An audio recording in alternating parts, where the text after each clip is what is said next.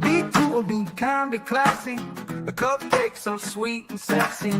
Have fun and enjoy the journey. Or just have a good attorney. No big whoop, no biggie. She lives near New York City. And not just a YouTube show. When you know, you better grab a straw. Learn about the law. It's cool here in the shade. Sipping motions and lemonade. Cool heads will prevail. Kindness will never fail. Be classy and vastly wise. Oh, Melanie Little is going live. Oh no, where is Melanie? Follow the island's melody. Is a concert within reach. No surprise, she's at Jones Beach. She heard some music far away. Captain Jack Stack Harbor Bay. He sings and his piano plays. Not all sounds are waterways. Speaking Yiddish and Latin, it's not just for Manhattan. It's for Goethe and Machegas. Ridiculous that insanus. Oy vey, Marcus. Proset, that's for schmucks. Be cool, be kind, be classy. My cupcakes are sweet and sassy. And not just a YouTube show. When you know, cool heads will prevail. Kindness will never fail. Be classy and vastly wise. Melanie Little is going live.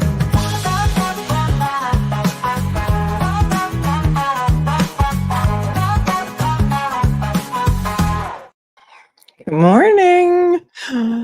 Good morning, my friends, and thank you so much for coming to hang out with me today. It is the first day of school, Thursday, September 4th, 2025. And to all 12 of you who are not watching the Donna Adelson closings today, welcome. Welcome. I've been everywhere. I see my color is a little bit off, but I was playing with the camera settings and I don't know, today I look a little pink. Sometimes I look a little green. Today I look a little pink. We're just going to go with it. It's a rosy day. Seeing the world through rose-colored glasses is always a good way to go about life, isn't it? I know. Welcome to your Anything But Adelson stream today. It is the Adelson alternative, whatever you want to call it. I've been traveling so much. I took both my girls, my twins, both started their second year of college. And so both of them moved off campus this year. And I have put together more furniture in the past few weeks than I ever want to put together in my life. But I will give you some tips if you'd like them, for those of you who are going to need to do this at some point soon. It's so much easier when your kid goes to college within driving distance because you can just pack your car full of stuff and bring it there. Well, both my kids chose to go to colleges that are plane rides away. So once you get there, you have to then buy every single thing that you need: a fork, a spoon, a knife, plates, cups, coffee makers, mattresses, furniture. And when you get there, pro tip, run to Costco. In Colorado, I went to Costco. They have an amazing electric screwdriver at Costco that actually folds into a 90-degree angle so you can get into those weird places to screw the furniture together that you buy. That's in very, very heavy boxes. Costco has an amazing electric screwdriver it's the best $60 you will ever spend in your life. It's got a million bits. And then in the other city that I went to Home Depot and got an electric screwdriver. It was not as good as the Costco one. That's my pro tip. My other pro tip is get those giant packing bags that zip all the way around. They're like, I don't know, Amazon has them. They're like 6 for $30. And you can pack all their clothes in there and then throw it on the plane. And I actually took them down to UPS thinking it would be cheaper to ship them. It wasn't. It's cheaper to pay for the luggage to bring them on the plane. And so there's that. And I'm tired and I got sick after my first trip, really sick. And then I recovered well enough to go on my second trip. And now I'm back and here we are. And I did try and watch some of the Donna Adelson stuff while I was away, but I couldn't. I mean, I'm putting together furniture all day long. Yeah, the vacuum sealed bags. That's a good idea too. That's a good idea. Didn't think of that one. So, yeah, we do what we do because we have to. We do what we do because we have to, Debbie. When you have twins, luckily they both didn't have to be at school at the same time. Luckily, I was able to do both because it would be terrible if they had to be there at the same time. So there's that. Shout out to Mass Dad, who did a public record request to the County of Norfolk to get all of the invoices for both trials of Karen Reed, Trial 1 and Trial 2. What I'm going to show you today may outrage you, may surprise you, may shock you, may outrage you. But what it indicates to me, the second trial, completely based on fear. Wow, was that trial based on fear? And boy, did they give Hank Brennan an unlimited checkbook. It's like, dude, here's the checkbook. Just buy whatever you want, pay for whatever you want, hire whoever you want. And it may blow your mind. Two completely different sets of expenses. There's 500 pages that I was going through last night. And I fell asleep, so I didn't get through the entire 300 pages for the second trial. But what I was going through during the second trial, when I started going through the Aperture invoices, I started getting physically ill. Physically ill. Good morning, Kelly Reed. Good morning, Kelly Reed. Aperture was billing monthly. They were working on the Karen Reed case like it was their white whale. This was their unicorn. This was the case they were never going to see again. There are some days in some months, many days, that they billed for 24 hours of work in one day. They would have 5 different people in their office working on the Karen Reed trial, the Karen Reed case, for 24 billing hours a day. Your poor tax dollars is right, Normal Mom and Shock and Horror. You're going to be outraged. And you're going to be outraged when you find out that they hired a private investigator to dig up dirt on the defense witnesses. To actually literally go out there and dig up dirt. Because they're a bunch of bullies and they're disgusting. Travel time, I can deal with travel time. Charge for travel time. Justin Welcher bills out at $900 an hour. But to go out and hire a PI to dig up dirt on Daniel Wolf's wife? That's where it came from. What came first, the chicken or the egg? Did some idiot, some twiddiot dig up stuff on Dr. Wolf's wife and then publish it? And then Hank Brennan thought it'd be important to hire a PI to go out and prove it. They hired a PI firm to do a deep dive into the social media of every single juror and to keep it continuing throughout the trial. They paid for jury consultants in the second trial. I'm sorry. Are the 50 attorneys that are on staff at Norfolk DA's office not qualified to pick a jury? It's disgusting. It will sicken you. It will sicken you. Also, I'm sure I need a scribe. Like, I didn't have a chance to add up all of these expenses and get out the calculator. I love my calculator that I had with the big buttons. I don't like doing the calculator on my phone, but I'm sure somebody out there who has the time to do it is going to do it, and they're going to add up all the expenses, and they're going to figure out the dates of these invoices, and they're going to line them up with the stuff that Adam Lally said in court during Prosecution number 1. Remember when he came in and he had the about why the Bodie technology results on the apparent hair were not ready, and he put him on a rush, and he was writing back and forth, and they just didn't get him to him yet. Well, somebody's going to be able to put together the dates about what Lally said in open court and the things that Hank Brennan said in open court, and whether he was lying or whether the invoices will prove that he was telling the truth, and when they actually ordered the work to be done.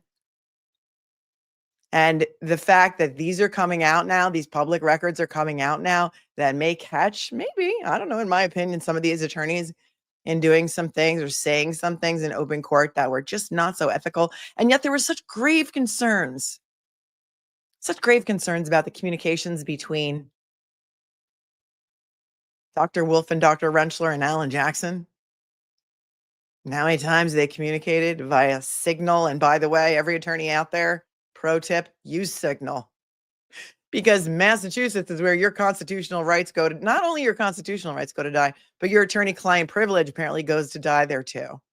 So maybe you should use something like Signal to communicate with your clients. So when some scumbag prosecutor wants to pierce the attorney-client privilege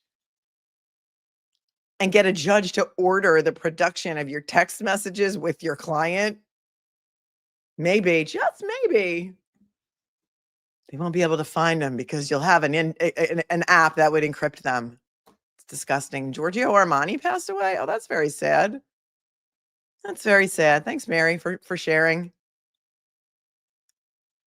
Fashion icon, designer.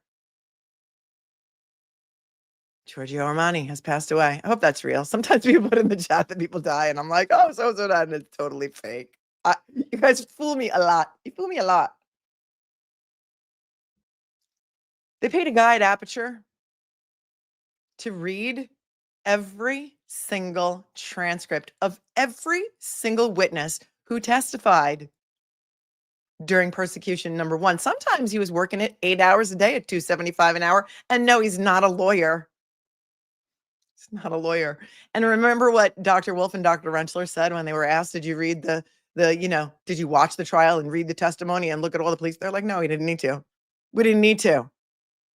Did a car accident happen or not? Is there any reason why some guy at Aperture was reading the trial transcripts of the testimony of Heather Maxson and Julie Albert? Really? Was that necessary? It was like somebody just got these bills and just rubber stamped and paid. And the amount of money that they were being paid per month to work on the Karen Read case is wild. It's wild. So let's go. Let's do it. Let's do it. And anybody who's out there who needs these documents, who wants to try and put some stuff together, just let me know. Send you portions of them because this is going to be a team effort. It's going to be a team effort. Let's look first at the invoices for trial number 1.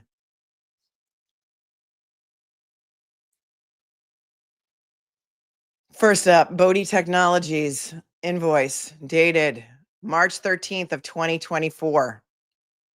Now, I was just going to look up what day the openings were. I remember trial number 1 was supposed to start, I think, April 1, wasn't it? April 1 of 2024. I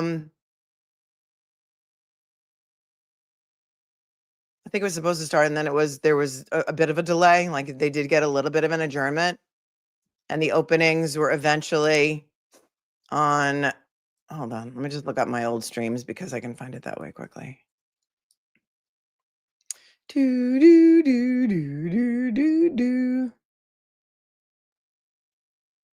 Yeah, this is the Adelson Alternative stream. Welcome everyone. Welcome to Anything But Adelson. We're going over all the Karen Read invoices for the persecution, the double persecution of Karen Read, and it's going to shock you. It's going to outrage you. It's going to make you physically ill when you see who they paid to do what and how much they were paid to do certain sleazy things.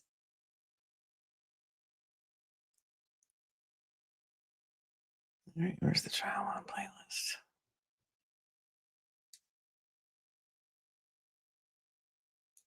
All right, here you go. There is. The opening statements were on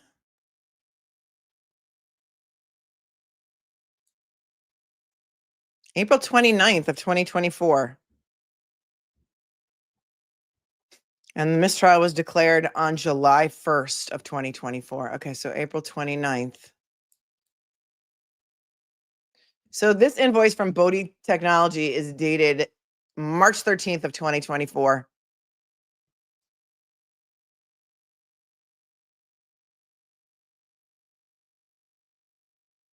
And this is this is actually just look at how much money they had to pay in rush surcharges because they never did it. All the crooks were laughing all the way to the bank.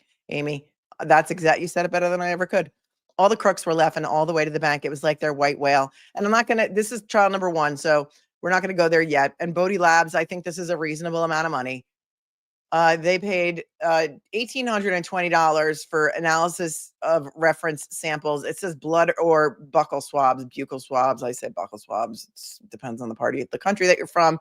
The analysis of the extracted DNA evidence and consultation, and they had a rush surcharge of $1,215. So this first bill from Bodie Labs in the pile, it was $6,075, which really for DNA analysis, not a huge amount of money. I'm not mad about that one so much. But here's the internal billing, and they didn't even really open this until March 6th of 2024. So what the hell was Lally doing since January of 2022?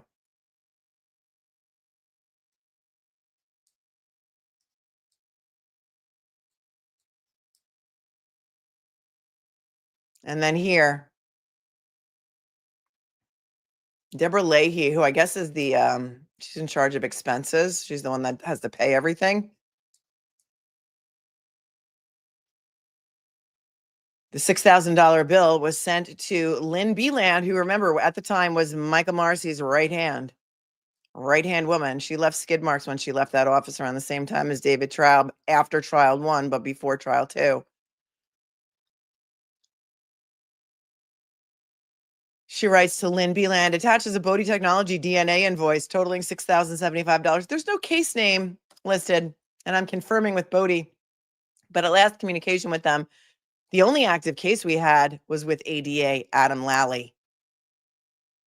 This also holds consistent informer approvals, as there's a rush surcharge of $1,215 on this invoice. Is that a dig on Adam Lally for doing everything on a rush because he doesn't get his shit together in time? Sounds like it.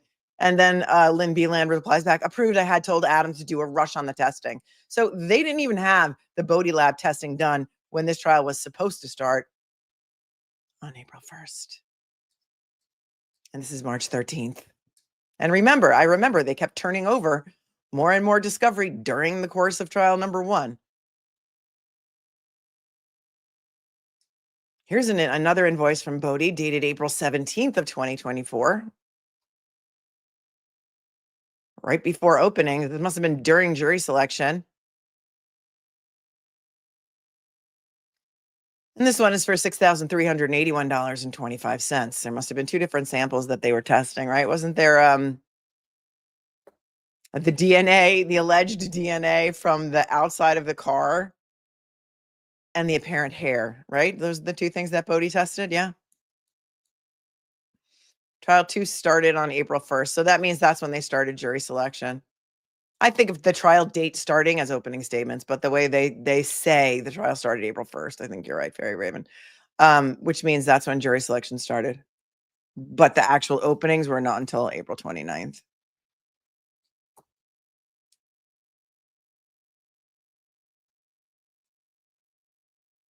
So there's another $6,300.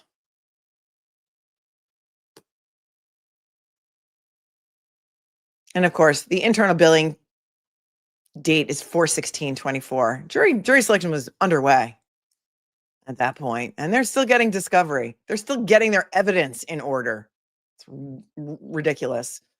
Here's another invoice from Bodie Technologies from June 24th of 2024, and this was for the testimony of one of the witnesses and the meal and transportation expenses, $2,610.15.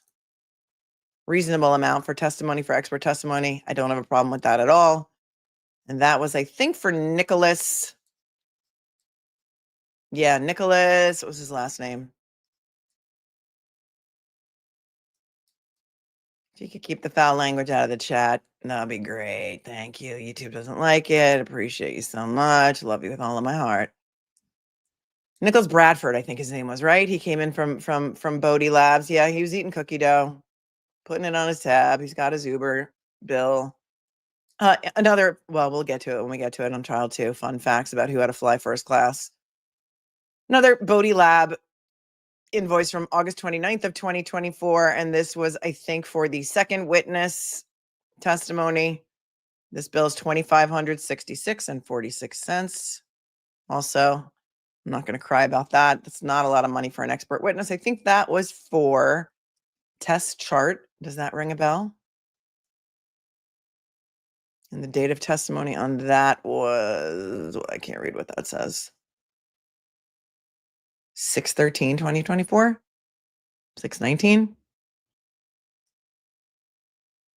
test chart. Oh, look, I was right. And she ordered Grubhub. And that's fine. Got to pay your experts. And she took a lift. Good on her.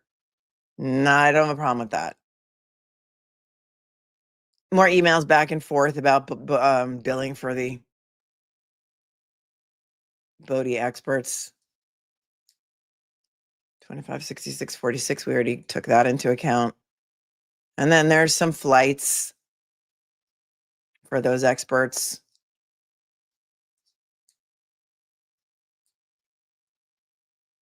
And they were in coach.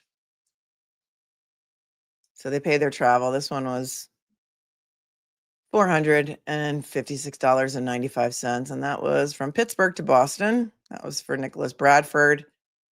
And then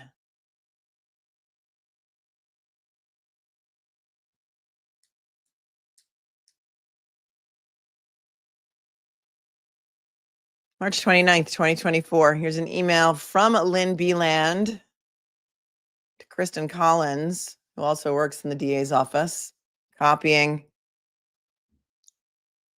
Adam Lally and Steve Nelson. So part of the victim witness advocate's job, the victim witness advocate here being Steve Nelson, is also booking travel and stuff and coordinating witness testimony, including experts. So this was part of his job. And so here's Kristen, who's the victim witness unit director, writing to Lynn Beeland requesting approval for travel accommodations and expenses for 6 witnesses on this case. And this is for the trial number 1. Jessica Hyde, traveling from New York. Ian Whiffen, traveling from Alberta, Canada. Terry Kuhn and Christina Lindquist from UC Davis from California, although Terry Kuhn, I believe, was the only one to show up and testify. And then Nick Bradford and Test Chart from Bodie, traveling from Virginia. They got approval on that pretty quickly.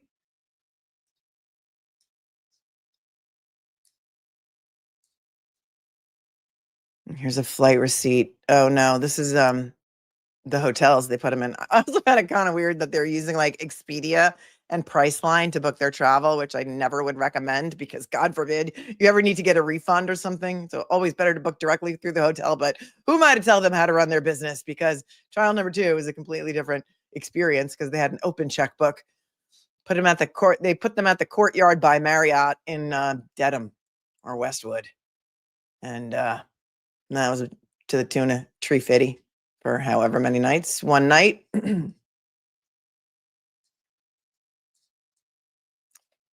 And a JetBlue reservation for Test Chart. And that comes in at about $667. Oh, somebody said government rates are cheaper than Expedia. See?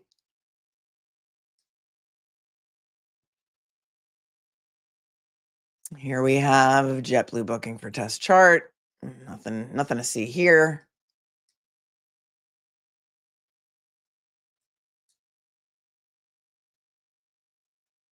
Another copy of that email looking for approval on expenses. June 13th, 2024, from Lynn Beeland to Deborah Leahy saying they needed to change Test Chart's flight. It was $75. Please approve it. They have layers of approval in the government. You know, somebody's got to rubber stamp it. And in this case, it was Lynn Beeland because that's the one they went to get all of these things approved. Not uncommon because a lot of times, as you know, from watching trials, the schedule changes. The witness might not be able to testify that day. They have to keep them over another night. The trial runs long one day, something happens and it gets cut short and they have to come back a second day. We saw that happen a lot for the defense witnesses during voir dires and such things like that. Here's an email, June 12th, 2024, from Steve Nelson to Deborah Leahy. Hi, Deb. Can you give me a call tomorrow morning on my work cell? Came to my attention today that we will not be calling Test Chart and Nick Bradford until after Lieutenant Tully finishes his testimony tomorrow, which could bring us up to noon time. Things move slower than anticipated today. As a result, we got to change her flight, and they paid $75 to change it, and that's that. Now, this is interesting too. James Crosby apparently was hired before trial number 1. Can somebody remind me whether or not he was ever exchanged as an expert for trial number 1? Because I don't remember hearing about him until trial number 2. This all looks normal like normal billings to me so far as well. So Maximum Bacon, that's a great name. And so James Crosby apparently was hired before trial number 1. He was not on the witness list as just a little technical perjury. But here, as you can see, he consulted on the case to the tune of a $2,500 retainer in January of 2024, which is way before the first trial started in April of 2024. They paid him $2,500.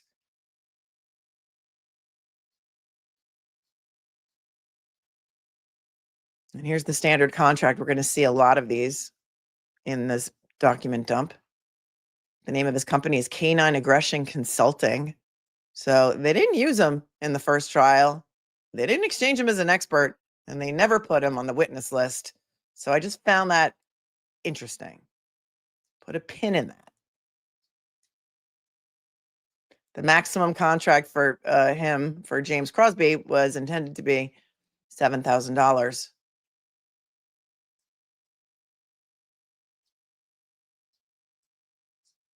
And that was signed off in January of 2024.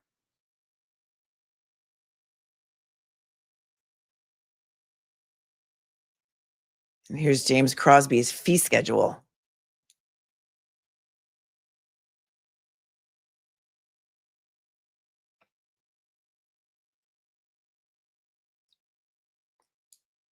Alex Gonzalez says if they didn't believe they needed to argue against dog bites, they would never have paid him a retainer. That's right.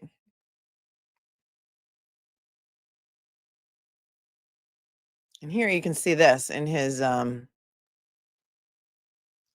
schedule of fees. Oops, I meant to do that. It says dangerous dog evaluations, which include separate hands-on behavioral evaluation and report of observations and recommendations, including video of the evaluation, are $1,000 per dog plus travel if needed. Well, they had this schedule of fees before trial number 1, and before trial number 2, we're going to see that they did take James Crosby with Yuri Buchanan and somebody else, I think it was Chico, and traveled them to Vermont to find Chloe/Cora and do some sort of an evaluation that we don't know about because he never testified in trial number 2 either.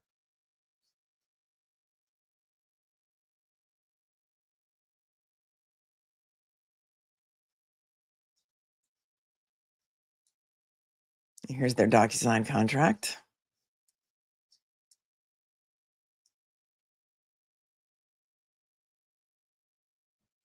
January 23rd of 2024.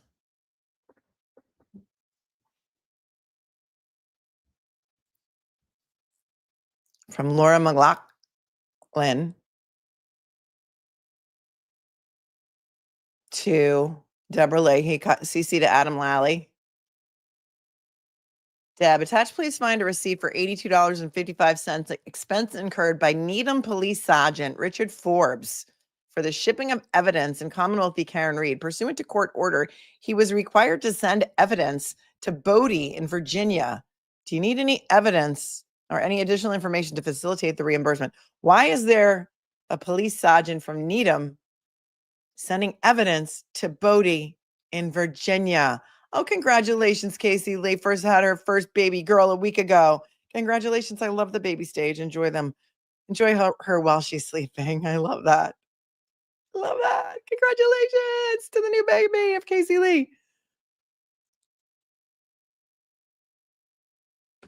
Why did the Needham police sergeant need to send evidence to Bodie? Is this the wrong case?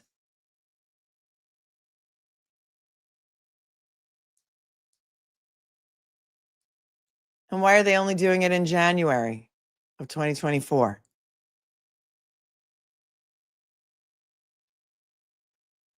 Richard Forbes sends an email that, hi all, I sent the package overnight delivery off a few minutes ago. I've attached a copy of the receipt.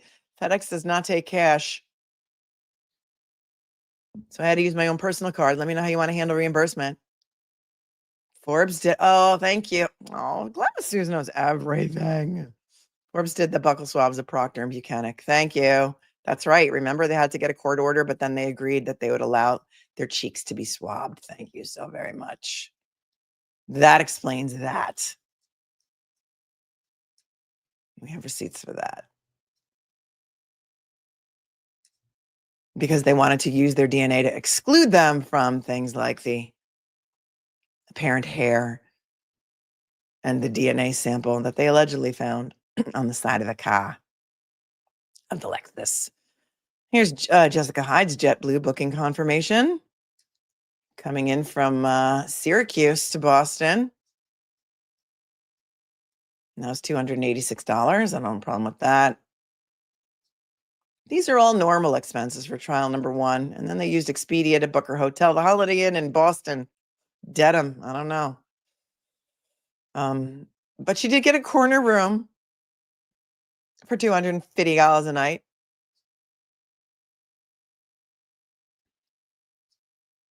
And that was all approved. And the name of Jessica Hyde's company is called Hexordia, Hexordia.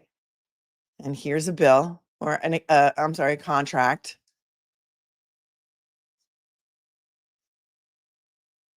The maximum obligation was going to be $15,000 on the contract for Jessica Hyde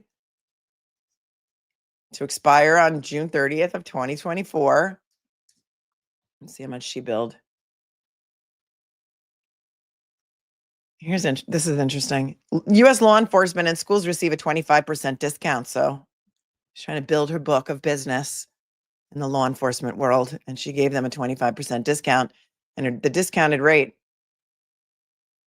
for her to analyze was $371 an hour. I don't have a problem with that.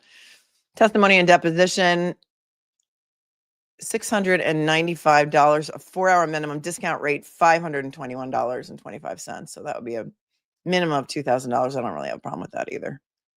And her travel time, she charges at 50% of her hourly rate. I find that to be fair. You'll see Judson Welcher bills a full $900 an hour for his travel time. So I don't know who he thinks he is, but I don't know how much business they're going to get after this. But remember also that Aperture, didn't Aperture involve a friend of Michael Morrissey, the guy who used to be MSP and went off and worked with Aperture or owned Aperture or something? Because we remember when we looked at the email dump of Michael Morrissey, we found some emails in there that said, oh, let's use this guy. He's a friendly. I'm summarizing as such, something like that.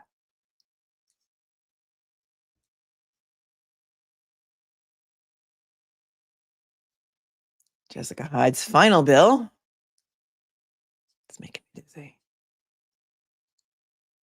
Also interesting here, Michael Morrissey signed very, very few things during the course of both of these cases, but he did sign the contract with Jessica Hyde. So there's Michael Morrissey's signature. He does exist somewhere.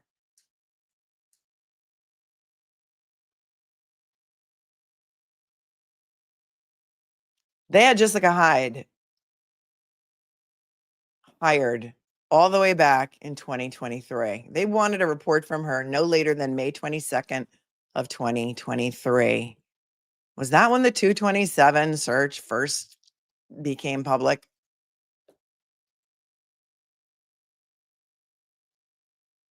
Hired specifically to defend Jennifer McCabe? Anyone? Anyone?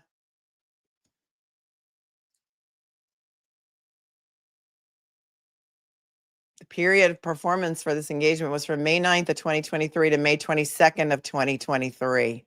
May the 4th be with you. Yeah, exactly. May the 4th be with you. That's right. Was that when she started? Olivia's got all the details right at her fingertips, and that's why she's amazing. April 12th, the 2:27 a.m. search became public. And is that when Tully started running out looking for experts to debunk it? Right. Aidan Carney started reporting, published his first article on the Karen Reed case in April of 2023. All of these things done in defense. Listen, they're supposed to be prosecuting, but all of these things are defense oriented.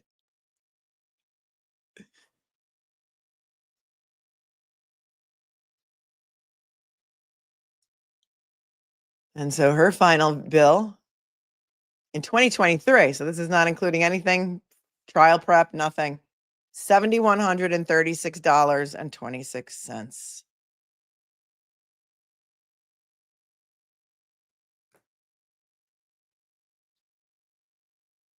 Doesn't really say what she did other than digital forensic services analysis principal. So she did 14 and a half hours worth of work. And then she had a staff assistant do 8.5 hours worth of work. And she billed $7,136. And that was quickly approved and paid.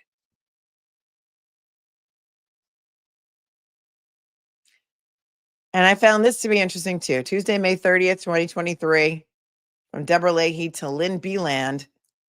Hi, folks. Attached to is the invoice from Hexordia for the services for Nick Garino on the Reed case. Is this something that Nick Garino wanted? Is this something that Nick Garino suggested? And of course, it's also to Brian Tully. And it says, Brian, if you're okay with what was done, please let us know by responding to this email. Gail says Aiden put his first story out April 18th, 2023. Goes on to say, Lynn, once Brian is okayed, please approve this invoice for $7,136.26. I spoke to Jess and Jen at Hexordia this morning, and they stated this would be the final bill for now until trial is to happen, and then the services would be needed again.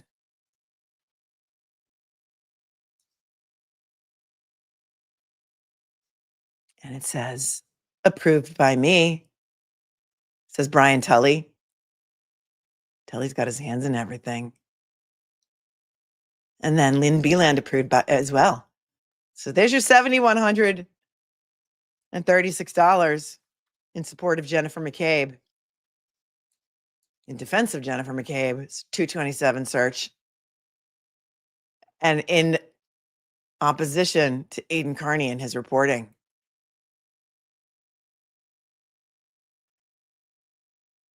June 18th of 2024, there's another bill from Jessica Hyde for all of her trial prep, her testimony. She gave them the discounted rate and 50% off hourly for travel, airport parking, Uber, meals, $3,961.48, $39.61.48 for testimony. Not mad about that at all. Is it pretty cheap as far as experts go? June 23rd of 2024, I guess she was asked to do another report, and she only billed for not even an hour. That was $278.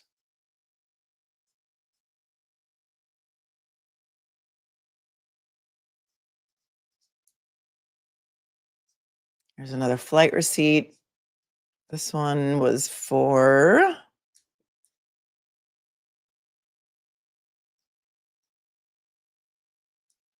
Ian Whiffen. No, that's Ian's on Delta. This was United. Who's this? Oh no, this is Ian Whiffen's travel. Oops, remember they had a flyman from Canada. So Ian Whiffen's plane ticket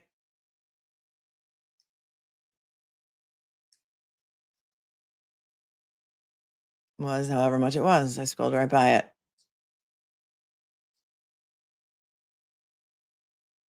Not $86. No, they upgraded him to economy plus, so $439 plus.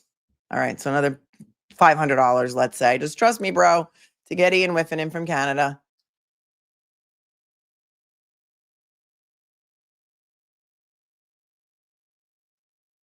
And, you know, some of these people had to take connecting flights. It probably took them all day to get there. Boston to Minneapolis, Minneapolis to Calgary. That was, I guess, his return flight.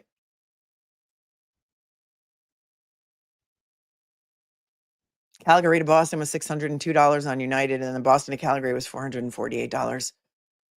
And that was June 11th. And there's a lot of emails back and forth about, here are the flight selections, have him pick what flights he wants to take, et cetera, et cetera. And then where'd they put him? At the Courtyard by Marriott in Dedham/Westwood for 2 nights.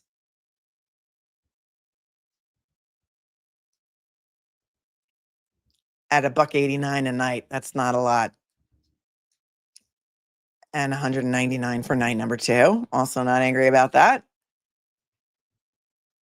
This I find to be very interesting. Okay, if you tuned out or your mind wandered, pay attention now. Here's an email from Lynn Beland to, well, that was just approving it, but from Steve Nelson to Adam Lally, Laura McLaughlin.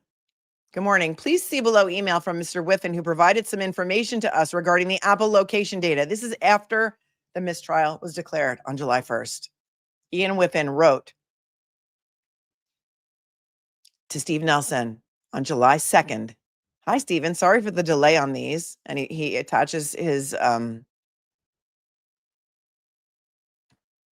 expense receipts for airport parking and luggage. One way, as I lost the other receipt, 35. He paid to check a bag. He was here for 2 nights. Why didn't he bring carry-on? I have questions. What was he wearing? What did he bring that he needed to check a bag?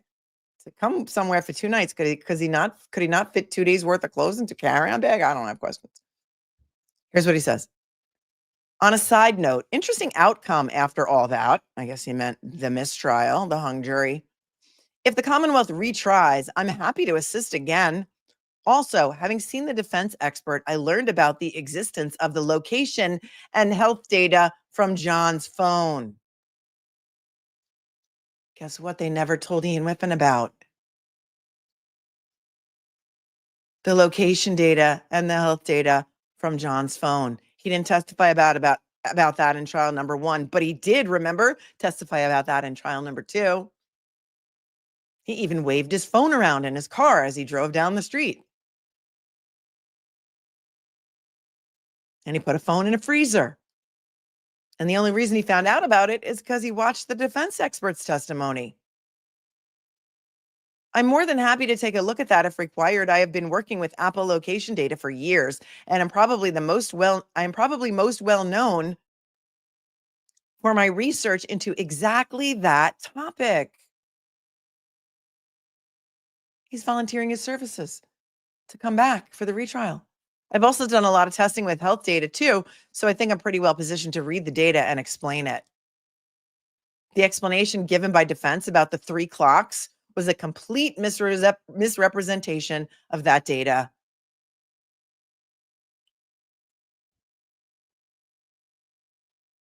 Interesting. Yes, is that someone inserting himself into the case? Yeah, or parachuting into a case, or, hey, here's what I do. Here's what I do. So when you hire me again, because I know you're probably going to retry this poor woman, even though there was no car accident. Here's what I can do for you next time.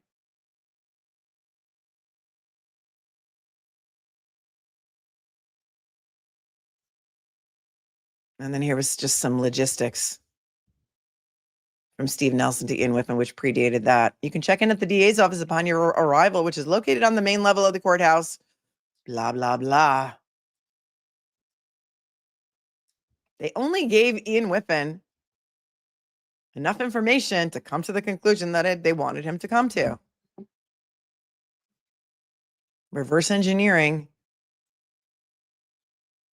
his results. Here's his Uber ride. Let's see his final bill. Oh. Let's see his final bill here. Maybe it'll come up.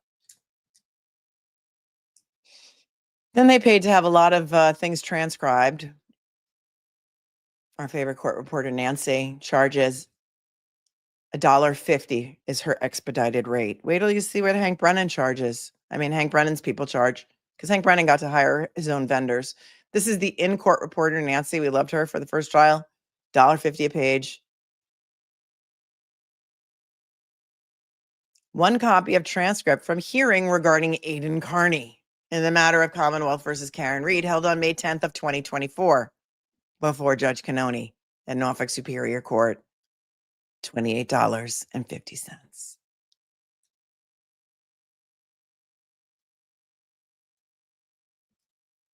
And look how nice Nancy is, the court reporter. Attached is my invoice. Hopefully this contains all the info you may need for the billing process. There's certainly no rush for payment because I know everyone has full plates at this time, to say the least. But if you need any additional information, just let me know and I will provide whatever information you may need. That was Madam Court Reporter from trial number 1. She was not the court reporter for trial number 2. And the boots on the ground, people outside the courthouse said that she would walk by them every day and smile and wave, and she was very friendly and nice and happy. Here's UC Davis.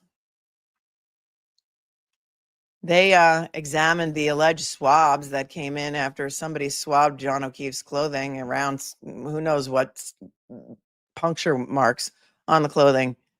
And UC Davis's bill is dated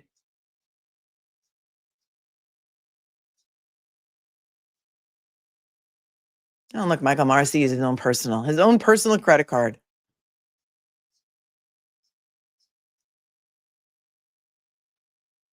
October 9th of 2023.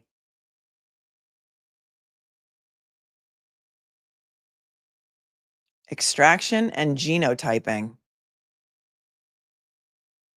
Why do I feel like the DNA results came back far later than October 9th of 2023? And they didn't timely turn them over. Am I conflating it with something else? Right. That's exactly what I'm thinking. They did not disclose those results in October of 2023. Wasn't it like a wicked late disclosure on that? And here are the items. Items 7-18.16 and 7-18.16. $600 for extraction and genotyping. I mean, there's no header on this bill, but it looks like, I mean, it's in order with the UC Davis stuff.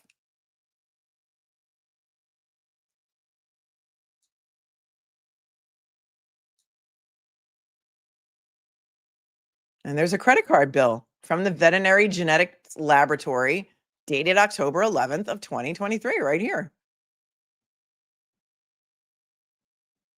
for $600. I thought so too. I thought they were in the first trial and still waiting for the results on that. I thought so too. Although it says Lally kept lying about having submitted them for processing. I thought that was the hair, though. I thought that was the hair and not the canine DNA, because I don't think we knew that they even tested for canine DNA.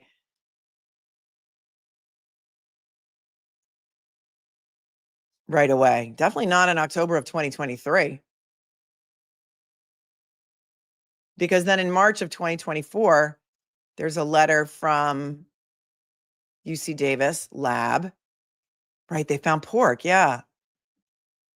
Nanny goes, says Yannetti fought pretrial for these tests, right?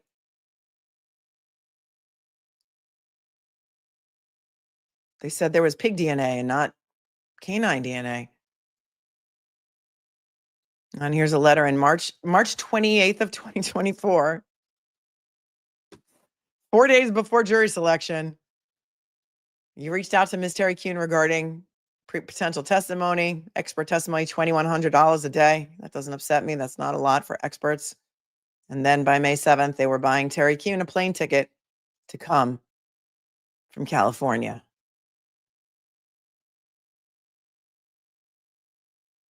But she had to fly to Salt Lake, Sacramento to Salt Lake, and then Salt Lake to Boston, and going back the same way.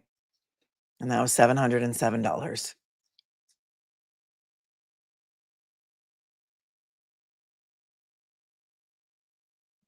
Team Brittany is here.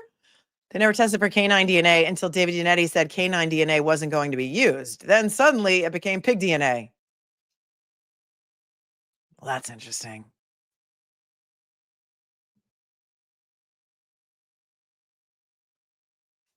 Gail says, isn't it funny how the tissue samples from John's arm came up missing? They got rid of them because they showed dog DNA. I don't think they even took tissue samples. I could be wrong.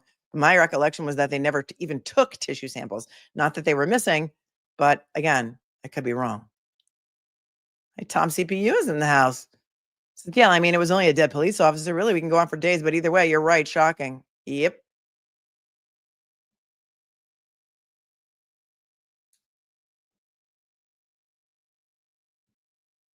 Oh, thank you, just a little technical perjury, for being with me for 8 months, as I would choose you over Adelson any day. Hello, Angelique is here from South Africa. Thank you so much for your super chat.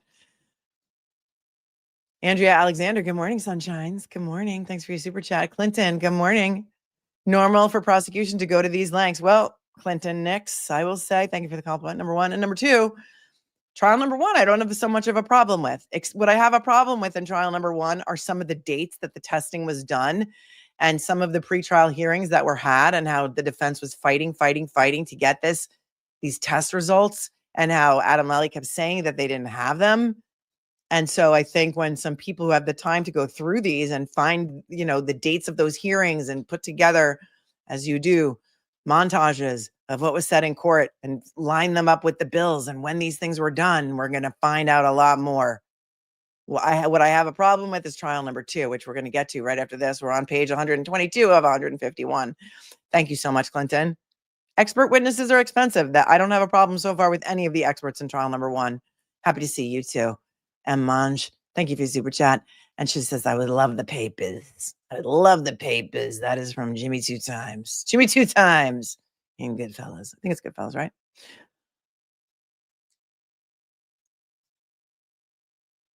Moving on. They put Terry Kuhn at the Holiday Inn in Dedham for one night, May 14th, at the rate of $239 a night. And here's the UC Davis. Looks like their final bill for testimony, travel time, and travel expenses on May 29th of 2024, $2,883.91. I don't have a problem with that at all.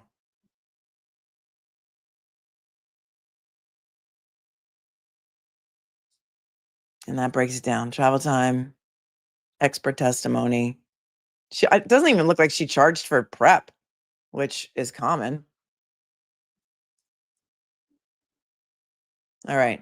Tell me who this is, my friends. Contractor's legal name is Venture 2, TOO, Inc., out of San Luis Obispo, California. And the person they hired, name was AG Speak, SPEAKE.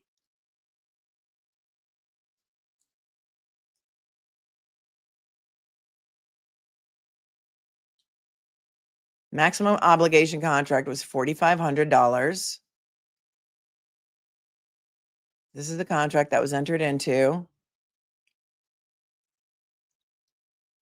Where's the dates?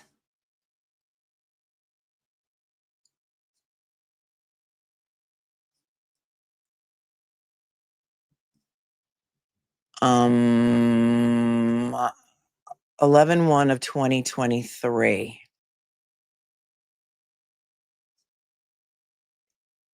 Anybody know who this is?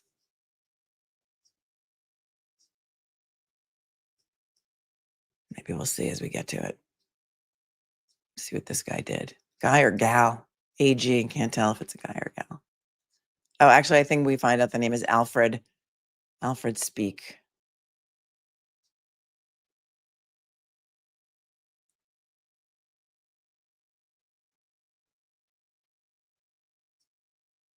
Hold on. Oh, the chip off guy. Thank you. He was the Commonwealth's guy, the first chip off. Thank you very much. Thank you very much. Appreciate you. The maximum amount of that contract, what did I say it was? $7,000?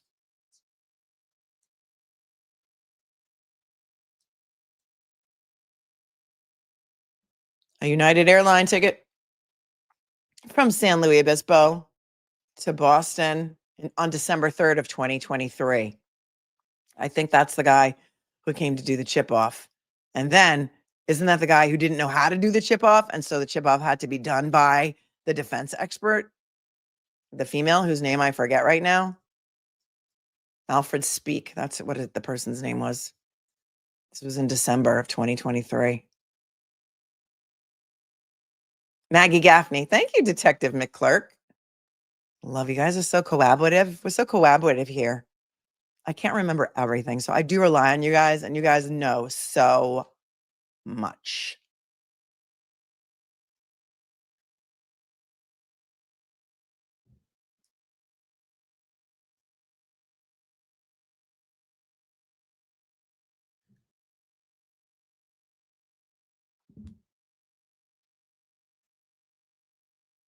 Okay, moving on.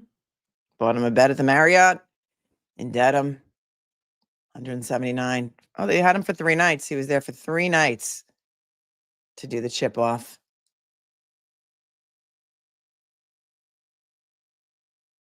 Oh, here's the final bill. All right, so the final bill from this guy Speak from Venture 2, TOO, Inc. on the 2021 Lexus LX570. And it says reader case, READER, but you know, details are not important if you're an expert witness. $100 an hour for travel, $250 for the actual on-site analysis, data review, and reporting, rental car reimbursement. The total for the chip-off guy, Alfred Speak, is $9,631. I feel like we're playing Prices Right, and 47 cents. That was for the car telematics system. Yeah, right, exactly. There's no experts on the East Coast. Exactly. And that was quickly approved in January of 2024, right away. And that was also to Nick Garino. So I guess Nick Garino had some input in coordinating with this guy Speak on the chip off, because Alfred Speak's email says, "Hi, Deborah, I have completed my work with Nick on this case." Do we know that Garino was involved in the chip off? Did he ever testify that he was involved in the chip off? I don't know. I don't remember. And there's his rental car bill. And that, my friends, those are all of the receipts. Although I didn't see a final bill for Whiffen. If anybody saw that in there, let me know.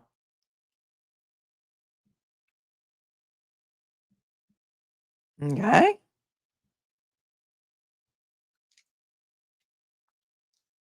Six, 12, 15, 16, 17. Approximately,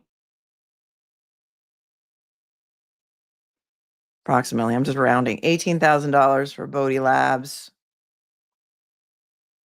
11,000 for Jessica Hyde. 3,000, and this is not including the flights and hotels, so I'm just rounding up. 3,000 for Terry Kuhn from UC Davis. 10,000 for the guy for the chip off, and Ian Whiffen's bill. I don't see. I'm not, so I don't have a problem, but so that's 18. 42,000 plus whatever they paid for Whiffen. I don't know. We round it up. Let me just scroll back through here quickly. I know it makes you dizzy when I do this, so give me a second, because I didn't remember seeing Whiffen's final bill for his testimony and everything.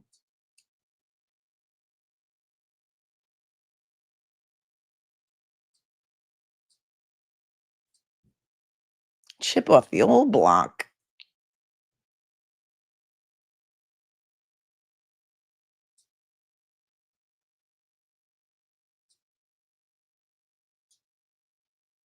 If anybody has it at their fingertips, let me know. But I just didn't see it in here.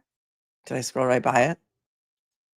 So let's just say, for purposes of this conversation, around $50,000 they spent. Let's say around 50, right? On persecution number 1. They didn't have to hire a guy to come in and try the case. They didn't have to hire jury consultants. They didn't have to hire Aperture. They had Trooper Joe Paul testify about how the accident, in his mind, how the accident happened. We went through all of Marcy's emails and we got a lot of information in there, including like Trooper Paul's report, which we went through one day. And so roundabout 50K, right? If anybody has any different numbers, let me know, but it wouldn't be wildly different. What is wildly different are the expenses for trial number 2.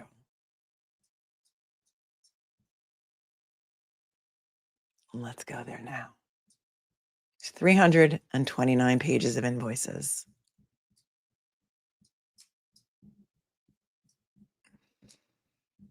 Yeah, they wanted a guy to spread the load. Good one, Al Dente. Excellent work. All right. You'll be happy to know that I am involved in the expenses for trial number 2. They paid somebody to transcribe my YouTube presentation with Garrett Wing. They paid for a transcript. I made it. I guess like Brennan knows who I am. Huh? I guess like Brennan knows who I am. Here we go. Expenses for trial number 2.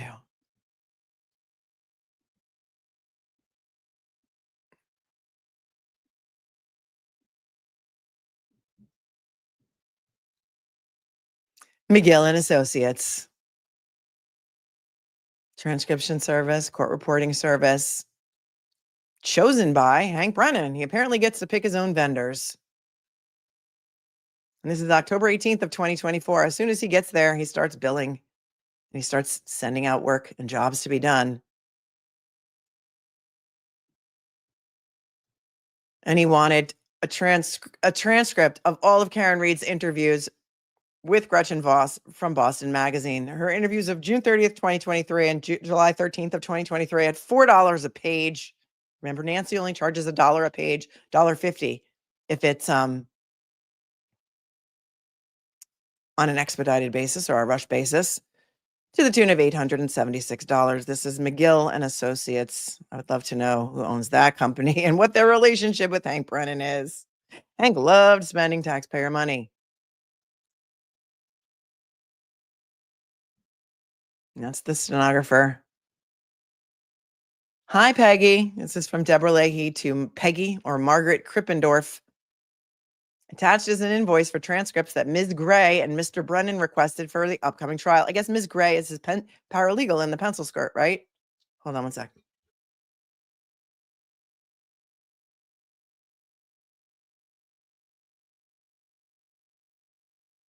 Well done. Cindy Has Pet says, it's not corruption if your friends aren't being enriched by the taxpayers too.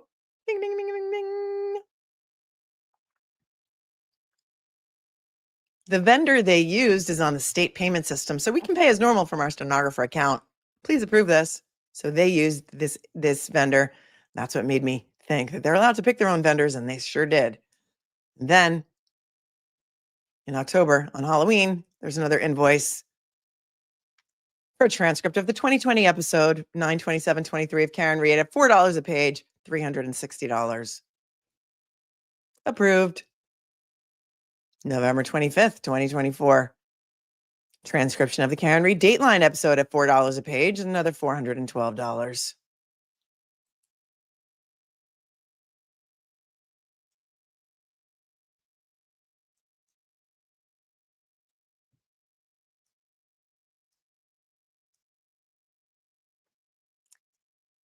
And then they wanted all of the clips transcribed, or two clips transcribed, one on the courthouse steps and two, the trailer intro to the Dateline episode.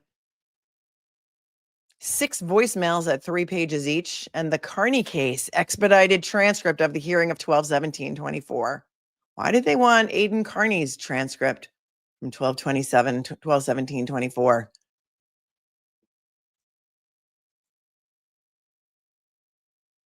$256. Aidan Carney living rent-free in Hank Brennan's head. One of the things I didn't know I needed. February 26, 2025. More transcription from McGill. The Boston 25 one-on-one interview with Ted Daniel. And new pages from unredacted interview, 2 dates with Gretchen Voss, to the tune of $888. Approved. March 13th, 2025. Another bill from McGill. Unredacted parents interview with Ted Daniel. Oh, she raised her rates to $4.50 a page. She or he. And then the one-on-one interview with Ted Daniel in the car. And then the hearing transcript expedited. So the expedited is $5 a page. And look at that, the Garrett Wing appearance on the Melanie Little podcast. 30 pages at $4.50 a page. Well, I hate to tell you, Hank Brennan, but you must have had transcribed only the expedited interview, the shorter version. The original interview is about 90 minutes long. I cut it down into a smaller video that was only 30 minutes. So you didn't do your due diligence, because transcripts are approximately a minute a page. You can pretty much say it's like a script. It's about a minute a page. So if it was only 30 pages, you didn't get the full 90-minute interview with Garrett Wing. You only got the abbreviated version. And that is really funny. To know that my transcript of my YouTube presentation is worth $135 to the Commonwealth of Massachusetts. Yeah, YouTube literally transcribes it for you. It absolutely does. You know that, Team Brittany. So do I. But why not pay your friend? Maybe it's his friend. Maybe it's not. And then Garrett Wing did his own show at one point on John O'Keefe, and they transcribed that as well. And so this bill is $1,800 and change. Approved. And then the Karen Reed docuseries, they got a transcript of that. And that was 5 dates of transcription. That was $999. Approved. March 4th, 2025, hearing, partial transcription, $270. Transcript of the February 25 hearing, $640.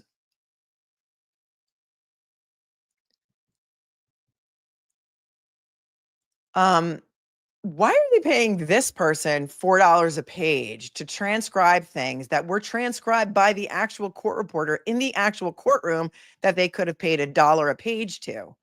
What is this person doing? Watching it on Law and Crime and then transcribing it from there? That makes zero sense to me. Somebody explain that to me, please.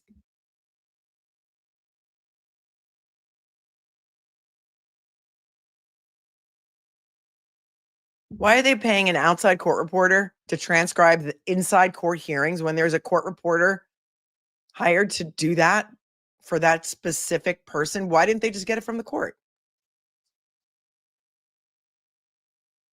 2 hearings, March 4th of 2025 and February 25 of 2025. It's not even official, right? Makes me think there's a little nepotism maybe going on here, maybe, I don't know, in Accord, Massachusetts, ACCORD. Then they paid for 4 interviews of Karen Reed and 1 interview of Nathan Reed, expedited $3,180 for a transcript of that.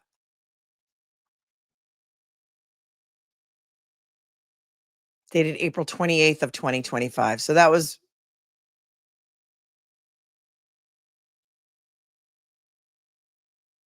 when did trial 2 start?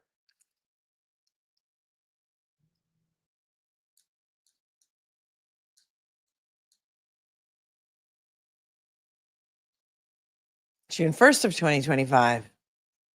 Expedited Richard Green War Room video transcription, 2 dates, June 11th and June 16th,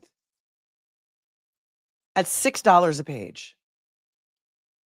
$462. What is that? Richard Green War Room video transcription on June 11th and June 16th? Anybody?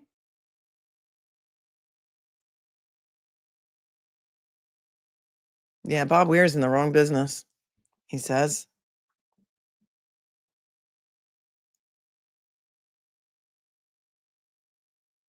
I don't know. I don't know what this is. Expedited Richard Green. Richard Green did not testify in trial number 2, right? Thank you, Kelly, for gifting 5 memberships, and welcome.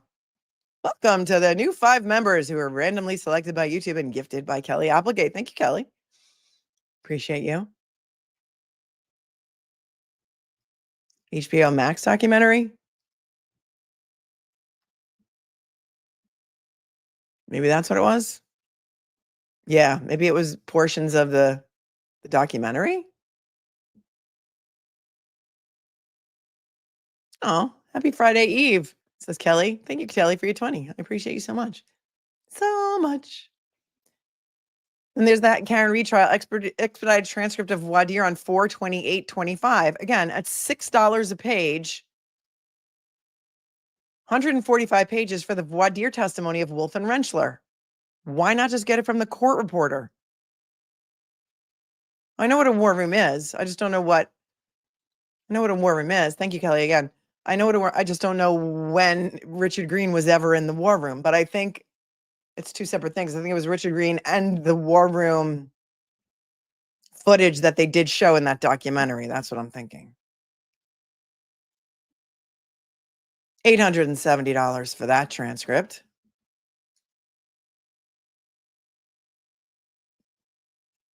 This, I don't know what this is. Talk to me. Talk to me, folks. November 15th of 2024. Yuri Buchanan writes to John Fanning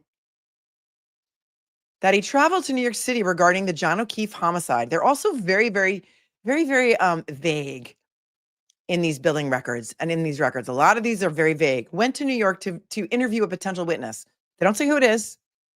They don't say what they're going to testify about. But Yuri Buchanan in November of 2024 went to New York City with Trooper DeChico for the purpose of interviewing a potential witness in connection with the John O'Keefe homicide out of Canton. Because of congestion and limited parking in that section of the city and the multiple trips required to accomplish the mission, it was a mission. They were on a mission from God, a mission from Tully, more likely. We utilized Uber for local transportation. As a result of traveling to New York City and the surrounding areas, the following expenses were incurred. Why did they go to New York City? Who were they going to interview? We're in the land of the lost, and so we need Chaka. Here's Chaka up in the corner. He's our mascot for when we feel like we're in the land of the lost. Who is this? What potential witness in connection with the John O'Keefe homicide did they have to go interview in November of 2024 after trial number 1, after Hank Brennan is hired? No, this has nothing to do with the funeral because this is in November of 2024.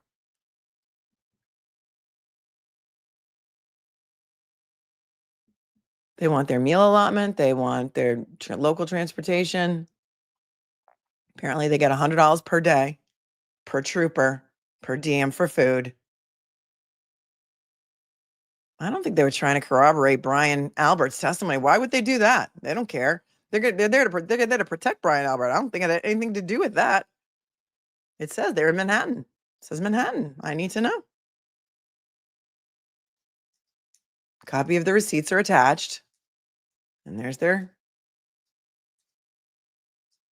Uber receipts. And they stayed at a hotel in Times Square, the Kimpton.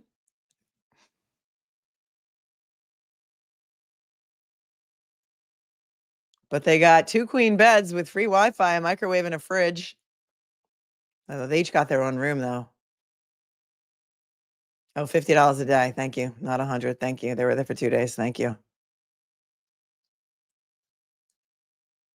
On Priceline, and it was probably a dump in Times Square because most of the hotels in Times Square are, but they used Michael Marcy's credit card, I guess. $446 a night. It's like a Roach Motel in New York City. Just saying.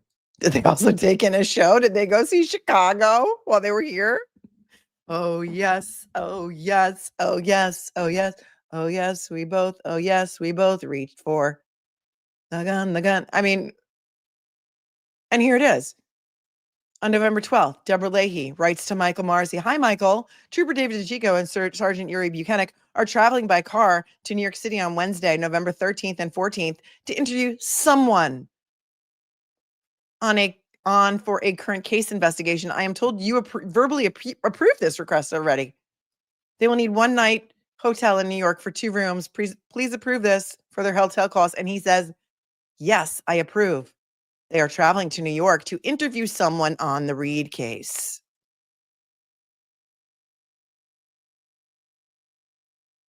Someone on the Reed case in November of 2024.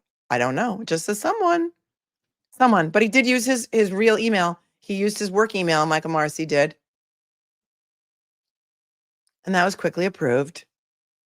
But they don't say who they're going to interview. Someone, just someone.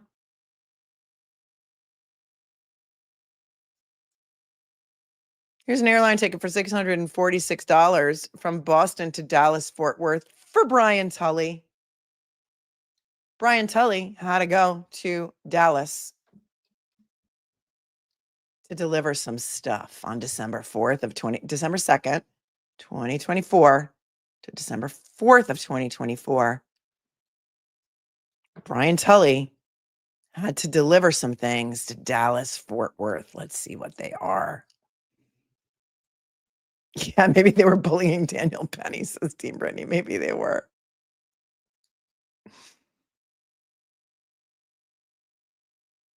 And on November 25th of 2024, November 25th of 2024, Brian Tully writes to Lisa Beatty, First Assistant District, because now Lisa Beatty is in charge of approving expenses because Lynn Beeland has flown the coop. She left so fast, she left skid marks. She wants to keep her pension, maybe, in my opinion. So now Lisa Beatty is the one in charge of approving expenses. And she says, requests for funds to travel to South Lake, Texas regarding the Commonwealth be read. I respectfully request the funds to attend travel to South Lake, Texas in order to transport evidence to an expert retained by the Commonwealth and return the evidence following testing. The Norfolk District Attorney's Office has retained Aperture as an expert in the Commonwealth v. Reed. Aperture would like to conduct testing of computer chips and boards removed from the defendant's SUV. Aperture is requesting the materials be transported to their facility in South Lake, Texas by December 3rd of 2024 and returned to the Commonwealth by December 5th. Well, what was the rush? Lally did everything on the eve of trial. These guys, you're going to see when we look at the Aperture bills, they needed to get their monthly nut from the Commonwealth. This may be the only thing, the only piece of evidence in the Karen Reed trial that has an actual chain of custody, because Tully had to bring it with him. He went and brought the stuff to them. Why didn't they FedEx them? Why did they need to personally deliver them? Maybe Tully had to have some verbal conversations with them while he was in Texas for a couple of days to make sure that they understood the assignment. What do you think? Lots of other evidence was sent via FedEx, DNA evidence. And here's Tully estimating his costs at about $1,279. Approved. Same day.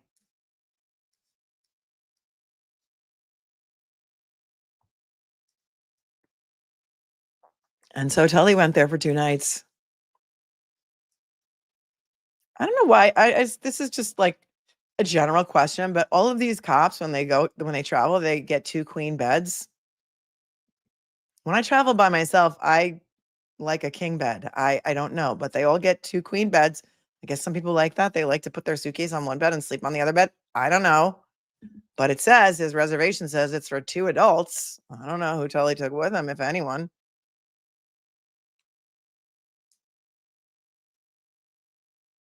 And he paid $193 for night 1 and $254 for night 2. I don't notice that, Glamis Suze, that 2 queen beds are cheaper. Every hotel I stay at, it's the same price, so I don't know.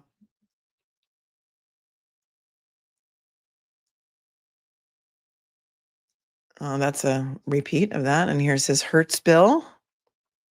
December 10th, 2024. Brian Tully writes to Captain O'Rourke, the unit commander of Norfolk SPDU. He wants reimbursement for his rental car. Approved quickly. Maybe he had an emotional support animal. And so then while he stays at the Hilton Garden Inn, oh no, wait, this is Yuri Buchanan. Hold on. Okay. Moving on. So that was Tully and his had to personally deliver the things to Aperture, right? Here's Yuri Buchanan going to the Burlington, Vermont Hilton Garden Inn, December 5th, December 4th to December 6th. This was when allegedly they went and they found Chloe/Cora living in Vermont. And then Yuri Buchanan, when he wrote his report, he didn't write who owned the dog, where the dog was, where they went to find the dog, the address. There was no information on the identity of its owner or the address where the dog was. This is the Chloe trip or the Cora trip for the only dog in history that has been held in witness protection.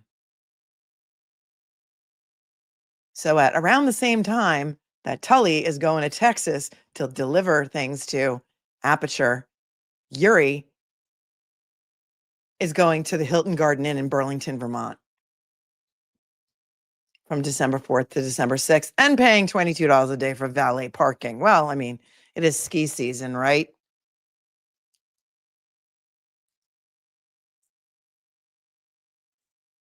I mean, if you can get a hotel in Burlington for $128 a night during ski season, I guess you're doing pretty well.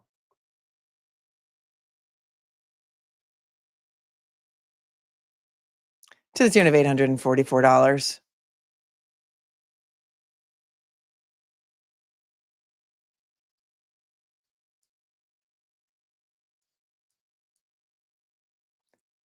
December 7th, Yuri Buchanan writes to Captain Bruce O'Rourke. Why is it that we haven't, this is the first time I'm hearing this guy's name, Captain Bruce O'Rourke. He was the captain of all the Norfolk Detectives Unit. Does anybody know that name? The first I'm hearing of it. Did he leave skid marks too?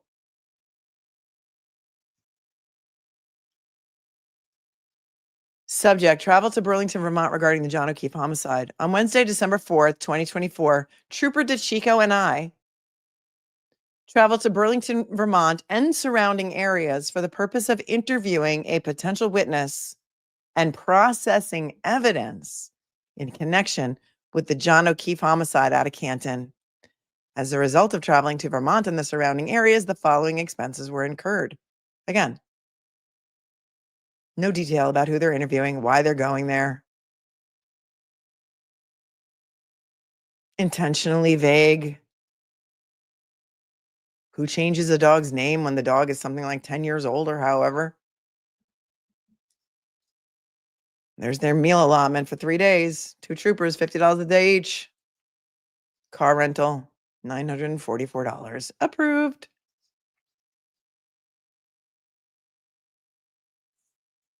And here's Nancy, the court reporter.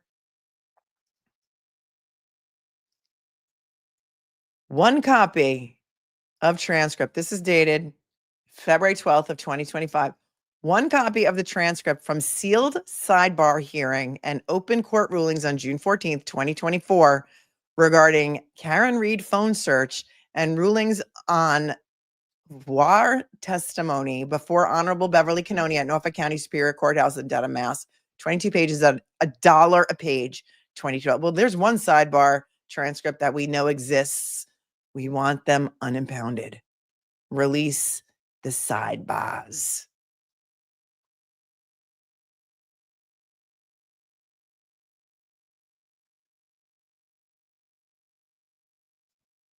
June 14th, 2024. During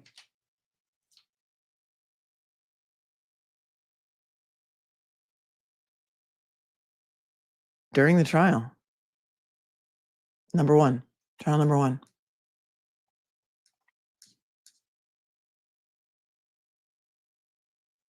There's Laura McLaughlin asking for permission.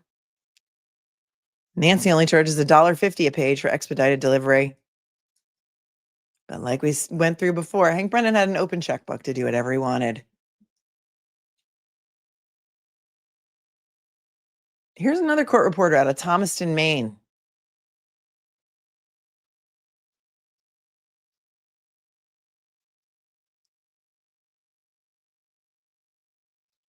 They wanted the entire transcript, the entire trial number 1 transcribed.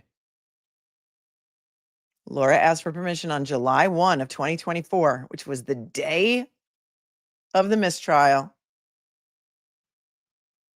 Wanted to get the entire trial transcript. You're going to see how expensive it is. And for some reason,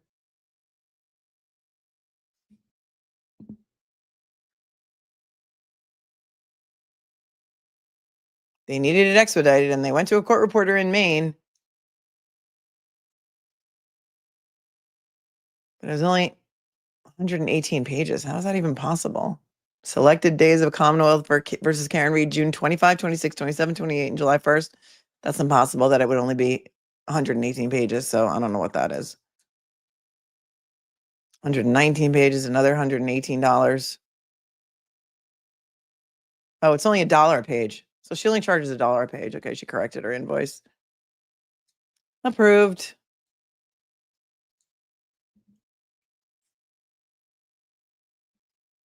And here is where you're going to learn how expensive it is to get trial transcripts. September 18th of 2024. This is an invoice again from this same court reporter to get just certain days of testimony. It just says volumes 7, 8, 9, 10, 11, 23, and 24. I don't know if that corresponds with trial days, but it was 2,454 pages, $7,362. These costs are legit. I mean, you do need trial transcripts for appellate purposes and for retrial purposes. So I can't really squeal too much about that because that's a common expense to have to get the trial transcripts, but it just goes to show how expensive trial transcripts are, because there was something like 30 days of trial in trial number 1. Think about it. Donna Adelson, they're closing today. How many days of trial was that? Like 7, 8? Not a lot.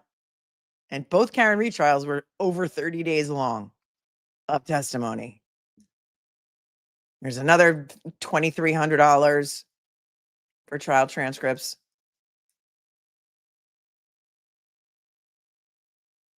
A.D. McLaughlin wanted, on behalf of Special Prosecutor Hank Brennan, I'm requesting prior authorization to have official transcripts produced by a court reporter / stenographer related to recorded statements made by a defendant. See Commonwealth v. Karen Reed.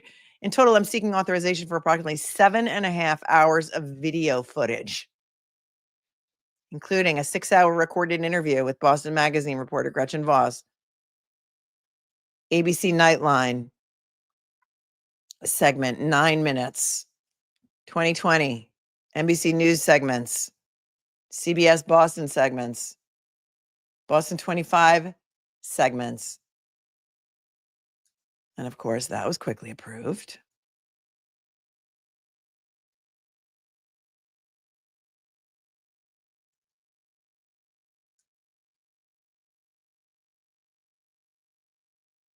Another bill from Paula Mills, $3,100. Those are trial transcripts. Another bill for $2,700 from Paula Mills, trial transcripts. $1,800 for trial transcripts.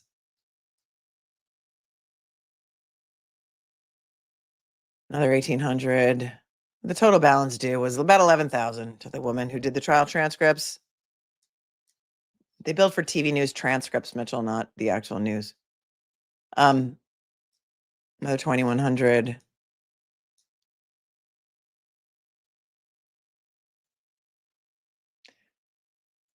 And then they wanted transcripts from motion hearings and pretrial hearings of all of the Karen Reed, or many of the Karen Reed pretrial hearings. The Daubert-Lanigan hearing involving defense witness Dr. Marie Russell, Daubert-Lanigan hearings involving Richard Green, any motion hearings where an anticipated defense witness testifies, any motion hearings where an anticipated Commonwealth witness testifies, any motions or pretrial hearings that contain statements of the defendant or contain testimony or statements that may be offered as substantive evidence or impeachment evidence at the scheduled April 1, 2025 jury trial. Additionally, I'm requesting authorization for the retention and work product of the following experts who are anticipated to testify on behalf of the Commonwealth, scheduled for April 1 of 2025. Jessica Hyde, Ian Whippen, Shannon Burgess, James Crosby, Judson Welcher, and Dr. Isaac Wolf. And then she says it's $3 a page or $4 a page if it's expedited.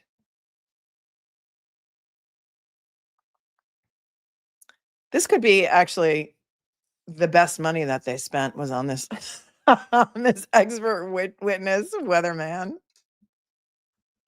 The New England Weather Service weatherman Gilman. Weatherman Gilman, who came in to talk about there's only enough snow to track a cat.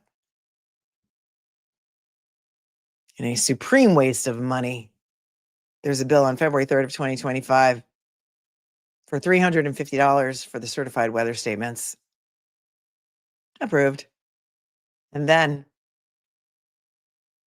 his bill for an hour Zoom with Hank Brennan and an hour Zoom with Adam Laller. It says Adam Laller. He only bills $300 an hour. Local climatological data, $100, and travel and testimony at $300 an hour. His bill was $2,625. And remember, his name was Rob Gilman. Can't complain about that. That's reasonable for an expert testimony and travel and everything else. Conferences, $2,625. Although I think he was more harmful to their case than helpful, but that's my own personal opinion.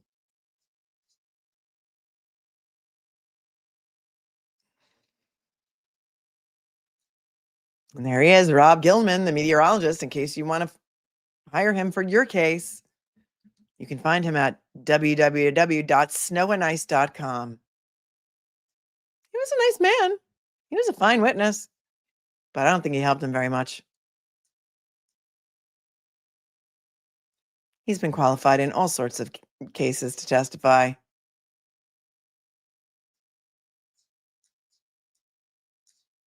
And he too had a contract with the DA's office. Cyber Chicken Boston coming in with a hot 20. He says, love watching your channel. Melanie, thank you so much. Free Turtle Boy. Thank you. Hello, Mike Dorado. Thanks for your 5. I'm so happy. He's so happy that I'm streaming today. And he's so sick. I'm so sorry that you're so sick. I had it too. It was terrible. But I'm getting to lay down in bed and listen to you. Feel free to stream all day. You are all set, Mike. If there's anything I can do to help you, I hope you don't have what I had because it was horrible. Thank you for your 5. Cajun Gumbo says, thanks for being with us today. Grateful we met on YouTube. We did meet on YouTube, and we've been together for 13 months. Thank you, Cajun Gumbo. That's long term. Look at the Asher Group dates. They are in New York City. Oh, thank you. I just need a latte. Let's check. We'll check on that when we get there. Greg says, McLaughlin, Marcy, etc. were so convinced that Karen Reed was going to cave. Their modus operandi, bleed her dry. Yes. Oh, yes. Oh, yes. Not only did they bleed her dry, they bled the taxpayers of Norfolk County dry also. Tracy, did Chloe or Cora answer the troopers during that interview? I don't know. I don't know. Did they say that they interviewed her? I mean, interview. Oh, look, here's Proctor. Let's put Proctor up in the corner. That's Proctor before he had his glow down. That was from trial 1, and here he is from trial 2 after the glow down. Ooh, ooh, wah, wah. Wah, wah. And Gilman's contract is making me dizzy.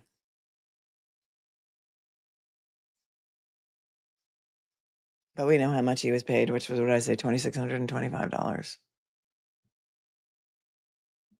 Prior authorization for Gilman, granted, rubber stamped, approved.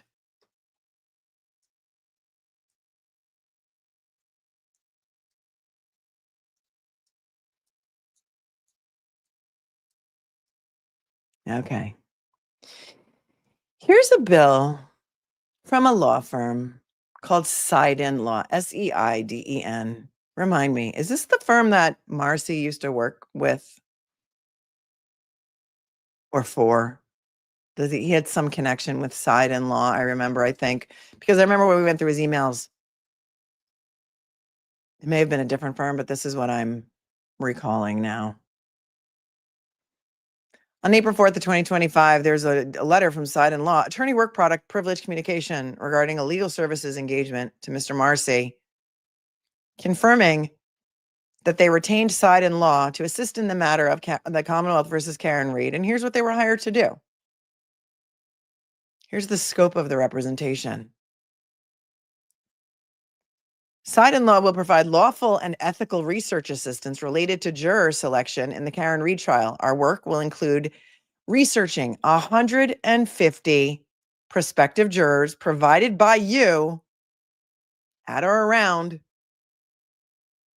4 p.m. Eastern, beginning on or around Friday, April 4th of 2025. Oh, thank you. Thank you, Alice. It was Boyle, Morrissey, and Campo. Okay, this is a different law firm. This is a different law firm. The jury selection experts.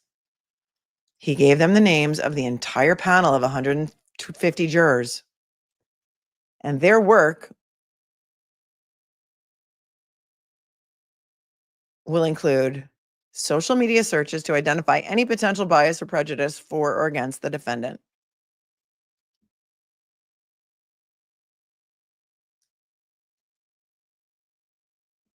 Our work will commence between Friday evening and Monday morning. We will bill you a $5,000 flat fee for our service based on the 150 prospective jurors provided by you on or around Friday, April 4th.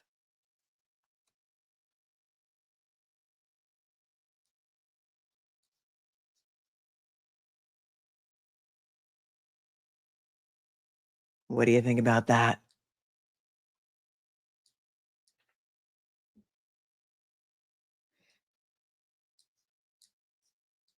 $5,000 to investigate 150 jurors, the entire panel.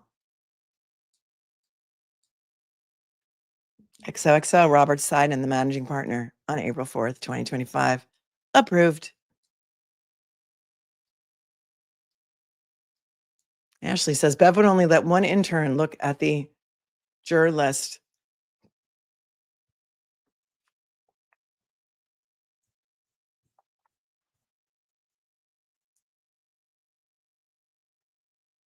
Greg says, do all of these invoices or receipts now live in Karen Reed's civil defense case?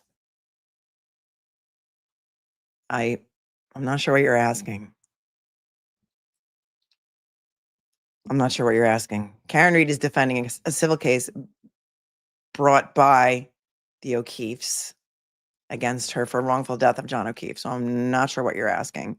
These receipts came from a public record request asking for all of the invoices from Karen Reed's prosecutions by the Norfolk DA's office. Not sure what you're asking. Thank you, Wim Lidgebrink, for being with me for 10 months.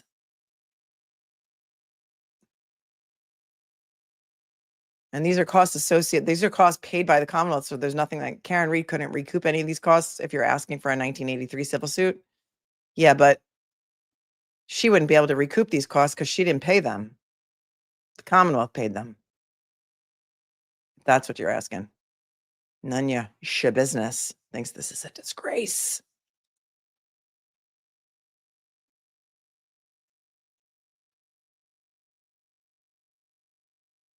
And then on April 3rd, there's another letter, another engagement by Seiden Law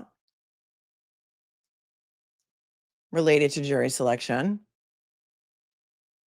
And they're researching 18 to 20 jurors provided by your office prior to the commencement of the trial. So that must be the selected jurors, as well as continuously monitoring social media activity throughout the duration of the trial. You're asking if the civil team can use these documents? If they were relevant, they could. There would have to be some relevance. if there's a 1983 case, or are you talking about the wrongful death case? I don't want to spin too far off track here, but these are public records, so anybody can use them for whatever purpose they want. But in order for them to be used in another case, they'd have to be relevant to that case. Okay.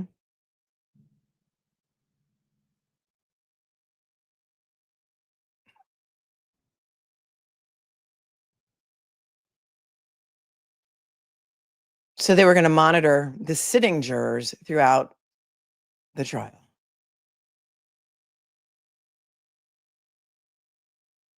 And that was another flat fee of $5,000 for all of the research on those jurors. And that would be inclusive of all costs and expenses and cover our work until the jury has been discharged.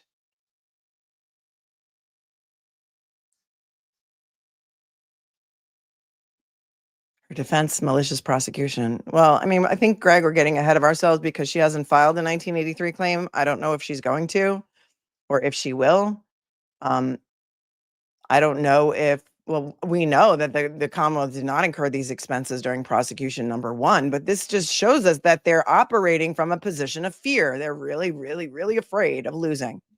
And why? Why are they so afraid of losing? Ask yourselves that question. I don't know that this would show malicious prosecution necessarily. And I don't know that she's got a cause of action for that necessarily, but I think it's a great question to be determined. And the answer is to be determined.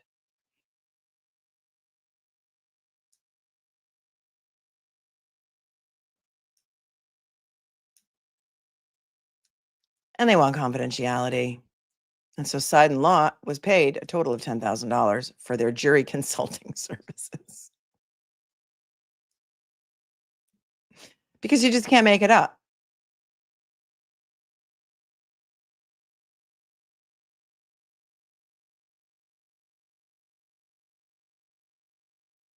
And the question that I have also is that they're monitoring the social media of all of these jurors, right?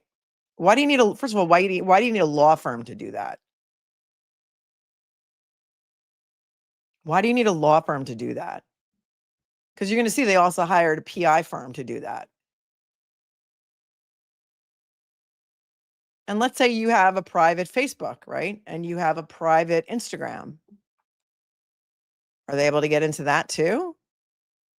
Are they hacking into your private social media accounts? I have questions.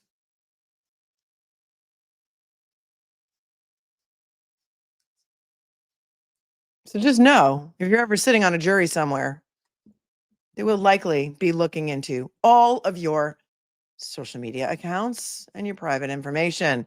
Gretchen says, yes, they can get into it. All right, I have a child calling me, so I'm going to have to put you on hold for 1 second. Thank you.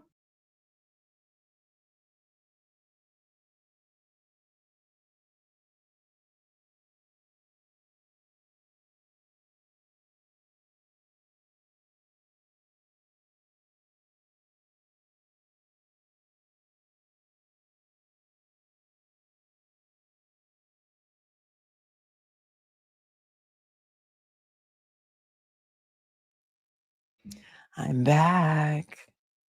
It is like the Bull TV show. Exactly. I loved Bull. I love that show so much.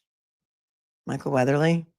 The feds can access your social media, even private. Yes, the feds can, but can a private like law firm like this get in there too? Feds can do whatever they want. They don't even need subpoenas. They just do whatever they want. And that's what I want to know, Classic Clippy. Is it common for the prosecution to hire jury consultants? It's commonly done. Defendants commonly hire jury consultants. I've never been a prosecutor, but they didn't do it in the first trial.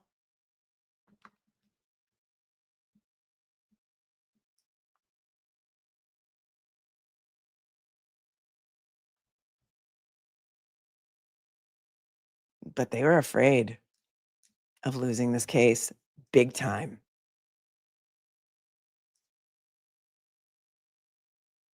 Here's the contract with Alan Glenn of Side and Law.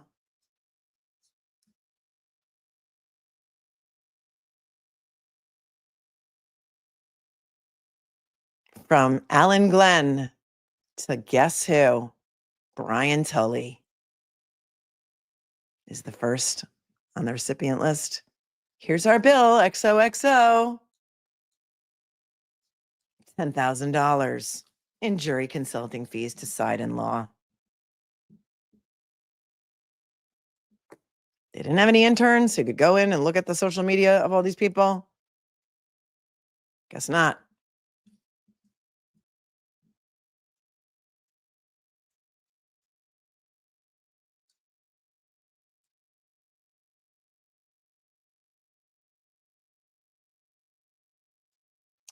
Here's another court reporter who was hired to do, this is the district court. Okay, so this was for the appeal. They needed a copy of the motion hearing from March 5th of 2025. Caleb Schillinger is the DA's appellate guy. He's the one who argued the appeal in the federal court, I believe. And that was $250 for that transcript. So that's cool. Okay, here's the contract with Dr. Isaac Wolf. Remember? Silver Fox, who makes his wife cappuccino every morning. I forget what her coffee of choice was, but he was up at 4 a.m. making his wife a cappuccino, I think. I got to get rid of Proctor in the corner. He makes me nauseous.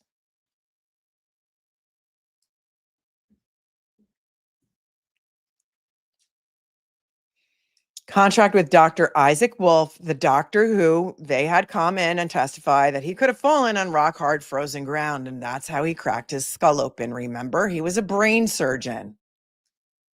And I said to you, if this guy's got to give up a day of spinal surgeries, you can bet he's charging a pretty penny to fly in from Miami to testify in the Karen Reed trial, because they had to go to Miami to get a witness to come in to talk about the rock hard frozen ground being able to cause that kind of skull fractures.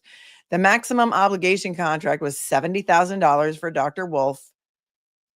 This contract is dated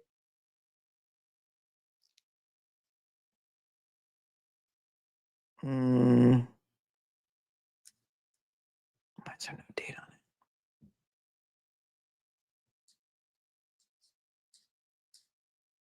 it? It is dated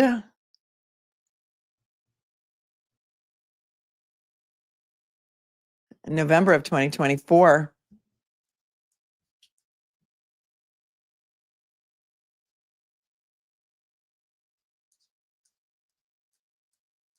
Here's his rates. He charges $15,000 a day to testify, which for a spinal surgeon is pretty on point. Charges a $5,000 retainer, $600 an hour to review medical records, $2,000 an hour to do a deposition, $3,000 an hour for a video deposition. Live conferencing is $2,000 an hour, $1,000 an hour for telephone conferencing, $2,500 for IMEs.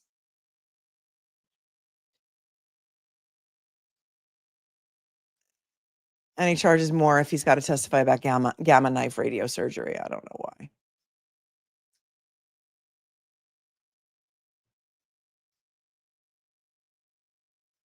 But they signed off on this as well. Because of course they did.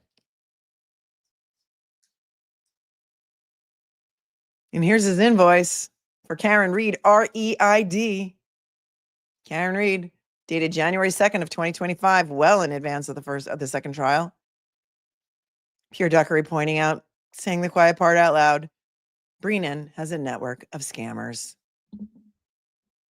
Oh, Dr. Isaac Wolf is a very well-renowned brain surgeon. I'm not going to call him a scammer, but wait until we get to Aperture. It's coming up.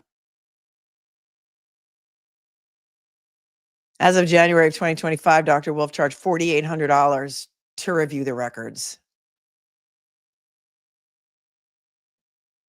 8 hours of work to review the records.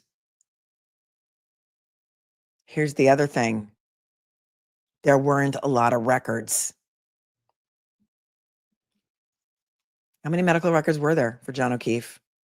He was practically DOA. So there's the transport report from the scene. Then there was very limited hospital records because it was pronounced by 7:50 a.m. on the 29th. And then there was an autopsy report and probably the neuropathology report. So he had to review all that. All right. So 8 hours, $4,800. Approved by Hank Brennan with his initials.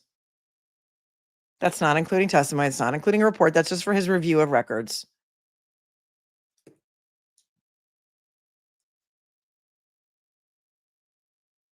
Trial prep and review, $4,000 for Dr. Wolf. If you're keeping track, then we're up to $8,800. This is Dr. Isaac Wolf. And then the court appearance is $20,000 for May 21st, 2025. $20,000 to appear in court. Approved. XOXO. I pointed this out to you as well when we were talking about these surgeons who have to give up a day of surgery. Cancellations must be made 5 business days in advance or monies will not be refunded, right? Because they can't rebook all of their surgeries within 5 days.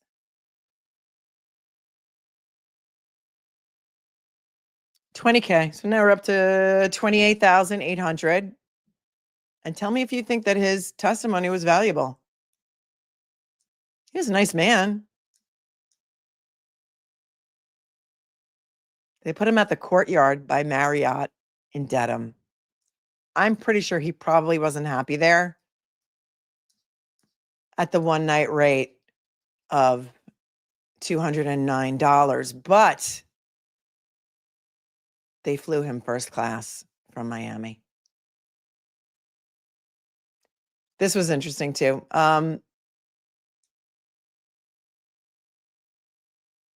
From Deborah Leahy to Lisa Beatty. She says, hi, Lisa. I'm beginning to work with Steve Nelson regarding the travel arrangements for the following people for the upcoming Karen Reed trial. We have the following people who are necessary for travel. Ian Whiffen from Calgary, Jessica Hyde from New York, Bodie, Nick, Virginia, Bodie number 2, Aperture number 1, Aperture number 2, possible ring camera person, Dr. Wolf from Florida, and then there's a little asterisk, rebuttal if necessary, Dr. Crosby from Florida, rebuttal if necessary, Terry Kuhn from California, rebuttal if necessary. And then Lisa Beatty writes back and says, this is approved. I think we need to be clear about limitations on meals and taxis and Ubers as well, Lisa. Like all of a sudden now she's trying to pinch pennies. She just approved $28,000 for Dr. Isaac Wolf. And now she's talking about pinching pennies on meals and Ubers.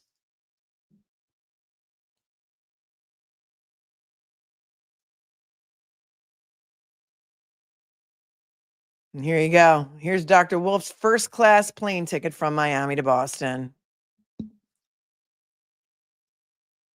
for $1,200.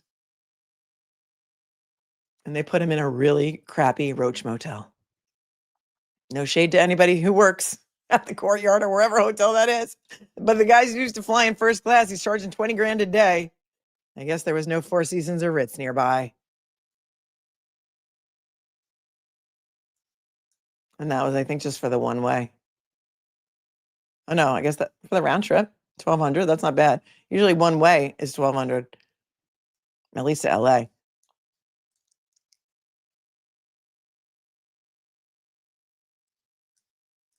And they had a credit left over from somebody else that they used for Dr. Wolf of $272. So you can subtract that from the $1,200 first class plane ticket.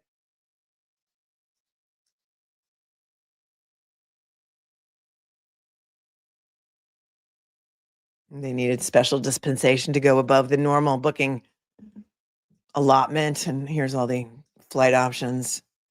Here is where we get to Aperture. So everyone take a drink or go get a drink. Or go get your popcorn. Because you're going to be very interested in what comes next. And I'm going to need someone to volunteer to be the accountant on this or the scribe who can add all of these numbers together. If anybody would like to volunteer, let me know because we're going to go month by month on Aperture. Hang on. There is a Four Seasons nearby. Suze knows. Suze knows. That would be more like Dr. Wolf's speed, right?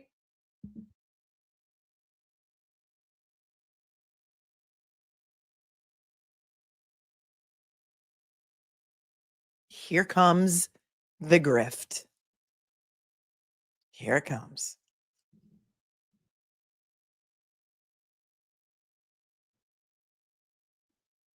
The original contract with Aperture, signed by Judson Welcher. The maximum obligation on the original contract is $75,000. Here you go. Right here. It's highlighted in pink for you because this girl loves her highlighter.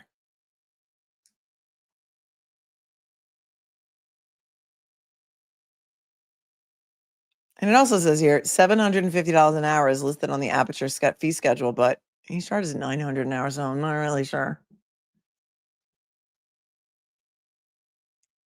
And this is for things that were incurred as of September 10th of 2024. So right away, you remember, when Brennan gets hired, he decides, I guess Trooper Paul wasn't good enough. And we got to find somebody else to basically say everything that Trooper Paul said, but make it look more believable and legit.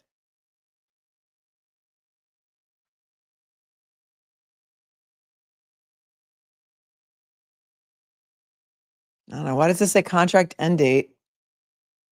Oh, that should say 2025. There's a typo in there. June 30th of 2025. Signed off. Everyone signed off. And this is where it gets disgusting. When we get to the itemized bills.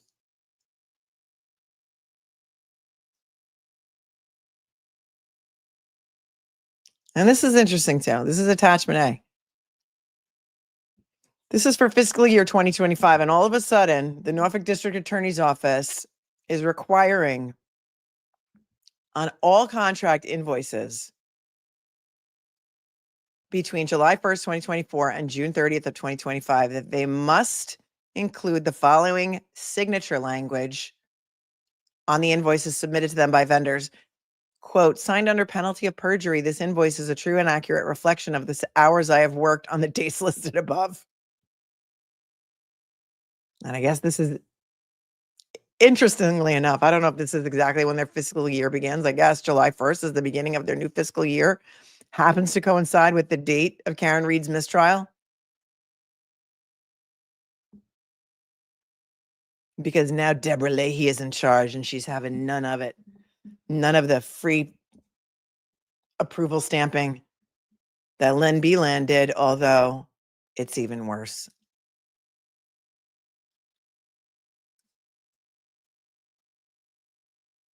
And here's their rates. And this is interesting too, because Judson Welcher, this says $750 an hour, but he winds up billing $900 an hour.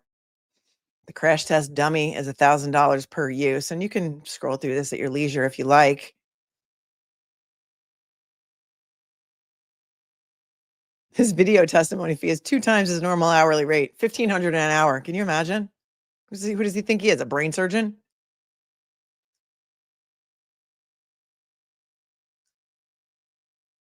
They've got a wide range of fee schedules here.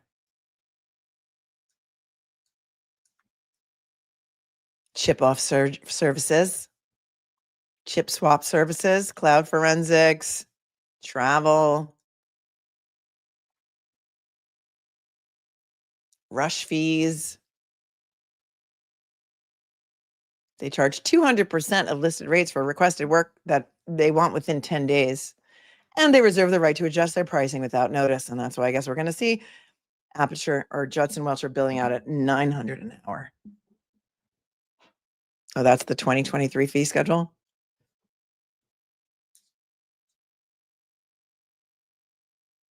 Oh, you're correct. Look at you guys. You're eagle-eyed. Nothing gets by you. Although it says Arizona, California, Nevada. Okay, for those offices, yeah, 2023.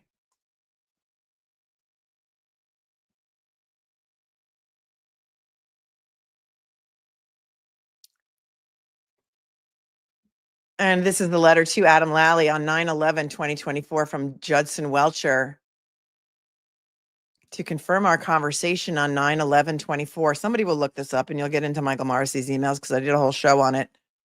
And you'll find out when that email from Marcy was sent saying, oh, we should use this guy, Aperture. It's run by this guy who used to be, with MSP. He's a friendly. I'm summarizing. This is to confirm our conversation on 9/11/24, in which I agreed to conduct an analysis of the above referenced matter. Please be advised, I cannot perform a complete analysis without review of all necessary file materials.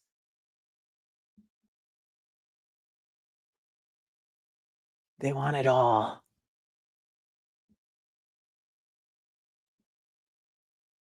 And they want to get paid within 30 days. But Michael Marcy crosses that off and says 45 days. And then it's actually signed by Michael Marcy. Invoicing will be conducted monthly with all invoices due net 30, but he changed it to net 45. And there's one other thing that Michael Marcy signed on 9/23/24. And it does say right here, acceptance of this assignment on my part in no way implies an analysis favorable to your client. All analyses will be conducted based on my experience and research in the fields of biomechanics and/or accident reconstruction and on available documented research in the applicable scientific literature.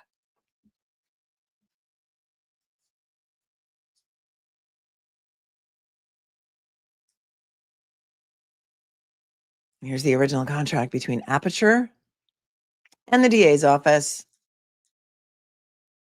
And it's an amendment. Remember the original contract had a cap of $75K? This amendment amount is for $325,000 on June 30th of 2025.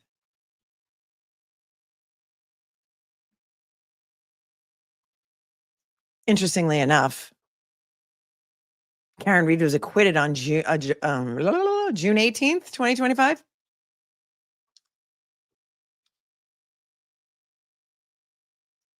And now it says maximum contract obligation is $400,000.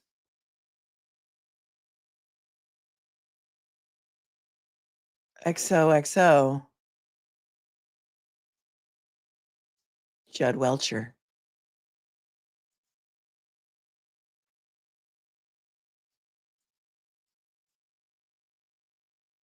Here's another amendment for another $202,779.12 on June 30th of 2025.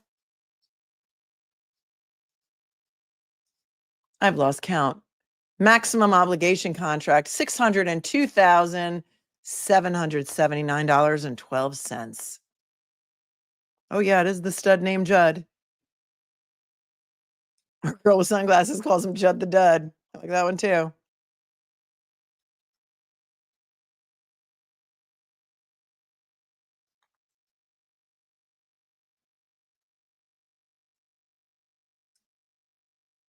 Signed, sealed, delivered. Here is the first bill for the month of September 2024. They get very bold as it goes on. They get very bold.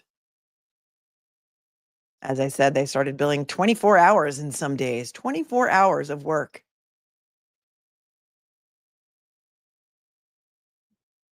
Starting on September 11th of 2024, which, as you know, they had a conversation. And you can see column number 1 is what they did. Well, first column is the date that they performed the work. Second column is the description of the service. Third column is who performed the service at Aperture. Quantity is the number of hours. Price each is the hourly rate for that person who did the work. And then the total amount all the way on the right-hand side.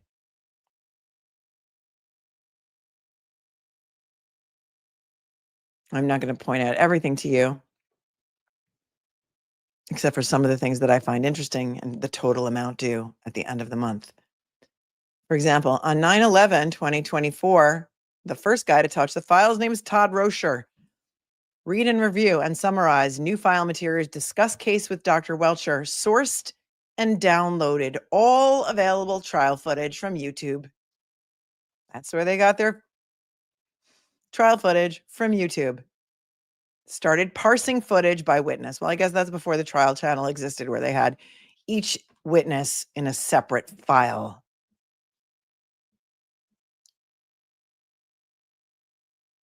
And he wasn't that bold because he only charged for 5 hours of time.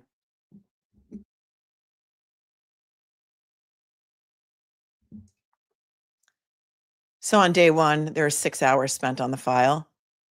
And then you'll notice as time goes by, they get bolder. On the 12th, so that's September 11th, September 12th, this guy's organizing all the witness testimony videos. He's charging 6.5 hours at $300 an hour to do that. Judson Welcher then comes in on the 17th and he spends time reviewing things. And they got 2 guys working on it on the 17th for a total of, I don't know, 2,400 plus 810. They have multiple people working on the file for multiple hours a day. Some more work on the 19th, on the 20th. Welcher spends 7.1 hours on the 20th. Then there's the 21st. They're traveling to Boston on the 21st of September right away. They got to get there. They got to go. They got to go. They got to get to Boston. That's when they did the 3D laser scanning. And they retrieved the black box data from the 2 vehicles. And there's Judson Welcher coming in again. 21st, 23rd, meeting with the district attorney and the prosecutor and the MSP detectives at the DA's office. On 9/23, Mike Maroli and Judson Welcher bill each an hour and a half. And then Mike Maroli does another 5.5, 7.5 hours worth of work. The total amount billed by Aperture for month number 1 for September of 2024 is $44,510.62.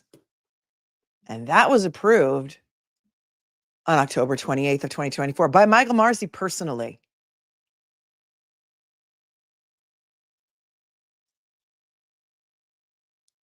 And so now they realize this is easy money. Easy money. Wow. Our first month on the Karen Reed case, September 2024. We billed them for $44,000 and they just paid it. Okay. Here's October. Oh, no, wait a second. This is still September. I guess there's a running total. All right. So September 23rd. Wait, there's even more work done on September 23rd. I wasn't even done yet. Look at all the extra work they did. They did another 3.5, 4.5, 8.5 hours worth of work. And then they had to fly back. And then they had to order a Lexus taillight for testing.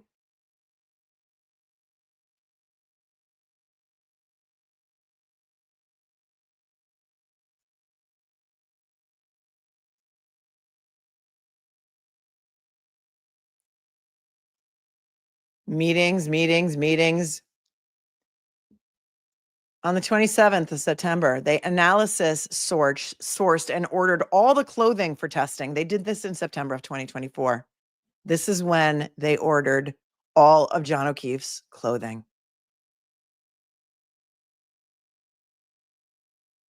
They also met with the DA's office and the officers, September 27th of 2024. Boy, easy money.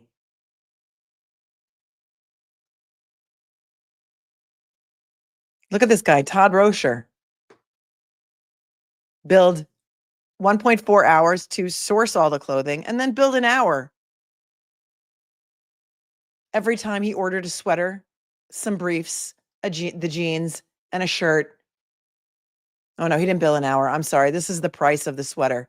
The sweater was $32.35, meaning, I don't know, sweatshirt. The briefs, he had to buy the exact briefs, $23. The jeans were $106. The t-shirt was $41. But for him to order all these things cost $420. The shoes, the sneakers, $75. And the hat, $25. And they billed the Commonwealth for it, and you paid for it. You paid for it.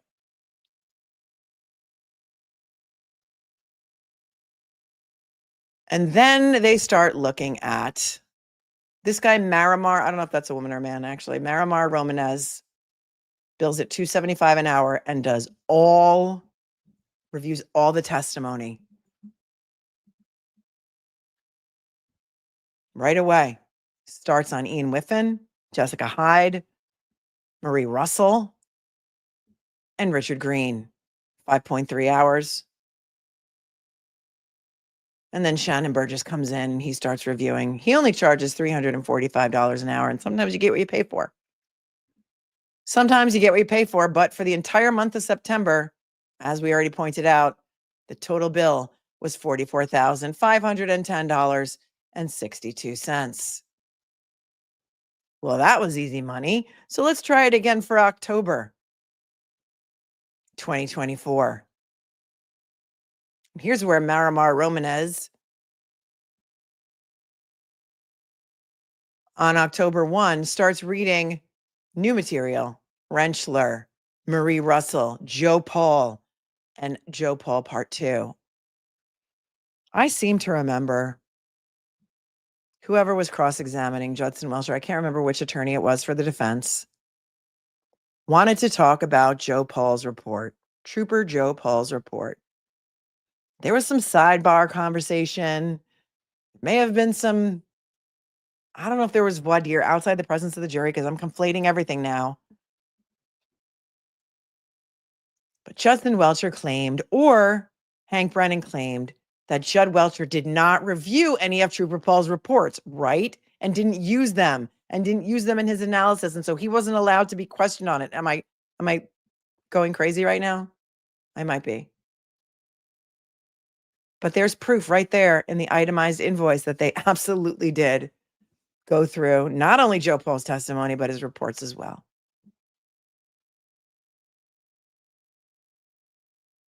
Now you can see what I'm talking about. Look at all the work that was done on October 1st, 2024.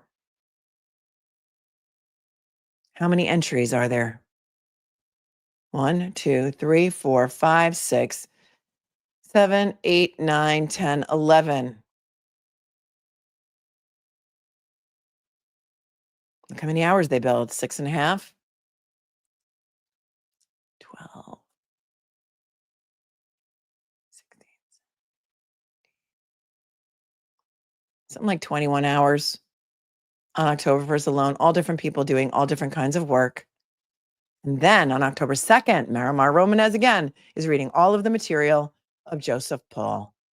Police CDR accident reconstruction. Police CDR accident reconstruction, parts 2, 3, and 4. It's all right there. Marimar spent almost 8 hours on October 2nd reviewing all of that material.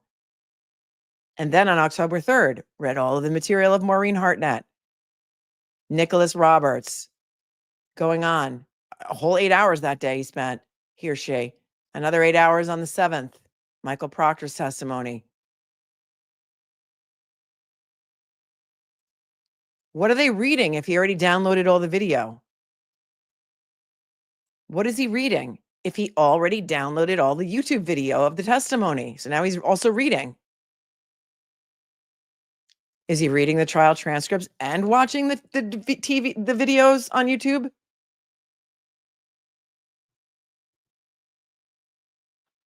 On the 8th, he spent almost 8 hours doing that. And then here's Andrew Klain, 3 hours. Marimar getting back in there and reading Garino's testimony. And Nicholas started watching Nicholas Roberts.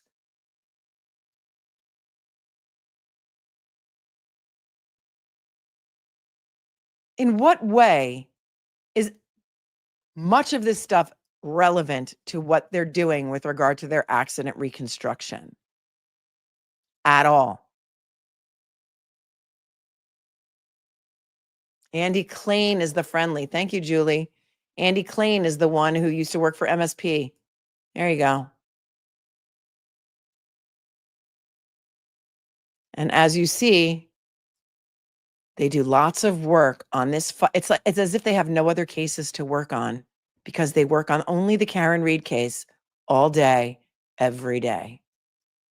Why does Marimar Romanez need to read the transcript of Nicole Albert?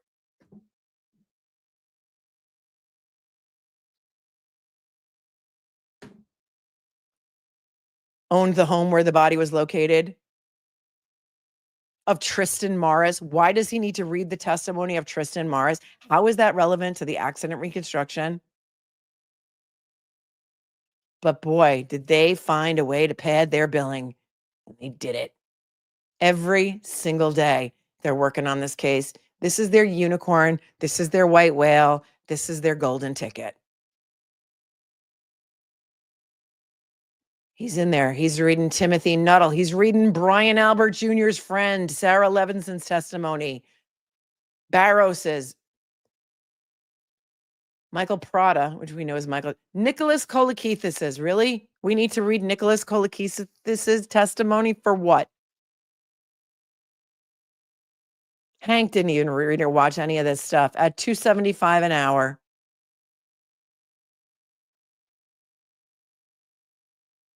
All day, every day. Look at all the work they did on October 11th. I mean, this is like, they found their golden ticket, you guys. They found it. Because the bill for October, why are they reading? They needed to read the testimony of Rebecca Trayers, the bartender from the waterfall?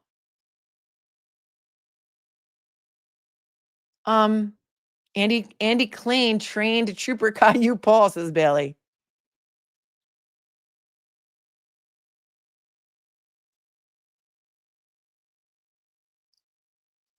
This is insane. I have practiced, I've been a litigator for over 3 decades. Complex civil litigation. I have never, ever seen a bill like this or billing like this that is absolutely rubber stamped and paid. This is mind numbing. Kindergarten Cop says it's fraud.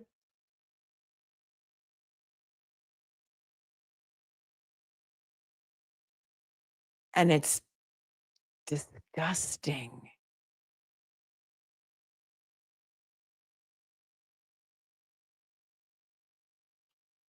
Andy Klein getting in here, billing a couple hours at $300 an hour. And Judd Welcher is $750 in the beginning, but later you'll see as we move on, he starts billing $900 an hour. Why not? They're paying it.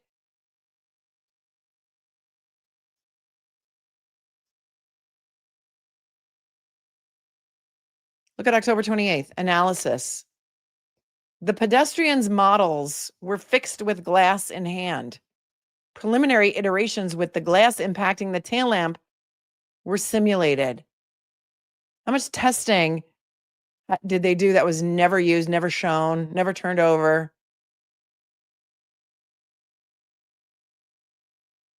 All day, every day, Marimar is spending 8 hours a day reading transcripts. But I thought he already read Rebecca Trayer's. He's got to review it again? Oh, because so first he reads it, then he has to review it. Oh, I see. He or she.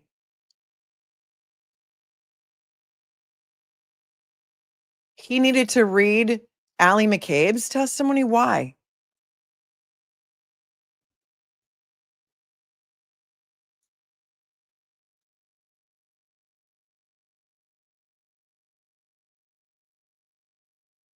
On the 30th, they bill for 16.2 hours of time. On Halloween, they're working. Marimar is billing 8.4 hours of time. Verified which testimonials that are missing, found listed witnesses, and verified they actually testified. Analysis run simulations with the facet model at 20 miles an hour and investigate the throw distance. The vehicle orientation and the pedestrian orientation in the facet model were analyzed.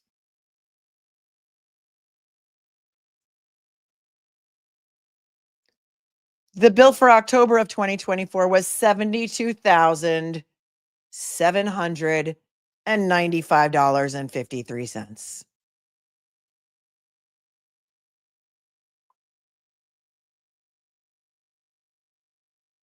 for 1 month's work.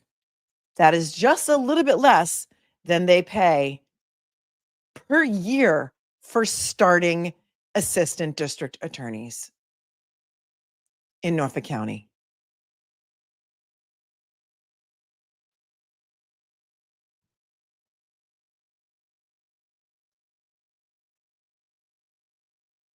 Is anybody's head popping off yet? We're only into 2 months.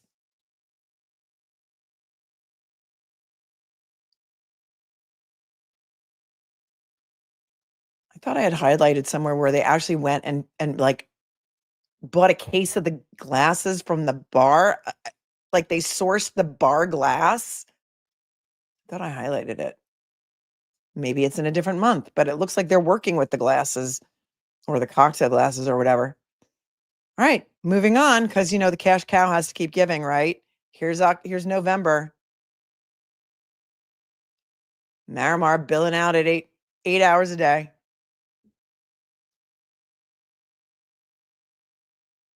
Because you just can't make it up.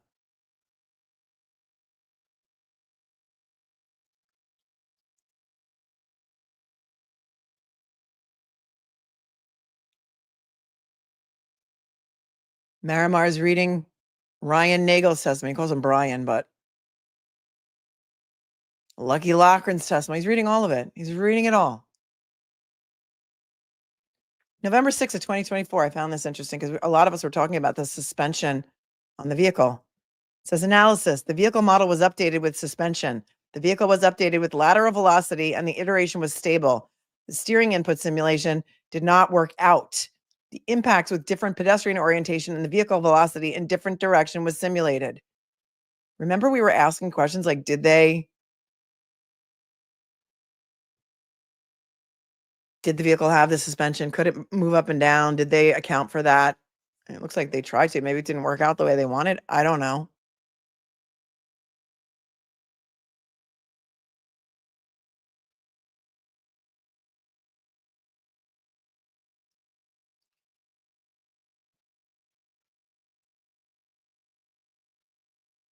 Caitlin Albert. He needed to read Caitlin Albert's testimony.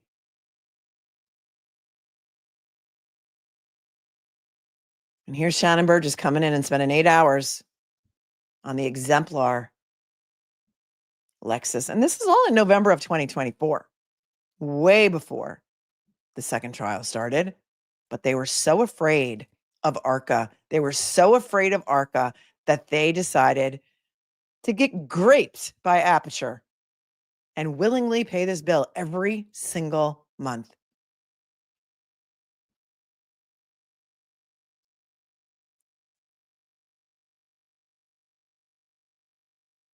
On 11/11, they billed for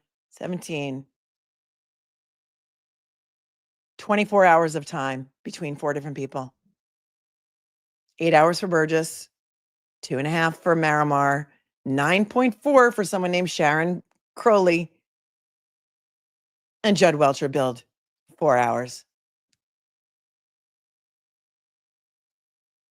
Marimar had to go over all of Colin Albert's testimony.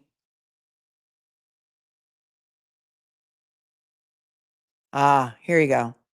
Todd Rocher on 11/15 sourced analysis meeting with Judd regarding testing and bar glass. Sourced additional photographs of the bar glass. That's a great question, KBD. When did BN Trouble do his tests on YouTube? It's a great question. And then here they have an expense on the same day, a billable pack of bar glasses. They bought a pack of bar glasses for $105 and billed it to the client of a county DA. Why the bar glass? Because they wanted to show that maybe he threw the cocktail glass at the taillight. I don't know. Who signed off on these? Lisa Beatty was in charge of these expenses at the time. This is after Lynn Beeland left, but it's Norfolk DA's office that signs off on paying the bills. And you'll see Michael Marcy signed off on approving some of them.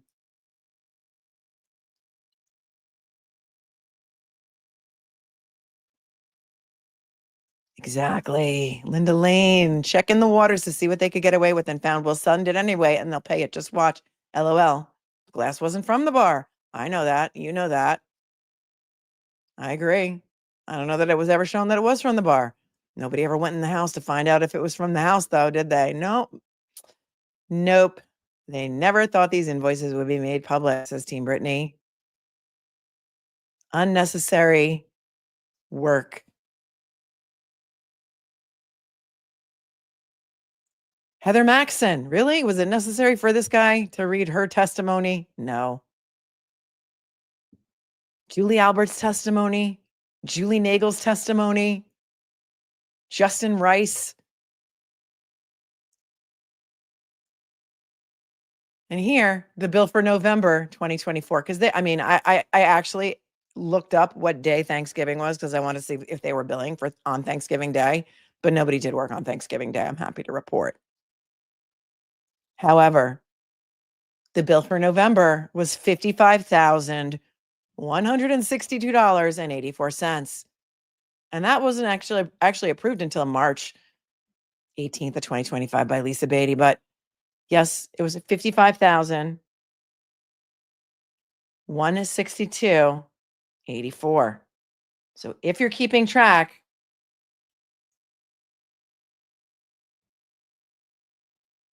they were up to something like 170 grand in the first 3 months. And here's the bill for December. Merry Christmas, everyone. Happy Hanukkah. Got to make some money to buy lots of presents for our kids. Look at all the work they did on December 2nd, December 3rd, December 4th.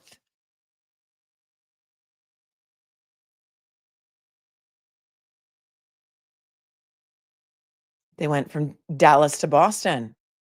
Shannon Burgess did. December 5th. Time spent traveling to Middleborough and Canton, Mass, conducting repairs, acquisitions, and assembly of infotainment and telematics modules from 2021 Lexus. And look how much work they did on the 5th. They billed for 18 hours of work between two different guys. And then on the 6th, travel, rent-a-car, hotels, data management. I mean, every single day in December, they worked the 6th, the 9th, the 10th, 11th, 14th, 16th, 17th, 18th, 19th, 23rd, 23rd, 23rd, and Christmas Eve. Marimar worked 8 hours. Not only did Marimar work 8 hours, he also worked on Christmas Day for 3.8 hours. Can you imagine the internal conversations they were having? Bill, you guys, bill the hell out of it. Bill. Churn, bill. Christmas Eve, Christmas Day, day after Christmas, 9.7 hours.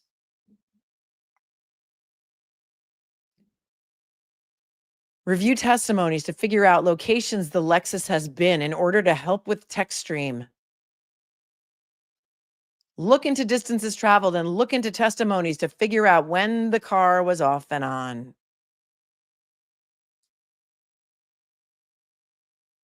Day after Christmas, they're working hard. Look at all the work they did after the day after Christmas. Could you imagine nobody took a vacation?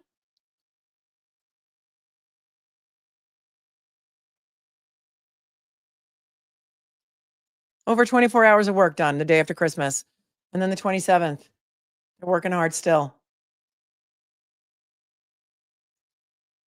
And then they met with the DA staff on the 27th of December. Really? Courts pretty much shut down between Christmas and New Year's. So I don't know what these people, do you really believe that they had a meeting with Hank Brennan 2 days after Christmas?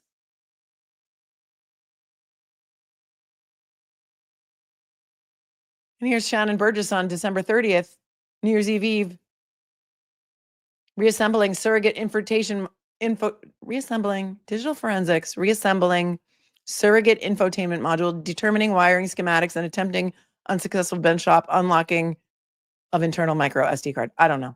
Somebody far smarter than me with technology is going to be able to figure this out far better than I can, except they met with Hank Brennan to discuss the data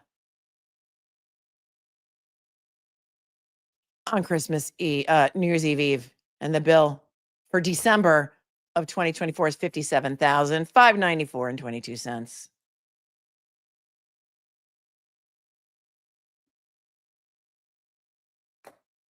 You know, right. Same rate. All right. They're not charging time and a half for holidays. Yep.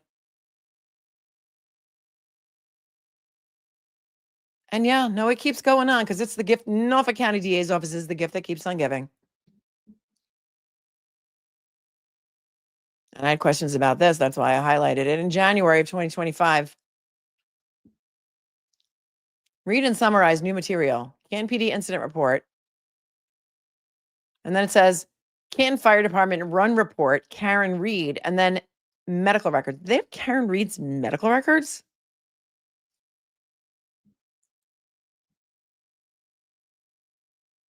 I'm not really sure why they would need those.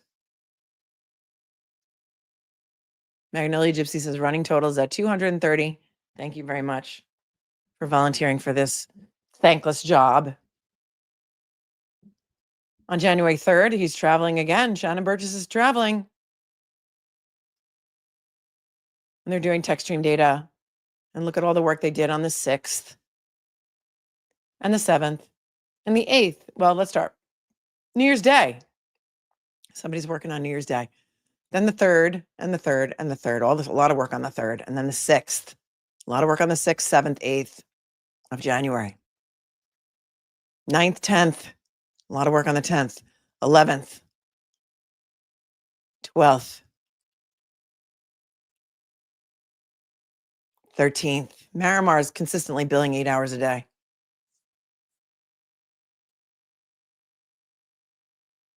And then Judd Welcher gets in, and he's got to review the witness testimony too. And the cell phone data and the telematics data. I don't know why he's not billing for that, but this is when he starts billing $900 an hour in January. I guess his rates went up for the new year, and he's like, what the hell? Why not? They were paying $750 without even blinking. Might as well bill out at $900.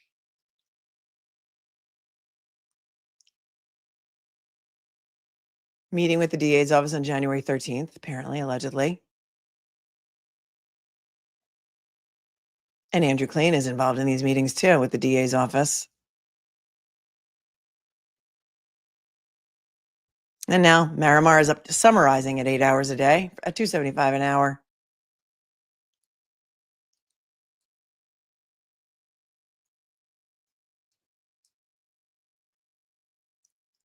Justin Welcher has to get in there. He's got to analyze the testimony of Julie Nagel, Ryan Nagel, Heather Maxon, and Richie D'Antuono regarding the cell phone timing.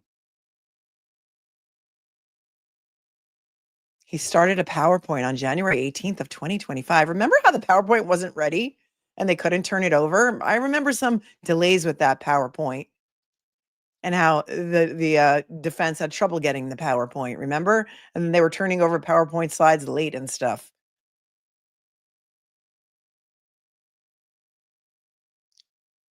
Why did they need to review the grand jury testimony? I mean, are you kidding me?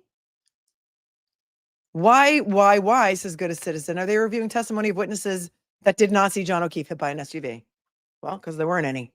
Not a one.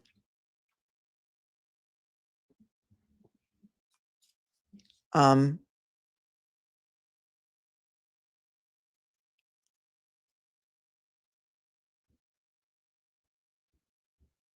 I know you're getting mad, but let's get through. Look, 10 hours a day.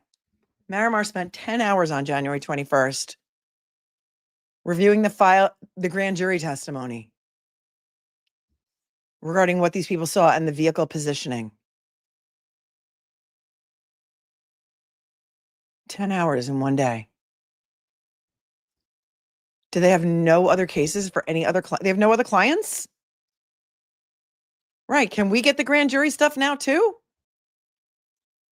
Isn't that supposed to be confidential? How are they giving it to their experts? I have so many questions. It's the most expensive first offense DUI in the history of Massachusetts. Yes, it is. Exactly 100% correct, Mike S. You are correct. And he had his PowerPoint ready. He spent 9 hours doing it in January of 2025. And here, analysis recreated the Google Maps analysis from Trooper Paul. Again, mentioning Trooper Paul everywhere. They absolutely 100% used Trooper Paul's analysis and Trooper Paul's reports to get all of their results.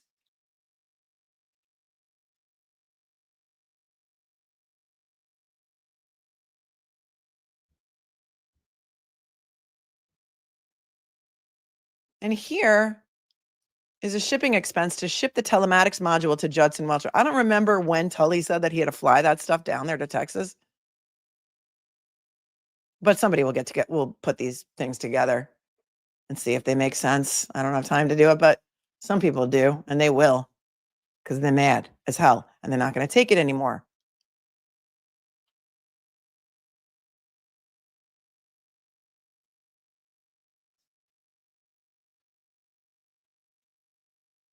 And on the 27th of January, they billed for 16 hours, 8 hours of Shannon Burgess, 8 hours of Judd Welcher, and they can keep doing the PowerPoint slides. The trial's not coming up for a couple of months, but they're getting on it.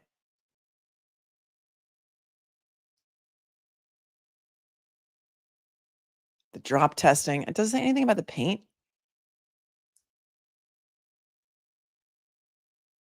It talks a lot about testing, but it doesn't really say paint test. We would call it the paint test. Teams meetings and a lot of work on the 29th. Look at all this billing on the 29th.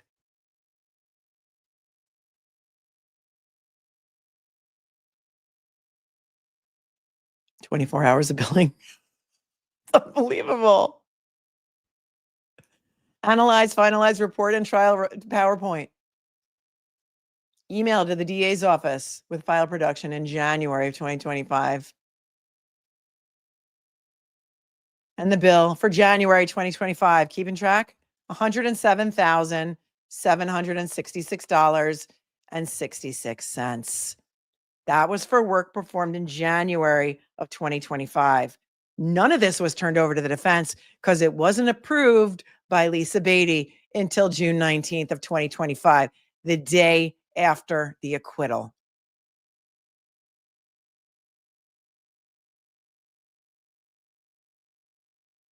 What did they bill for the dance lesson with the dummy? I'd like to know.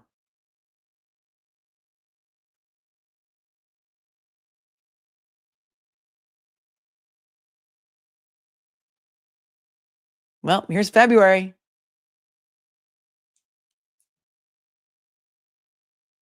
We're not even at the trial yet. Okay, Magnolia Gypsy's keeping track. $337,000 we're up to, and this is only through January 2025. And now we're in February.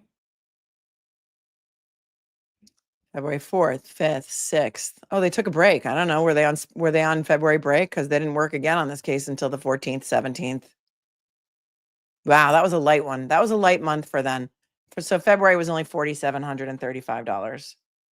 Uh-oh. Then they're like getting nervous. They're like, uh-oh, we got to bill more, you guys. We're not billing enough. The bill for March.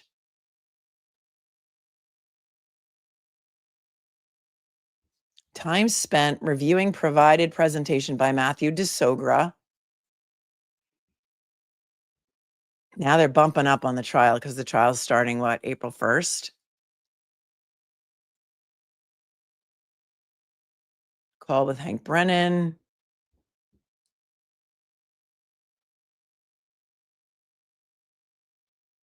Meeting with Brennan. This is Andy Klein again. He was with MSP.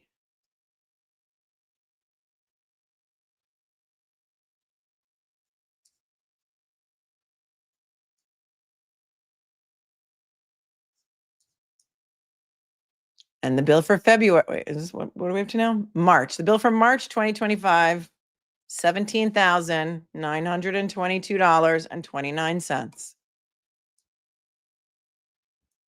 Here comes April. Meeting with DA's office to discuss upcoming trial with Shannon Burgess on April 2nd of 2025. Hank, you met with him for 2 hours. You didn't go over his qualifications with him?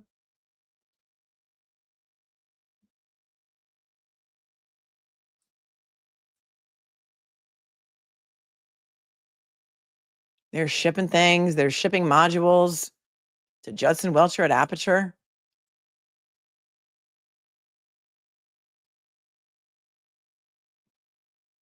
What is this? On April 9th, 2025. Judd Welcher. Analysis. Replace telematic module. Reprogram. Troubleshoot with Lexus Connect.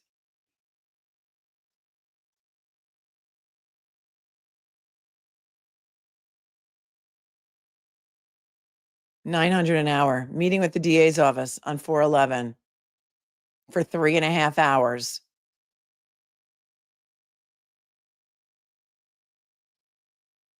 Here's a guy who drove the Lexus to Cerritos dealership, discussed telematics, dropped vehicle off, and took an Uber back to the office on April 23rd of 2025. Is that the exemplar Lexus that they purchased? Because then he picked it up on the 25th. A lot of meetings.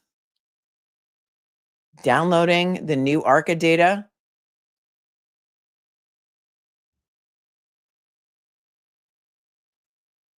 Reviewing the new ARCA data. Research for rebuttal. They never did call him on rebuttal, though. Judd Strata. Very good, Nanya. I like that. They were meeting with, my father's keeper says they were meeting with Brennan well into the trial. They all lied on the stand. No, that's a great point. Were they asked if they met with Brennan during the trial? Because they're allowed, they're allowed to meet with their experts and stuff. But yeah, someone will go through this and pull out all the inconsistencies and all the lies, if any. All the lies, if any.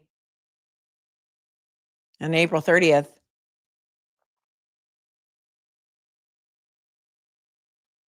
that's when somebody researched through literature regarding upper extremity biomechanics. And look, Marimar is now getting bold with billing. Marimar's like, yeah, I'm just going to write I did analysis for 8.1 hours and just call it analysis. They denied meeting with Brennan, says Julie C. I can't wait for some of you guys to run with this because I know you will. I know you're going to run with it and you're going to make videos and it's going to be glorious. It's going to be glorious because we're not done yet, right? We ain't done here. We ain't got no quit. We're not done here and it ain't over. It ain't over. And for those of you who saw Karen Reed appear briefly on Billy Bush yesterday, they're not done. Hold on.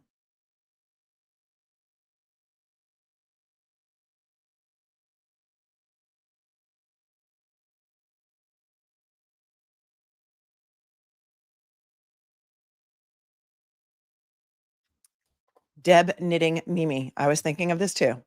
Hank said they just sent him a new report and that he didn't ask for. That's right. They just sent it to me. I didn't order it. I didn't tell them to do any further analysis. They just did it. When did he say that? Because here's all the meetings. He met with the DA's office on April 25th, 2025 for an hour.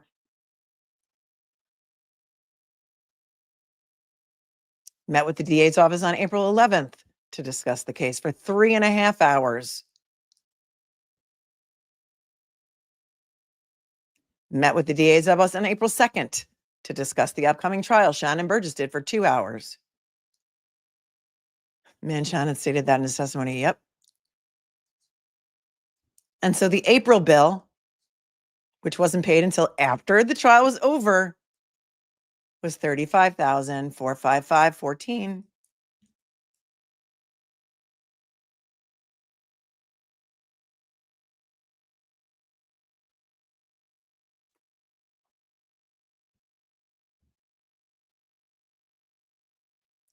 And now we get into May.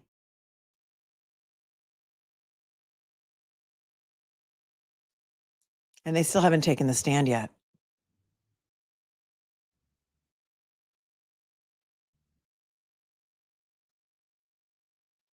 And on May 9th, they finally start investigating the mechanisms of elbow fractures and investigation using impact tests. They knew that elbow should have been shattered. Did they have the x-rays? Did they have the x-rays? Let's see if we can find any review of x-rays. $100 for jeans. Chronic shock is a little behind, but $100 for jeans. Holy smoke. I think they were Lucky brand jeans. think they were Lucky Brand jeans, if I recall correctly. You guys know?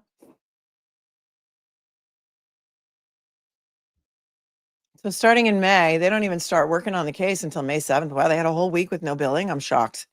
I'm shocked.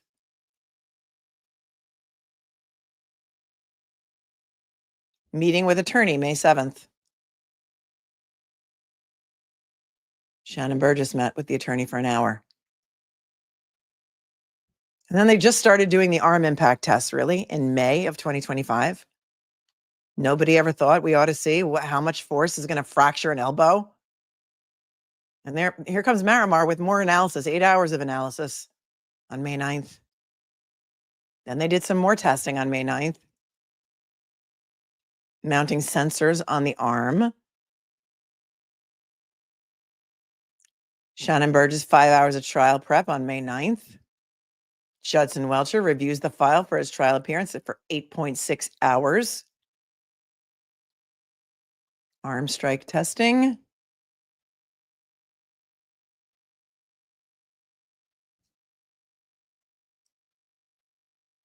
Marimar's doing 8 hours of analysis every day. Rebuttal testimony, review the file, 6 hours for Judd.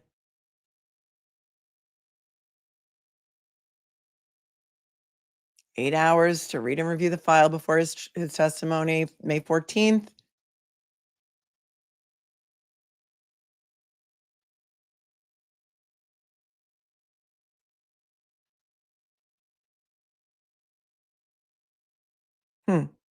Project expense, billable visual crossing, upgraded membership for soil temperatures. Prepare test, set up equipment, materials, low speed vehicle to vehicle test. This is all in May of 2025. Here they did a teleconference with the DA's office on May 17th. That's right here, Shannon Burgess for an hour. And then on the 18th, he traveled to Boston. Shannon did. And there's Shannon's testimony bill. 12 hours, $365 an hour.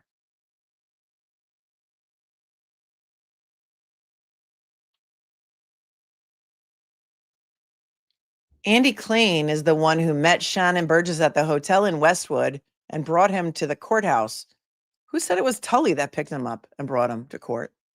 Return to office in Bridgewater. I don't think it was Tully that drove Shannon to court, was it? And look what they did. They rented a car on May 19th of 2025 from Turo for exemplar crash testing. And then they had to pay for damages to the bumper on the rental, and that was $675.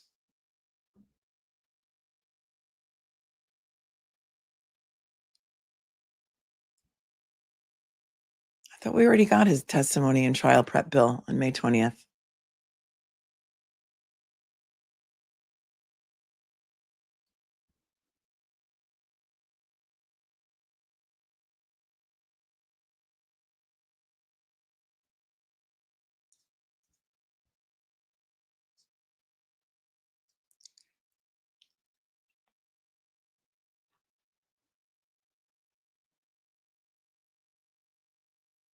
Look at Judson Welcher. Travel flight LAX to Boston and back, change fee per judge's orders to get held over, $1,200. Travel home to LAX on the 24th, wait for flight to Boston, airport to hotel. On May 24th, he went to LAX to Boston and back. I don't know. In the same day? I don't understand what that means. 8 hours he billed for that, 9 hours.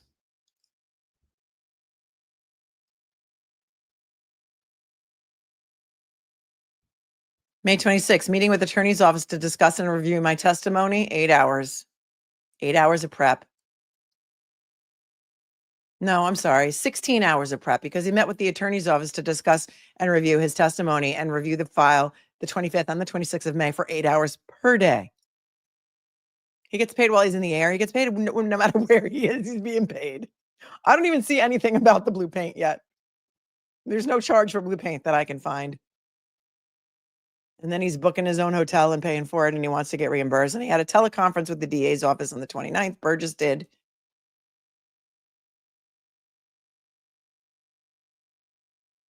His waiting time at the airport, he charges regular rates for.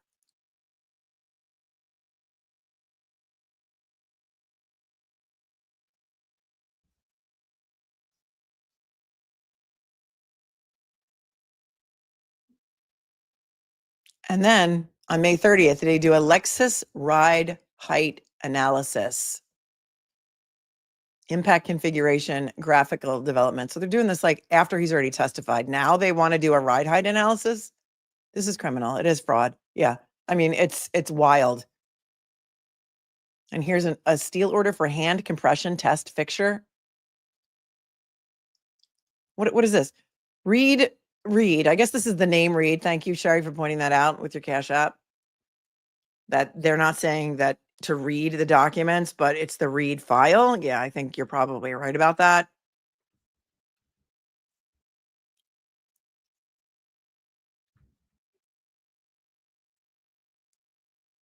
I saw it pop up, but I'm not sure who sent it. So let me give you credit. Hang on.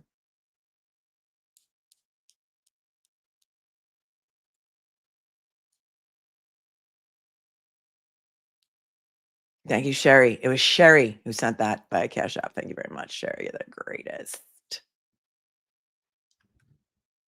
And so the bill for May of 2025, Magnolia Gypsy, you listening? I know this is taking a long time, but it's worth it. $138,186.23.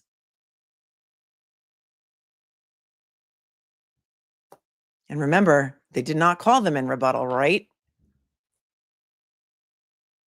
They did that height analysis after being questioned on cross. Thank you. I'll allow it. You guys are so wicked smart. I mean, I thought I know a lot about this case. You guys know more about this case than I do. Because you pay attention and you listen and you have great memories and you care. Research, yes. Research looking into evidence of plastic location. Remember that plastic piece that was like a round top of something? We still don't know what it was. It was like one of those pieces that didn't match anything. Michelle says Aiden did his research driving on a flat road for free. Yeah, he sure did, didn't he? Praise be. KBD said, be in trouble, spend his own money, and showed us more than these clowns. Yep. Magnolia Gypsy's running total is $534,128.53. They gave Marimar a Facebook account. And now here's the bill for June, because you know they're not done yet. They're not done yet. They're still doing testing on June 2nd. And they're still buying equipment. Sensors, accelerometers, displacement, load cells, etc. Analysis work on rebuttal slides. Here's Judd Welcher getting in here. And then he meets with the attorneys on June 4th to discuss rebuttal testimony and Wolf's new PowerPoint, meaning Daniel Wolf, Crash Daddy. And remember, they didn't call him on rebuttal, so all of this money was wasted. He did his rebuttal PowerPoint slides. He's getting in there. He's like, this job is coming to an end soon, you guys. We got to keep bill, churn. 8 hours on June 5th. And they're doing more testing and more testing and more testing. And Judd Welcher spends 8 hours on the 6th doing more PowerPoint slides. And remember, he brought his computer up on the stand with him. And he cheated. He was like cheating while he was testifying. No, they didn't already have the equipment. They had to buy all kinds of special equipment for this. Thank you. You, Kerman. And he's like, I got to keep going. I bill another 6 hours on the 8th. And then meet with the attorneys on the 8th to discuss the case. So bill for 9 hours on the 8th.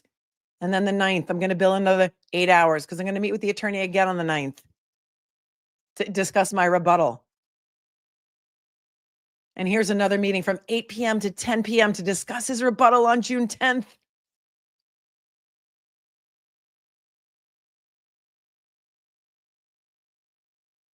Jed was changing his PowerPoint on the stand and he admitted it, points out Julie C.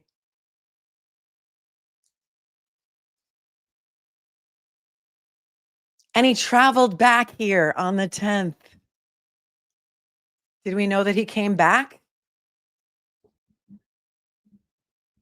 And he billed for 8 hours of travel time. And then he went to the Holiday Inn. And this was for his rebuttal testimony. He was in town. He was ready. He was billing. He was here to testify on rebuttal. And then he just didn't. What happened was he just didn't.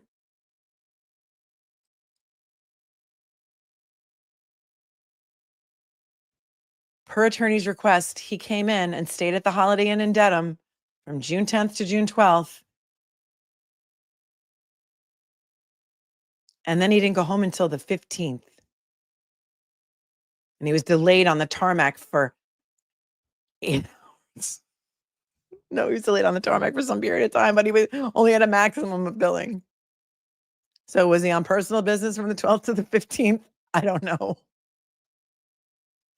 But the bill for June of 2025 was $65,606.79. Magnolia Gypsy, I'll wait for your total. That's the final bill.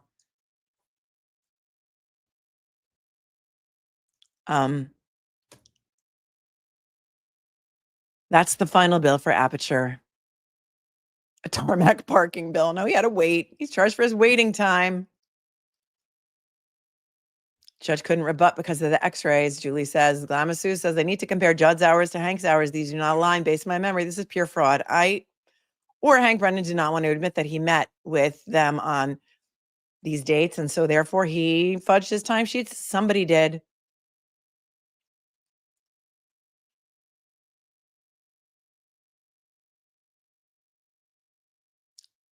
Magnolia Gypsy coming in with the grand total, $599,735.32. And did that have a $600,000 cap, that contract that we looked at? So we're just going to round it up to 600K. $600,000 is more than they paid Hank Brennan to try the case. How much did they pay Brennan? $566,000. Yeah. So they had a cap. Who was doing the backwards math to get in to make sure they came in right under the number? Because they knew that they were going to be able to make a quick 600. And for what? Embarrassing. For what? For an acquittal. For a DUI. And nothing that they did in any way contributed to a conviction on the DUI. It's cap. It's cap. Says Jedi Jen. It's cap. All right. Oh, what a cute baby in your profile picture. I love the babies. They grow up so fast. Listen, the days are long, but the years are short. Trust me. This is more than ARCA for both trials, says Glamasu, approximately $200,000 more. $200,000 more. How could they have been conducting testing on 5/8 at the Bar Association dinner? Well, I don't know. It could have been somebody that was still at the back office. I have no idea. Were they at the Bar Association dinner? I have no idea. Is that the one that they sponsored? I don't know. The cap was $602,779. Magnolia Gypsy. the chat accountant. Hank the Bank is his new name. Yes, it is. Yes, it is. They were the platinum sponsors. Yep, platinum sponsor. Look, that's not uncommon. I'm going to tell you that that's not uncommon. Expert firms like this will typically sponsor Bar Association dinners because a lot of their clients are municipalities. And if they get a lot of their jobs from DA's offices and the prosecution side, hey, how much would it cost them to sponsor that dinner? $2,500. They just billed $600,000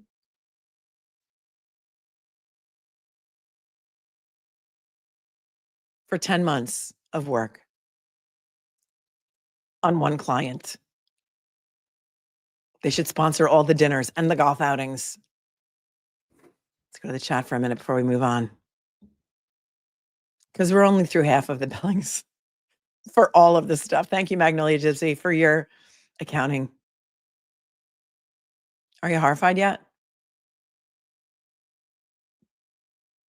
Mom Bearcat says, is it possible Boss Hog, Morrissey and Company received kickbacks from some of these expenses? I don't know. Thanks for your 10. See you, Buffs Moms. Go Buffs. Thanks for your continued coverage. Made it through 2 weeks as a new Buff mom. Great school. She's adding aerospace engineering as a minor. That's amazing. When I was at CEU, University of Colorado Boulder, proud alum, Go Buffs. At that time, University of Colorado had graduated more astronauts than any other university. I don't know if they still have that claim to fame, but it's an amazing school for engineers and for astronauts. And so that's really cool. Your child must be wicked smart. Wicked smart. Loudmouth says they're creating a paper trail to hide this excessively gross bill. Was in fact a bribe to lie. Thank you, Loudmouth, for your 10. Potential Tara. Tara says Karen's glass was a tall glass. They used a highball. Well, the base of the glass that they found on scene, if you want to call it the scene, near in the area of John O'Keefe's body was a highball glass, right? And there was some conflicting testimony about how many drinks were in the car. And Karen said in one of her interviews that he took my glass out of the car, right? But the base of the glass that they found on the lawn was a highball glass, right? Or a rocks glass. It was not a tall vase style glass like the one Karen said she was drinking out of, or the people said Karen was drinking out of. So there's a lot of conflicting reports. Thank you, Tara, for tuning in from Canada. Potentially Criminal says, how much did they bill for the engineering grade blue paint? I didn't even see a line item for the blue paint there. I didn't even see it. Thanks to your super chat. Show me the money, says Greg from Australia. And resisting arrest, gifted a membership. Thank you very much. T-Rex and Crypto Travel says, do you think this is directly Shannon's fraud, or do you think that it is more the billing department at Aperture and that Shannon was unaware? Well, it's Shannon, it's Welcher, it's every single person who billed on this file, keeping track of their own billing. And I don't know if this has anything to do directly with Shannon. Some people may have been very honest about their billing hours. Some people maybe have been not so honest. Some people may have been padding their billing. Some people may have done things that were unnecessary and not required to do their analysis and their accident reconstruction. Because remember, the ARCA experts said we didn't need any of that stuff because it didn't matter. Our analysis was, did a car accident occur? Did this car hit John O'Keefe? And was John O'Keefe hit by this car? That's all we had to determine. And we didn't need anybody's testimony. And we didn't need any reports. ARCA used whatever the feds gave them. And we don't really know what the feds gave them. But they didn't give him any testimony. Maybe they gave him some witness statements. I don't know. But when asked certain things by Hank Brennan, like, did you review this? Did you review that? They were like, no, we didn't need to. It wasn't necessary. It wasn't necessary. We didn't need it. And so I don't know if Shannon is directly involved in that, but Shannon lied on his CV, and he lied on his LinkedIn, and he lied about his qualifications. And when you hire an expert, you are paying that expert because of their qualifications. That's why you're hiring a guy like Isaac Wolf, because he's a brain surgeon. That's why you're paying him top dollar. I don't know what Shannon had to do with the billing, if anything, but I think each individual person who works on a file or who touches a file is responsible for maintaining timesheets of their own hours.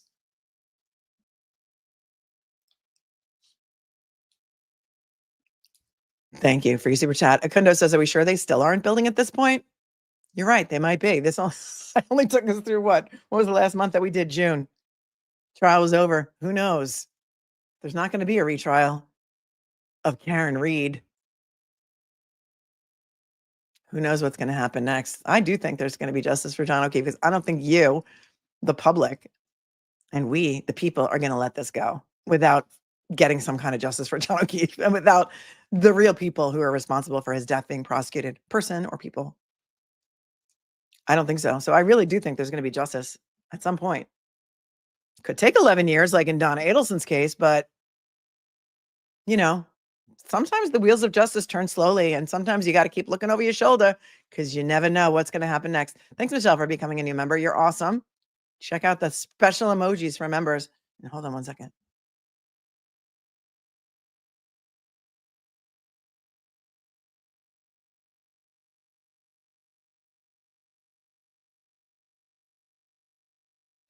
Greg says Air Force pilot flying 200 million fighter jet equals 165K a year. Really? That's a Shonda. It's a Shonda. Boston Brandy says we don't stand out in the cold and the heat for nothing. We won't stop. And KVD pointing out there is no statute of limitations on murder. Correct. Mr. Yan Eddy says Marimar Romanez does not exist on LinkedIn. Is he a fictitious billing item? I don't know.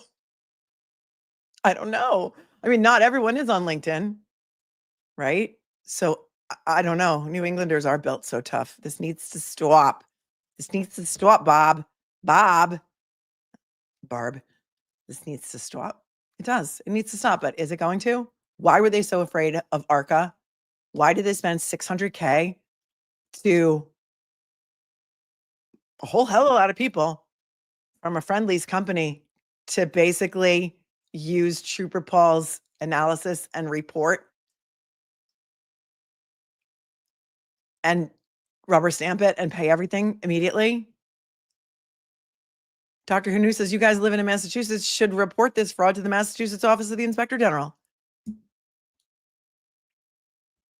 Jason says, Marimar Romanes. Guys are so say.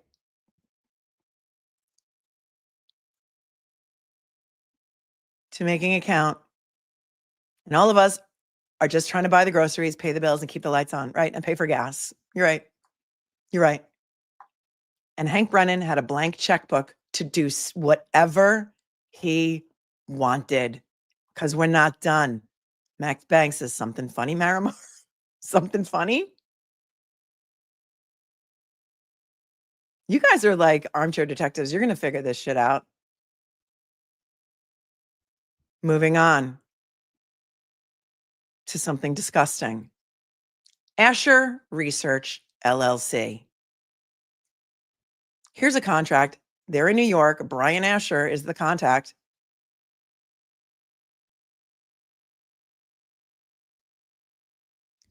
$7,500 maximum obligation contract. Legal support services with the Norfolk District Attorney's Office regarding the Commonwealth v. Reed, hourly rate $200 to $400 per hour plus expenses. Please see attached engagement letter. This is May 27th of 2025. It says the contract is going to end on June 30th. Remember, the trial's in full swing at this point. We're in full swing. The contract is signed May 29th of 2025. If somebody can tell me the day that the defense started putting on its case in persecution number 2. And here's what they did, Asher Research. I don't know why Caleb Schillinger was involved in this, because he is the appellate guy for Norfolk DA's office. May 27th, 2025. Dear Caleb, thank you for choosing Asher Research for this assignment. This letter agreement confirms your engagement of us on the terms and conditions set forth below. 1. The Norfolk District Attorney's Office, the client, hereby engages Asher Research, its employees, and its contractors to provide investigative services for the purpose of representing the Commonwealth of Massachusetts in the Commonwealth versus Karen Reed. 2. The client authorizes Asher Research to retain persons and entities who shall work under the direction and control of Asher Research for the performance of this engagement. 3. Asher Research charges for its services on an hourly basis with current rates ranging from $200 an hour to $400 per hour. Expenses incurred in the performance of this engagement shall be billed at cost. For this assignment, we estimate we will require an initial budget of up to $7,500 in professional fees exclusive of any expenses incurred. We will seek written approval before incurring total expenses greater than $500.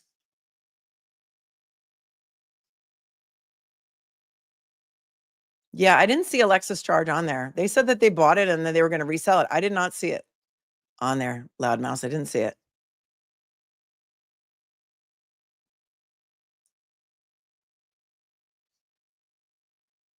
Asher Research shall deliver monthly invoices. The client's responsible for the invoices on the 60th day, blah, blah, blah. We're going to start charging you interest if you don't pay. Everything we tell you is work product, and everything's covered by attorney work product privilege. And we will maintain everything we find as confidential. The effective date of this contract is May 27th, 2025. They're located in New York.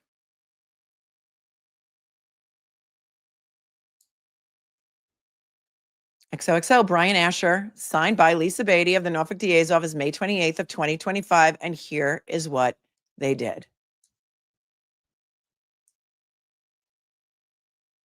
Here's the amended amount for $12,500 on June 30th of 2025 after Karen Reed was acquitted. Maximum obligation, $20,000. Are you ready? Are you ready for it?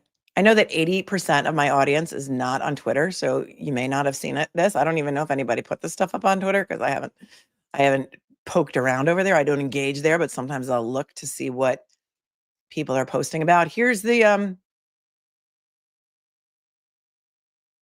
they were hired to dig up dirt on defense witnesses.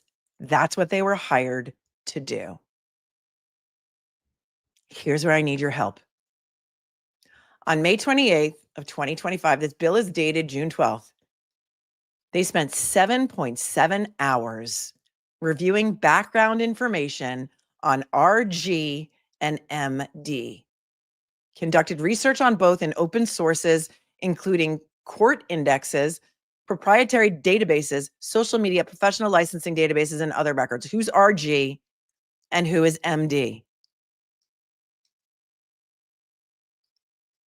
It's so confidential, they won't even put the names that they're investigating. Richard Green. They won't even put the names that they're investigating in the invoices. Richard Green. They were, and Matt DeSogra. Thank you. They were hired to dig up dirt on Richard Green and Matt DeSogra. And do you remember they didn't call Richard Green to testify? After all, this is not normal. No, this is not normal. Somebody put out on Twitter that Richard Green had been in a bar fight a long time ago in Quincy. I think somebody died and he was drinking and he got in a bar fight. Somebody dug up an old police report and they put it out there on the cesspool of Twitter. And I want to know if it was after May 28th, when this firm did that research, and if that information was leaked to people to put it out there intentionally on the cesspool of Twitter. It was his father that had just died. Thank you, Heather.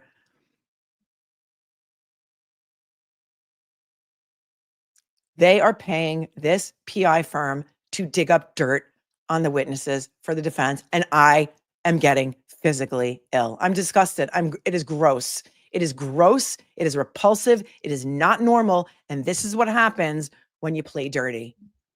This is what happens when you are so afraid of what's going to happen to you that you will go out there and you will hire $20,000 worth of PI services to dig up dirt on defense witnesses, defense expert witnesses, to scare them away from testifying.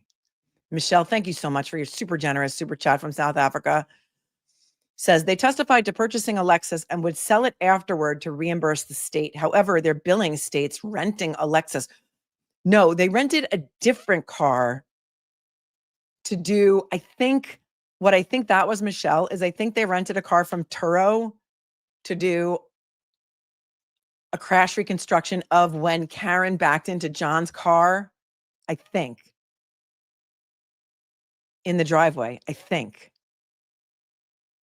This is while the trial's going on. So this is May 28th. So thank you. But I did not see the Lexus, because I think they said they bought the Lexus, they were going to sell it afterwards. And then if they couldn't sell it at they were like, oh, we're going to sell it at a profit in California, which is impossible because California has special emissions laws. And so the car that they bought in Texas would likely not pass emissions in California. So I don't really know. But I never saw a charge for the difference between the sale price and whatever. But thank you. That's a great question and a very generous super chat. And thank you for being interested in tuning in from South Africa. Lamasu said Richard Green's dad died and he lost it. It was before May 28th. It was before the second trial. It was before that the information was released on Twitter.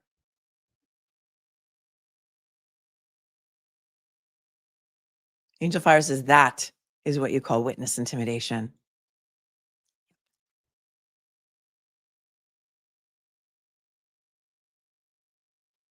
It does. Sounds like a mob move. Then on May 28th, they bill another 6.6 hours. Telephone call with B. Asher regarding project tasking, searched internet for social media profiles maintained by MD, Matt DeSogra, searched internet for general references to Matt DeSogra, reviewed interview transcript for potential impeachment material on Matt DeSogra, searched proprietary databases for references to DeSogra and court records, retrieved and reviewed available state and federal court records related to MD expert testimonies, drafted summary of findings. That was another $1,980. And then they spent on May 29th another 7 hours researching Richard Green and Matt DeSogra in collaboration with each other. There's only two of them, I think, who work for the company, somebody said.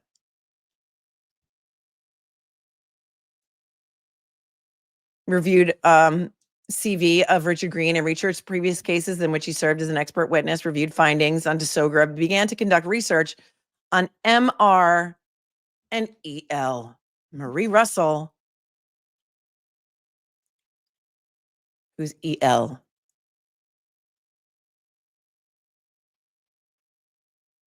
Dr. Labasada. Thank you, Michael. It just was on the tip of my tongue.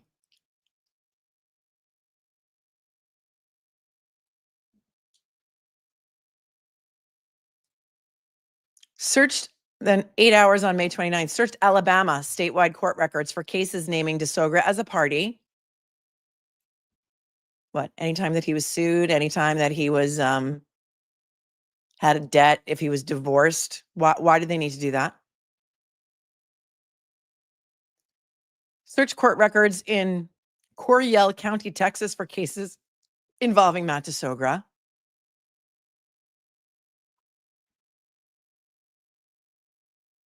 Search New Jersey court records for cases involving Matt DeSogra. Use Python scripts to search for social media username combinations possibly attributed to Matt DeSogra. Drafted summary of additional findings. Reviewed expert testimony prepared by Elizabeth Laposada. Conducted database research on Elizabeth Laposada. Identified Elizabeth Laposada's email addresses and telephone numbers for use in social media research, to the tune of $2,460. And Donnie B says, Jesus, just when you think it can't possibly get any worse, it does. And then it does again and again and again and again. They ran with the propaganda with Dr. Laposada, says Jules. They sure did, because they tried to impeach her about her handling of the fire, the nightclub fire in Rhode Island. They tried, and she was ready for it, and she shut them down, and it didn't work, because here's what they did on May 30th.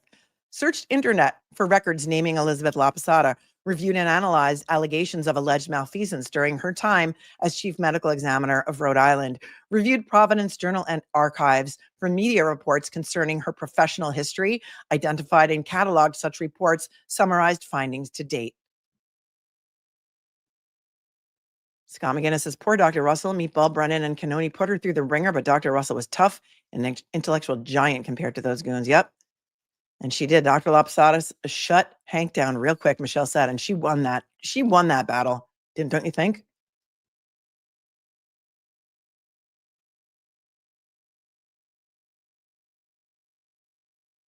On May 30th, the other person involved in this company Emails regarding research into Marie Russell, La Posada, and Richard Green conducted research in open sources, including court records, social media, news articles, and professional licensing databases, conferences with investigative staff on continuing research. That was another $2,520. May 30th, supported research on expert witness Marie Russell. Jane says this info is disgusting. It's disgusting. I was getting physically ill when I was reading this last night. Physically ill. This is how dirty and disgusting the persecution of Karen Read was. This is how afraid the Commonwealth was of the expert witnesses for the defense, and people are scared. And it didn't matter how much money it cost to try and win this. It didn't matter. This is a case that never should have been prosecuted to begin with, no less tried twice. Karen Read has lost everything, and this is how much money they spent to destroy her, to try to destroy her.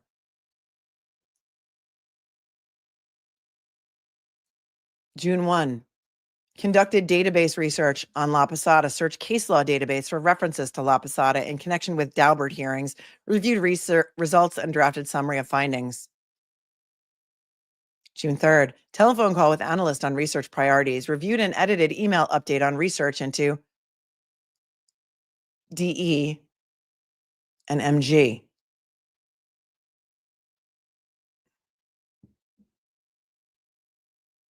DE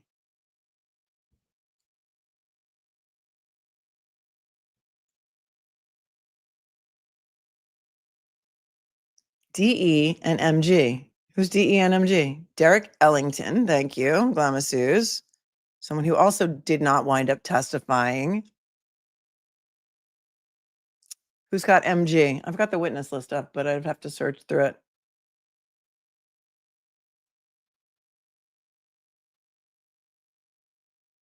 Denise says, looks like what desperate defense lawyers would do. Fits for Hank. He was the defense for the McAlberts, 100%. In some people's opinions, in my opinion, and some others people's opinions. Maggie Gaffney, MG.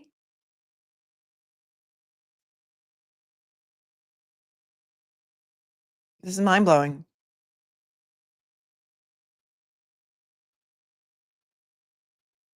Conducted research on 3 expert witnesses, identified the suspect's social media profiles of June 3rd, found several controversial social media posts naming DE.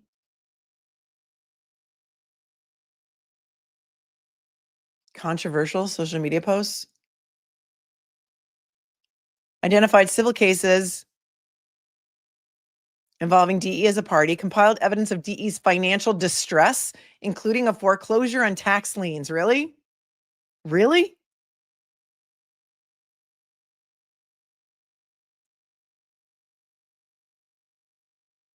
No, it was Michael Easter was his name, not Daniel Easter. It was Michael Easter.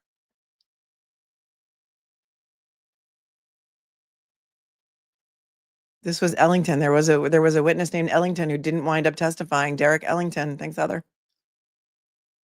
Evidence of his financial distress. Rescue Randy. That was it. Including a foreclosure and tax lien. How, in what world would that be relevant? Identified 3 civil complaints filed against DE, apparently related to his expert witness consulting practice. Conducted a public record search on GW. Garrett Wing. Identified 2 noteworthy cases involving Garrett Wing and his prior job as a police officer. Wow, they were really trying to scare these people off from testifying.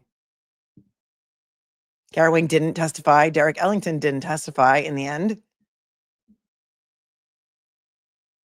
I wonder if they turned over all of this alleged impeachment evidence that they had this PI firm dig up on them. It's disgusting. It's just, I'm sickened. I'm physically ill.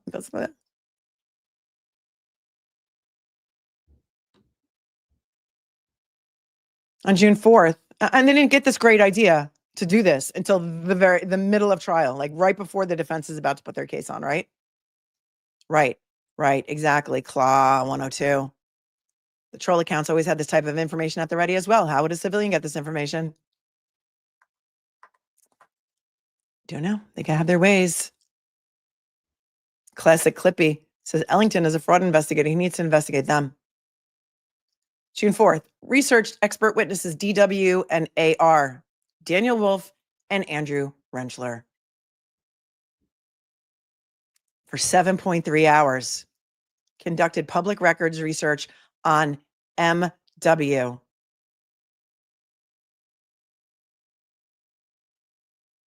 I'm assuming that's Dr. Wolf's wife. Researched the membership of DW's wife in the Free Karen Reed Facebook group. Identified 2 court orders prohibiting AR from testifying on medical issues. Andrew Rentschler.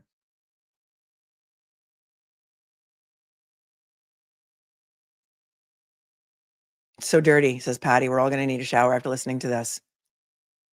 Research the membership of Daniel Wolf's wife in the Free Karen Reed Facebook group.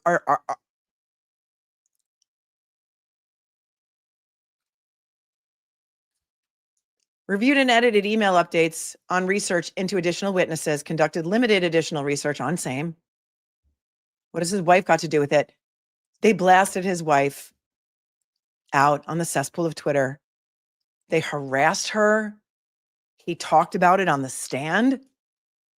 You want to talk about witness intimidation, Sandra? That's exactly what this really is.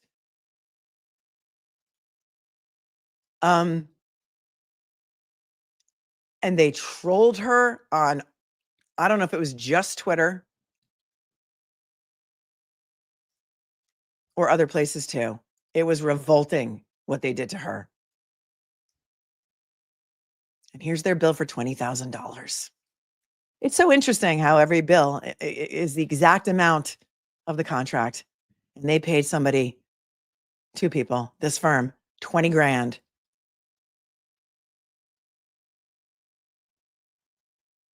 To dig up dirt on these people. I feel sick. I feel sick. How do you feel? And this is the Asher research.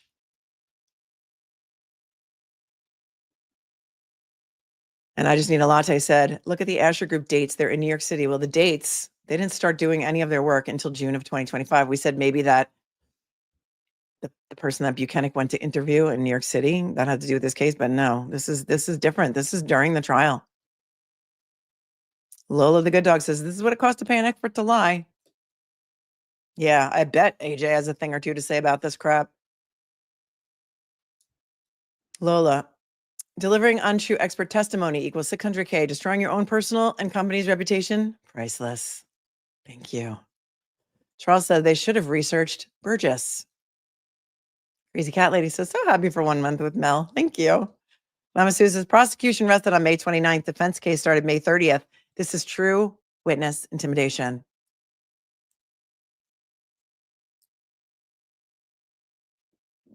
So they started doing their work on May 28th, the day before, 2 days before the defense started its case.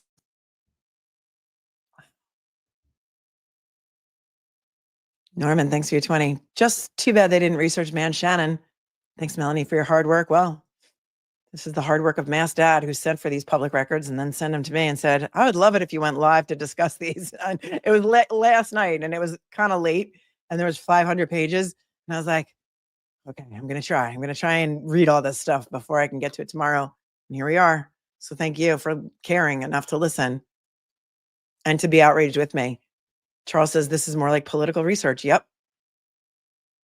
Charles can see it all the way from South Africa. And Good Citizen says he's the one that looked me up on LinkedIn. Who is these people? Asher? Kudos to Mass Dad.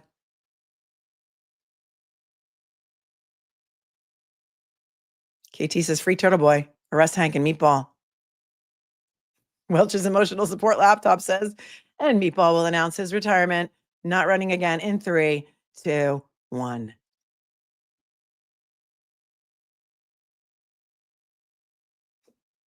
Legend Provocateur says it's disgusting, but is it illegal? I don't think it's illegal. Is it ethical? Is it disgusting? Is it gross? Is it witness intimidation? Is it something that a typical prosecution's office would do? Is analyst actually Kate Peter? That's a great point. It's not something that a typical prosecutor's office would do because they wouldn't have to. They would have confidence in their case. They wouldn't need to dig up dirt on expert witnesses of the defense. They wouldn't have to fight so hard to keep out the defense experts. They wouldn't be afraid of them. They would want the truth to come out because they would want justice, not just a conviction. Right? That's what's so mind-numbing about this.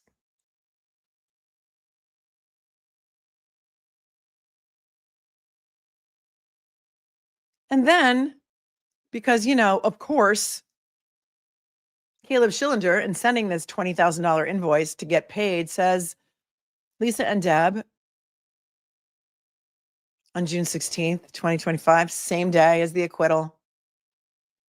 Copy of the Asher invoice is attached. This is the one and only invoice for their work. Please let me know if there are any changes that need to be made to the invoice before it's processed for payment. For example, the privileged and confidential header, XOXO, Caleb. Why is Caleb knee deep in this? I thought he was the appellate guy. Here's another company called Becker and Company entering into a contract with the DAs because we're not done yet.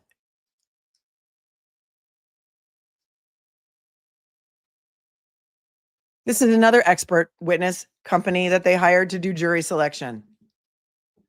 How much did they pay the first one? $10,000. This is Becker and Company. Melissa Cohen. They were hired to assist in juror selection also. There's no date on this. They agreed to conduct 18 social media searches for relevant information, along with the searches of various websites to be provided by the DA's office. The DA's office will provide Becker and Company with 15 names of jurors currently seated in the case of Commonwealth versus Karen Reed.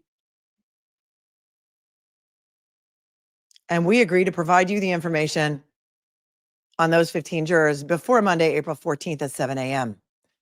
The scope of the research work will include social media searches to identify any potential bias or prejudice for or against the defendant. The remaining 3 individuals will be searched in the same manner listed above, and information on each of the remaining 3 individuals will be provided to the DA's office the following day by 7 a.m. And the total cost of researching all 18 of them is $5,400.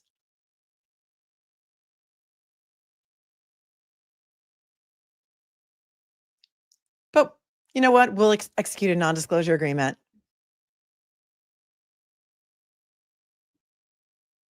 Why is this dated June 25th of 2025?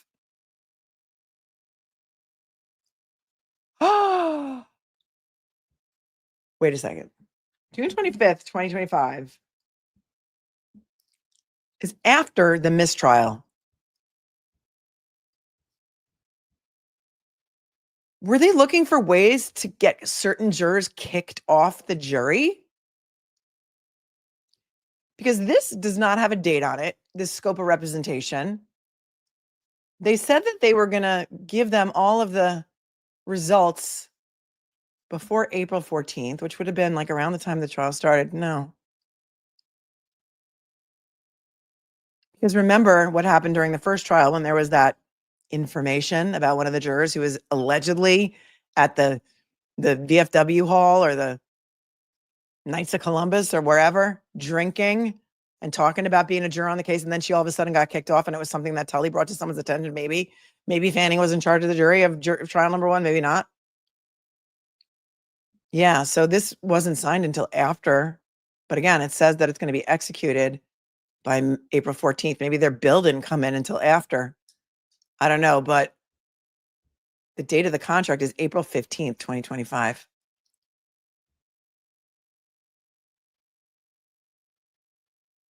They've got secrets they need to keep hidden. Yeah.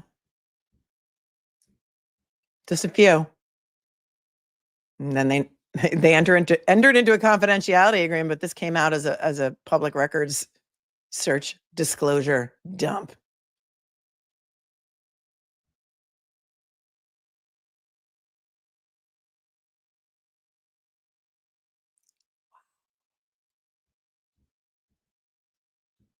XOXO, Margaret Krippendorf and Joseph Becker. After the fact, they entered into the non-disclosure agreement.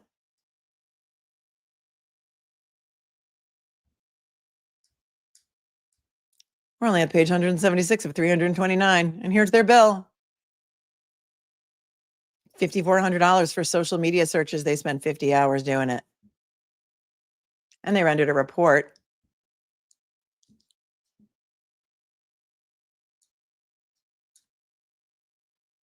Here's an invoice from Bodie Labs.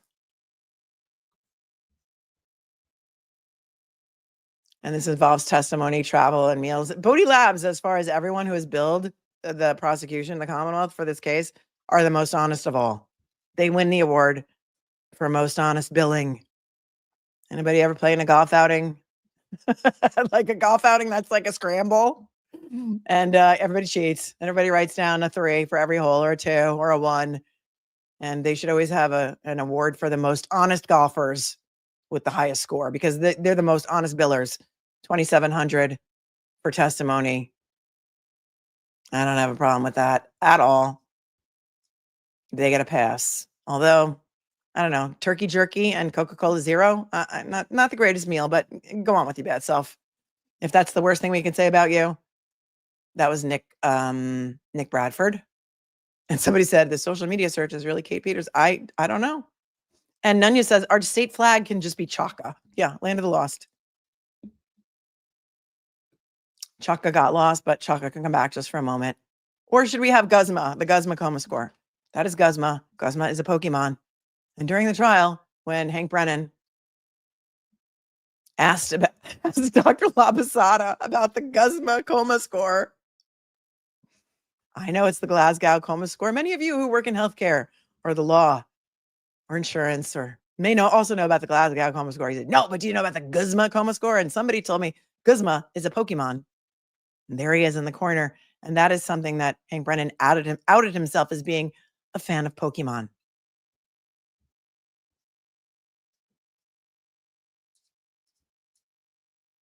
And then here's some tolls, because apparently he drove maybe from Pittsburgh, Nick Bradford of Bodie Labs. And then, can you imagine? They rubber stamp $600,000 worth of bills to Aperture.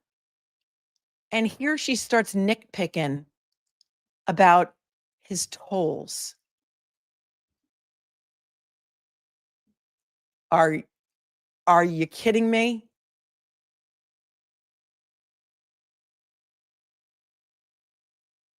Parking receipt says Pittsburgh Airport, and all the Ubers are for his round trip to airport and court here in Massachusetts. The toll receipt also shows Pittsburgh Toll Plaza pay-by-plate account. I have to assume he chose the correct one for his home. I don't disagree with these items. The receipts all do match up, and I made his travel out of the Pittsburgh Airport. Are you? This is what you choose?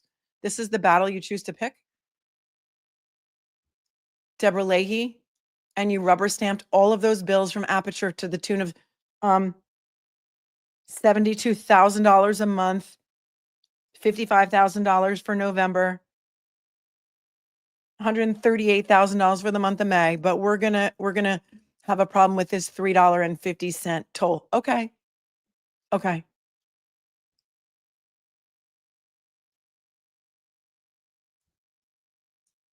I see where we're going. And then here's the mileage rates, because, the guy's charging like 30 cents for his miles. And,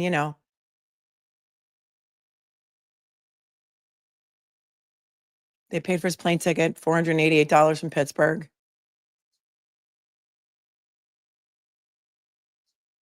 It's more travel and hotel for some of the experts. I know this makes you nauseous when I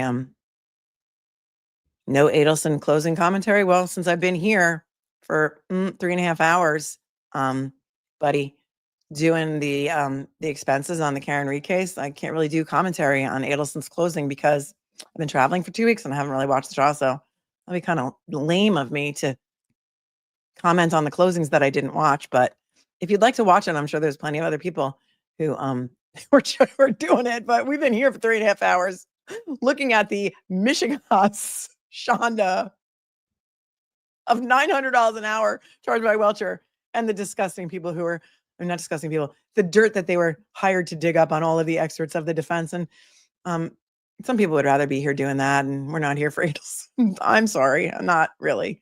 But I will promise you this. I will promise you this. A lot of people, because I said, I can't really get into the Adelson trial, and I couldn't commit to doing gavel to gavel because of all the traveling I had to do with my college kids and moving them into their apartments. But I said, somebody explained to me, because I didn't watch the other trials that happened in Adelson, and somebody said, and this was, I thought, a great analogy. They said, imagine Brian Higgins is in prison and Brian Albert is in prison, and then this is the trial for Jennifer McCabe. And I was like, oh, okay, now I get it. So I will promise you this. If and when there is a trial for Brian Higgins, Brian Albert, any other Alberts or McCabe's, I will be here covering that for you, gavel to gavel. I promise. I'm not going anywhere. And then there's Expedia receipts for Bodie Labs. And let me see, did anybody else go through these 500 pages? There's Carl Miyasako's travel. He also testified for Bodie, and then his payment. And then there is the contract for James Crosby. Okay, let's get to that. James Crosby, who was never came in to testify, but did go to Vermont to look at Chloe/Cora. Allegedly took bite molds and stuff. Remember? Kylie says Wendy's trial will be the one to watch anyway. I mean, it's just silly for me to do it piecemeal, like I haven't watched the whole trial. So for me to just come in to try and get clicks and likes and views to do the closings just didn't make sense to me. What I'm very upset about missing is the Cardi B trial, because I was putting together furniture like a mofo, and that Cardi B trial was fire. And I'm so sad that it was over before I got to cover it. I'm so sad, because I am not, look, I don't really know who Cardi B is. I'm not a rap fan. I don't know anything about her music, but her testimony was fire. And the fact that the case was dismissed and it was a defense verdict, I was like, it was a thing of beauty. It was a thing of beauty. It was so funny. And I feel like it's too late to go over it now, because the trial's over and there was a defense verdict, and that woman security guard who tried to sue Cardi B for 24 mil got squeeta. She got squeeta. And she was a great witness. And every day I would just tune in to see what she was wearing, Cardi B. And I mean, talk about honest, but what was really funny was, did any of you guys see like her interviews after court? And one of the paparazzi was like yelling something at her, and she started like waving her finger in his face and pointing and pointing and pointing after the case was dismissed. And I was like, oh my God, she's doing exactly what security said she was doing to her with her finger when she allegedly scratched her face and caused a scar. Right? That was a different time when she threw the pen at the paparazzi who asked her about the paternity of her child that she's pregnant with now, I guess. But this was another thing. She was pointing at somebody when she was in the car. She's like, I've been nice to you, and I've been nice to you. And that was a mean thing. Well, whatever it was. I was like, oh my God, thank God the case has already been dismissed, because here she is pointing her finger, doing exactly what that security guard said she was doing, but the jury didn't buy it. I also found it interesting that it was a 12-person jury in a civil case. It's usually a 6-person jury in New York. So I don't know what that was all about, but it was comedy gold. It was not as good as Fonnie Willis, but it was up there. It was up there in comedy gold central for court watching. And so I hope some of you guys got to enjoy it, because it was good. And it would have been a great palate cleanser for those who did not want to watch the Donna Adelson trial. So there's that. Are the openings over? I mean, the closing's over? And actually, I was just joking with you. I didn't mean to, I wasn't being mean to you when I pulled your comment up and said that I wasn't covering the closing because I've been here. Because, somebody will say that I'm mean to my chat. I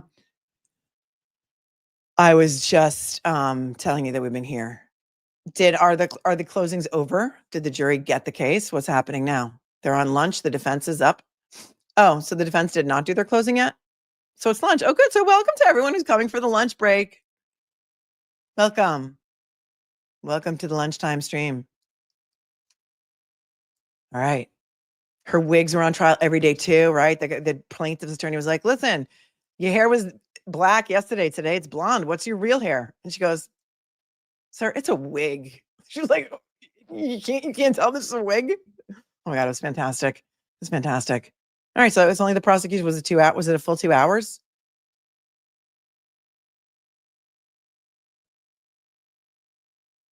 Wait, so the prosecution closes first?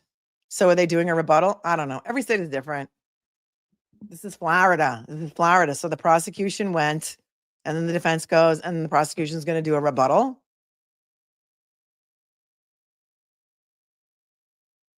Oh, you guys want to watch it again? It was so funny. Yeah, her head is raw from all the wigs. If you guys didn't watch it, I would love to do it and do like a quick review of it because it was so fun. It was so fun. All right, here's James Crosby's contract with the County of Norfolk DA's office, and for the Karen Reed case, his contract was capped at,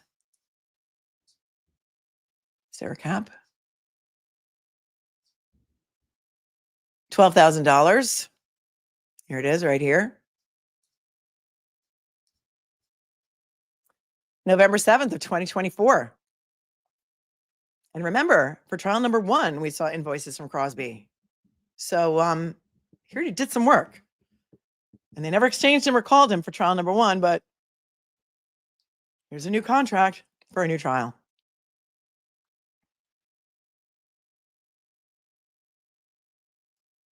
Here's his retainer agreement. The initial review of the evidence, materials, and discovery will be at $5,000 flat. Any further work, $200 an hour, or any part thereof in 15-minute increments. Well, that's pretty reasonable, $200 an hour. Trial appearance, flat rate of $1,000. That would have been the cheapest expert they could have had for $1,000 a day to testify. Or if I come to trial to watch some other experts, $500 a day, maximum of $12,000. And then he puts in, you have had the opportunity to investigate and verify my credentials, and you agree that I'm qualified to perform the services described in the contract. Well, you know whose qualifications they did not investigate and verify was Shannon Purchases. Well, signed by Michael Marcy. Another thing that Michael Marcy signed November 7th, 2024. Wilshires Emotional Support Laptop says Georgia's closing was not her best work. Okay.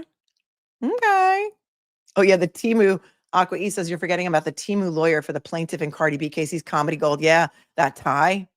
Man, let me tell you something. I'm a plaintiff's lawyer.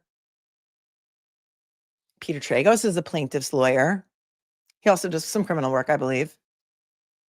Plaintiff's lawyers are paid on contingency. Usually make a lot of money because they get a third of whatever they recover. If they don't recover, they don't get paid. And they usually have excellent wardrobes. They drive nice cars. I don't know. I don't know what. Maybe he said he took it over from another lawyer. Maybe the other lawyer like dropped it. And was like, yeah, I can't. I'm not. I don't want your case anymore. I'm out. And then this guy picked it up thinking he was going to get a quick settlement. But Cardi B was like, I'm not going to settle. You will not sue me, and I will not settle with you. So it was great. Yeah, it was funny. But plaintiff's lawyers are usually better dressed than that. That's all I'm saying. All right, so James Crosby did some things and stuff. And in fact, he went to Burlington, Vermont with Yuri Buchanan and David DeCicco in November to find Cora / Chloe at some unknown location with some undisclosed new owner who allegedly maybe was a veterinarian, and maybe everyone put a 1 in the chat if you would like Mel to review the Cardi B case, the Cardi B trial. Thank you, Lola the good dog. Anybody who wants to do it, put a 1 in the chat because I mean, it could be so much fun. We need to laugh. We need to laugh because if we do this all day, 500 pages of expenses, we will just cry all the time. Oh, good. I'm glad you guys want to do it. Let's do it, everyone. Let's do it. Let's do it tomorrow. That'll be what we'll do tomorrow. Yay. But more than just Cardi's testimony. Oh, yes. We got to do the testimony of the plaintiff. We got to do the testimony of the woman who worked in the doctor's office who broke them up. There's a lot of things that we could do, and it'll be fun. It's a good palate cleanser.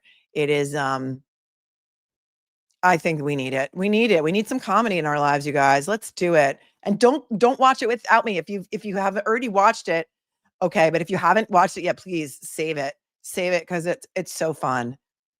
Total spent on experts and Karen Reed's retrial, according to Glamis News, is $1.42 million and change. Just for trial number 2? Or you mean, how could that be? 600 to Aperture? Oh, you mean all the experts together, not just Commonwealth side? Okay, you guys are here for it. Yes, I mean, I had a thumbnail made and everything, and you know what my thumbnail was Cardi B claws back. I thought that was so genius because she was accused of scratching the woman's face with her nails. Cardi B claws back. I had it done, and then it was over, and I was so sad. Okay, good. Don't spoil it. You guys are amazing. Oh, good. Let's do it together. It'll be so fun. You could dress up in costumes, 100%. Everybody should wear a wig. Wear a wig. Dress up in costumes. It is like the hair, the makeup, fired. She almost fell asleep during closings. It was so good. Oh, you guys are so excited. I'm so excited that you're so excited. Thank you for indulging me. We need it. Tomorrow, we're doing it. Good. Because tomorrow, you know, it's going to happen. It's going to be Verdict Watch all day on Donna Adelson. So we'll get some more people going to come in and watch it with us. And a lot of people missed it because of the Donna Adelson trial. And so everyone do your nails. I need a fill-in so badly. It's gross. It's gross. It's terrible. Jason's wigs are in the shop, but you know, you do you. You do you. Perfect Friday. It's a perfect Friday. Yes. Oh no. Detectives but snarkasm says, because it's you, Melanie, I will try to watch Cardi B. No. You need to watch it. It's a personal injury lawsuit. It is a personal injury. Let me just give you a little brief rundown. A personal injury lawsuit against Cardi B. She's a rapper who became famous apparently in 2018. And that's when this case happened. This alleged case. Cardi B went to a Beverly Hills OBGYN on a Saturday. They closed the entire office for her just so she could come in. And she went in and she leaves her security guard in the lobby because, you know, she's pregnant. Nobody knows yet. She's like early pregnancy. And like, nobody wants to tell that you're pregnant. You're a celebrity. You don't want everyone to know that you're pregnant. And she comes out the elevator to go into this doctor's office that she's never seen before. Her first and only visit to this guy. And when she comes out of the elevator, she's accosted by this security guard who's on her phone. She's supposed to be working, but she's on her phone. She's like, oh my God, it's Cardi B. Oh my God, it's Cardi B. And then she starts allegedly videotaping Cardi B. And Cardi B's like, why are you videotaping me, girl? I'm going to the doctor. Aren't you supposed to be working? Like, leave me alone. They get into a little verbal altercation. And the plaintiff says Cardi B scratched her on the face and caused a scar. And she wants $24 million. And boy, there's always at least 3 sides to every story. The 3 sides are good. And it's good. Awesome. All right. Back to James Crosby's billing records. January 12th, 2025. To Hank Brennan. Here's his $5,000 retainer, 25 hours at $200 an hour. And then he went to Burlington, Vermont for the investigation of Chloe Cora. He rebooked his hotel on his personal card due to delay in arrival. And airline prior charges should have been refunded to your office. I don't know what this is, but 2 days of travel at $200. That's cheap. And his bill was $5,000, just shy of $6,000. $5,957.61. I think he went and took some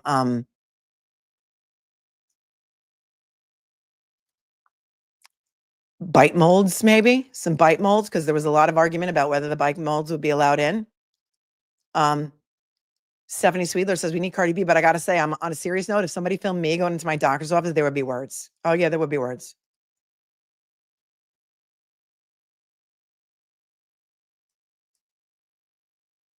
And so there's the bill. Approved. Of course it was approved because they needed him to go to Vermont.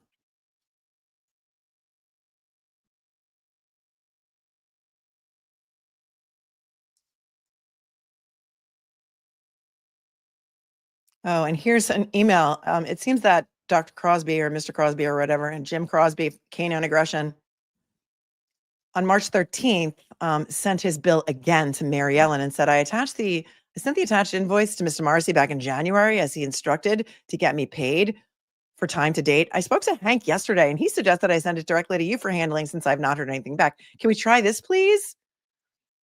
He couldn't even get paid. Once this goes through, then we will add another invoice for time spent since this invoice closed. He stayed at the Hilton Garden Inn in Burlington downtown as well with Yuri and DeChico. I think that was the same hotel, right? He too got 2 queen beds and I don't know. It was a total of 3 nights, $557. And there's his travel arrangements. They were traveling from Jacksonville, Florida to Burlington, Vermont, December 4th through 7th.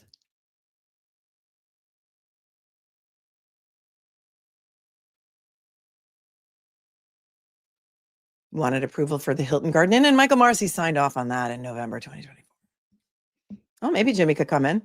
Yeah, that'd be cool. If Jimmy's always welcome to come in. Whoever wants to come in could come in. We could do it all together. It'd be fun. It'd be fun. It'd be comedy gold. June 26, 2025. Here's another bill. I didn't get to this last night. I fell asleep. Another bill from James Crosby. His final bill, 49 hours of research from January to June, $9,800. And then he discounted his rate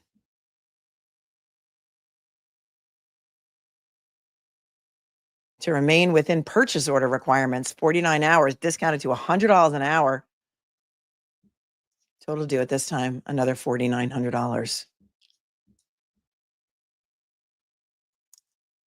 DA's office ordered an expedited transcript of Dr. Russell's testimony in January 2025 at $1.50 a page, $376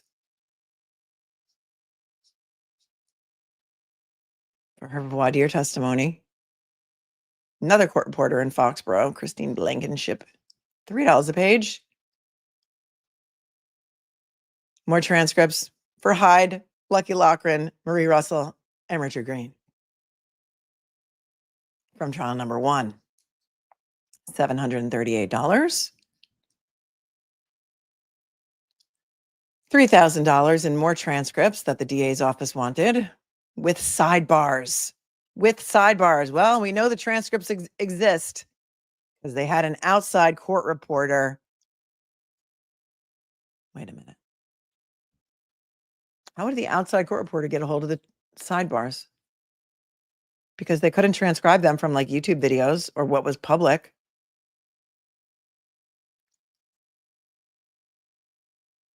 And the court reporter on duty in 2024 was Nancy. I want to see the sidebar so bad too.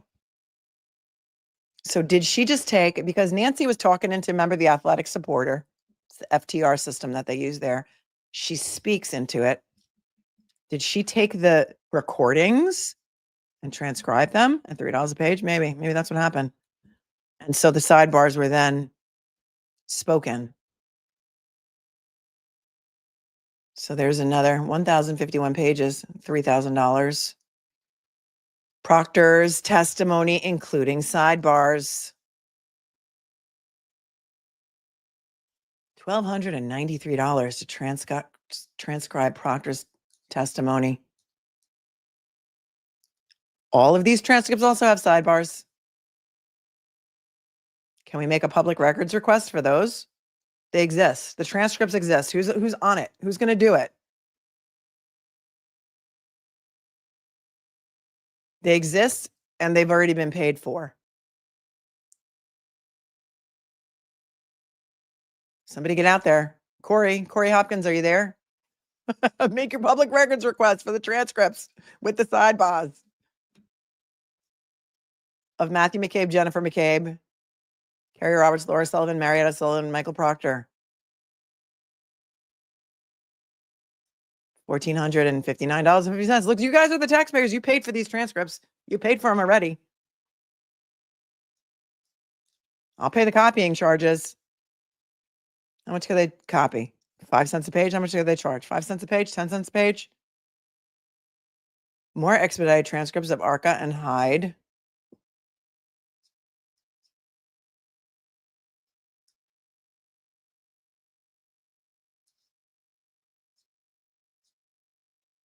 And transcripts are a normal course of doing business. It is very normal to order transcripts. Here's $1,000 for more expedited transcripts on Buchanan.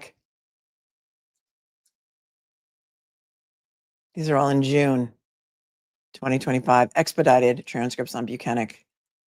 Another $1,000 there. Another $2,300 for expedited transcripts of opening statement, McCabe, Wolf, Daniel Wolf, and sidebar.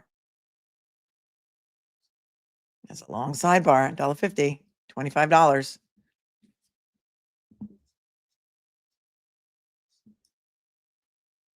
Proctor testimony, Barrows, Joe Paul testimony. This is from the prior trial, from the 2024 trial. And these are from September 2024. These invoices, $2,000 there. With sidebars, transcripts with sidebars. This is from trial number 1 now. Another $3,000 there. Trial transcripts, 522. So let me just see. So we know they exist. My mind is broken too. I'm going to scroll through and see if there's anything here of note, because we've been doing this for 4 hours now. It's a lot of papers, a lot of papers. All right, well, there's a bill from Jessica Hyde for trial 2. Her contract has a maximum.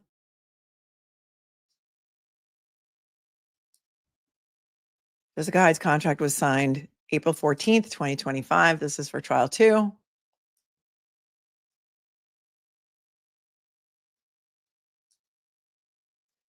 Maximum contract obligation, $29,365.64.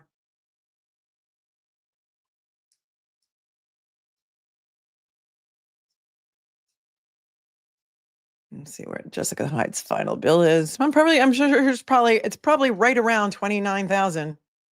Whatever number I said. Oh, then they wanted to amend it for another 14,000.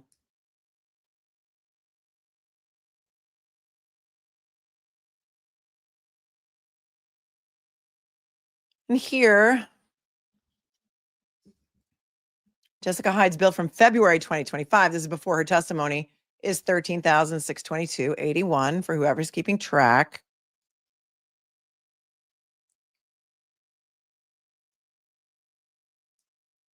And she has another bill,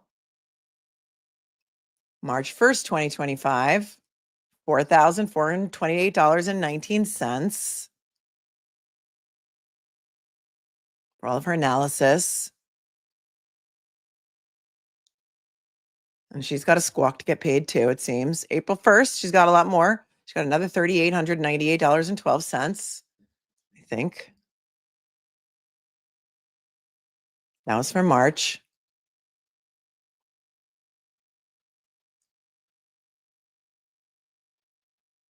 This is the May bill, May 4th.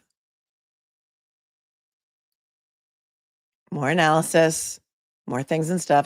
Just shy of $8,000, $7,900, $17.94. And her bill for June is another $5,372.61.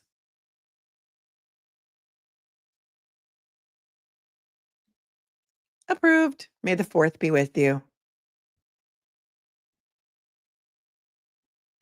And then she's got a rental car. She came from Syracuse. She's not from New York City. Why can't the courthouse afford? Is this why the courthouse can't afford AC? Yeah. Well, they just got Wi-Fi before Karen Reed's first trial. So really, do you expect it to be comfortable in there? Here's the bill for May. Here's another. This is including testimony and deposition. Well, there was no deposition of her, was there? Maybe she meant voir dire. Another $7,412.52. I don't know if anybody's keeping track of Jessica Hyde. I didn't realize she had this many bills because I fell asleep. Her flight from Syracuse.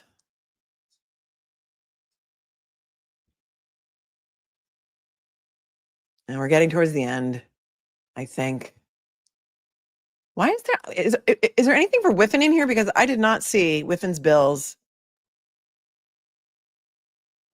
in the first trial dump either.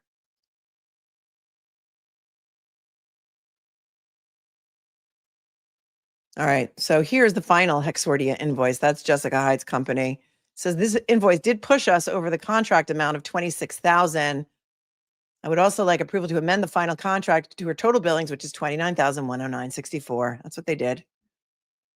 $29,109.64 to Jessica Hyde, so approximately 30 grand. XOXO, Jessica Hyde, may the 4th be with you. Here's Ian Whiffen's flight. $2,000. Can we see Ian Whiffen's bill, please? Sorry, I'm making you dizzy. Let me just scroll through this myself.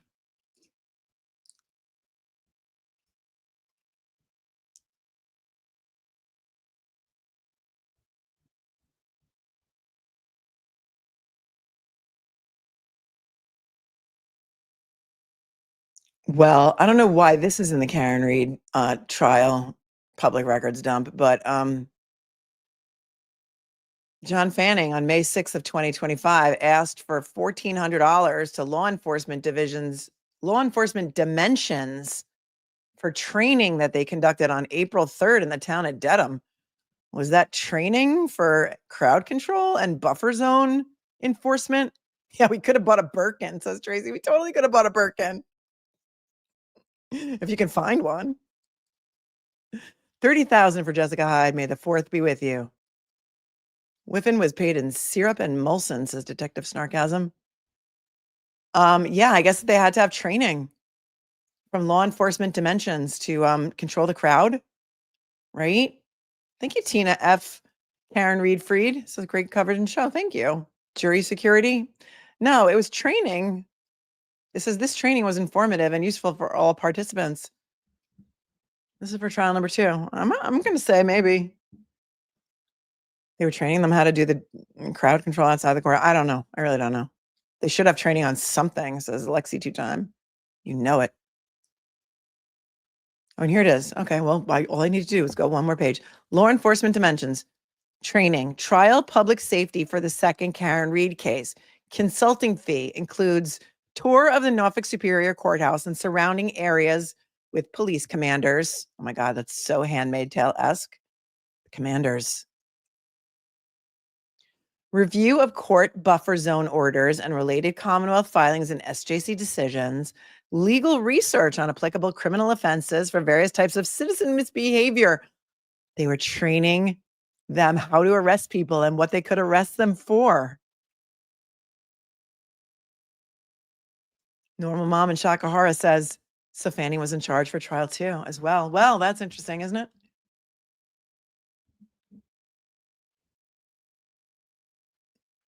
Wow.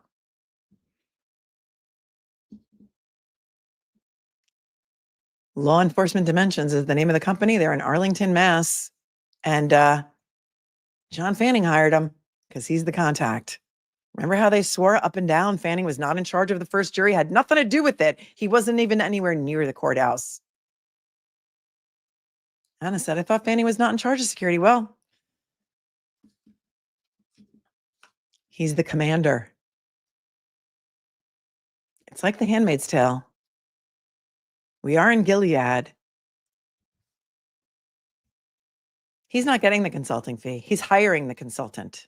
So he's submitting the bill for them. Here's what they did. Training. Trial. Public safety for the second Karen Reed case. Consulting fee includes Torah. So it's not Fanning who's billing. It's the company. Unless it's his company, but I don't think it is. I think he was just the contact. Legal research on applicable criminal offenses for various types of citizen misbehavior within and outside the buffer zone. Preparation of PowerPoint slides and 2-hour presentation to police. They did a PowerPoint presentation to the police on enforcement activities and First Amendment freedoms related to the trial. I want the PowerPoint. Who's going to request it? They billed it to the Karen Reed trial. They did a 2-hour presentation. The presentation was audio and video recorded for the officers who could not attend. I said, oh, yeah, that's right. They were arresting people for walking or wearing things the wrong way. Yep. Yeah, they should have known how to do that already. I agree. But no, apparently they didn't. They just didn't. Ongoing response to phone calls pertaining to specific enforcement issues that arise during the trial. And for all of that work, only $1,400. Seems like a bargain. After looking at the invoices for Aperture, it's like a bargain. Bargain basement prices, but I want to see the PowerPoint. Women's on time delay payment, right? There's the contract. Oh, wait, who's Mary Ellen Gray? Oh, Mary Ellen Gray. That's the pencil skirt paralegal for Hank Brennan, right? Let's see how much they paid her.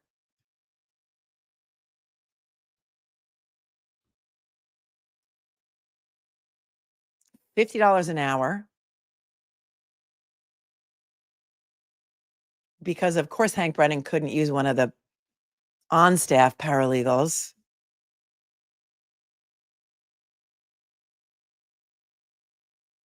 She's hired with a contract of October 1st, 2024 through June 30th of 2025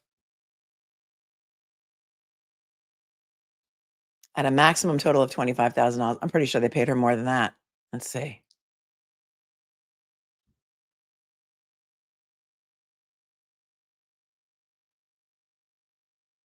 Her contract was signed 10/11/24. She's a paralegal.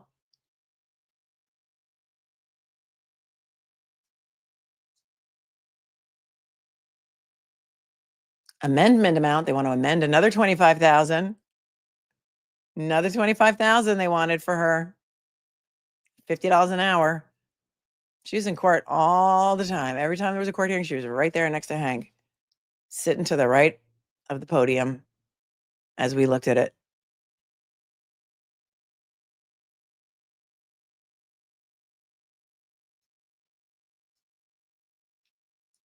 Oh, another amendment for another $20,000. Who's keeping track? Yeah, we know they didn't charge for Grammarly. Well done in Lemonade. They sure didn't. Hank Brennan. Oh, that reminds me. Hello, my name is Hank Brennan. His paralegal hates him. She called him Hank Brennan in one of the motions, and we couldn't stop laughing. Maximum obligation contract now, it's at $70,000.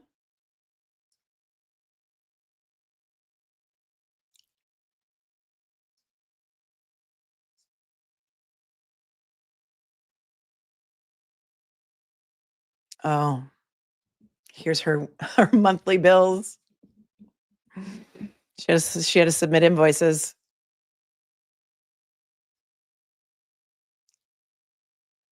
$3,700 for the month of October.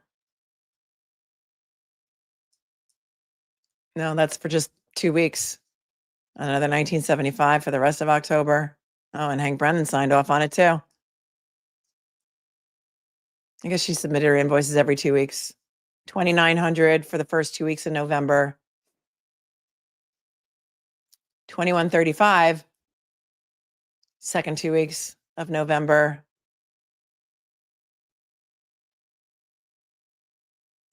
$3,155 for the first 2 weeks of December. $1,725 for the rest of December. Oh no, there's another bill. Every 2 weeks, another $4,000 here. These are all of her invoices for whoever wants to go through and add them all up. Another $44.60 here.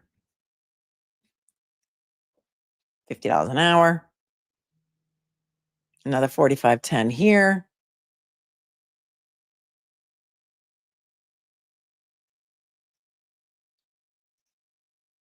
$90 hours she worked for those 2 weeks. Oh, here for this 2 week period, she worked 150 hours. March 2025, $75.65.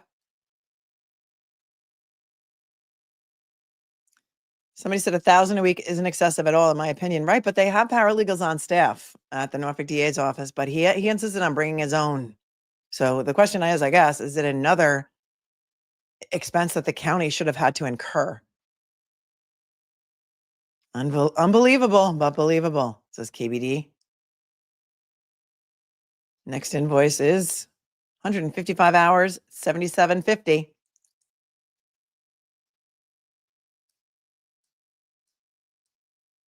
197 hours, $98.50. Getting into trial time. 196 hours at $98.25. She's working 100-hour weeks now as she's getting into May. $39.50 through from June 4th until the date of the mistrial.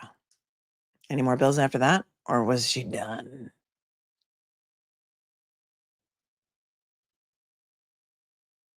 Anybody add that up? All right, moving on. This is McGill and Associates. That was the court reporting. We went through all those bills at the beginning.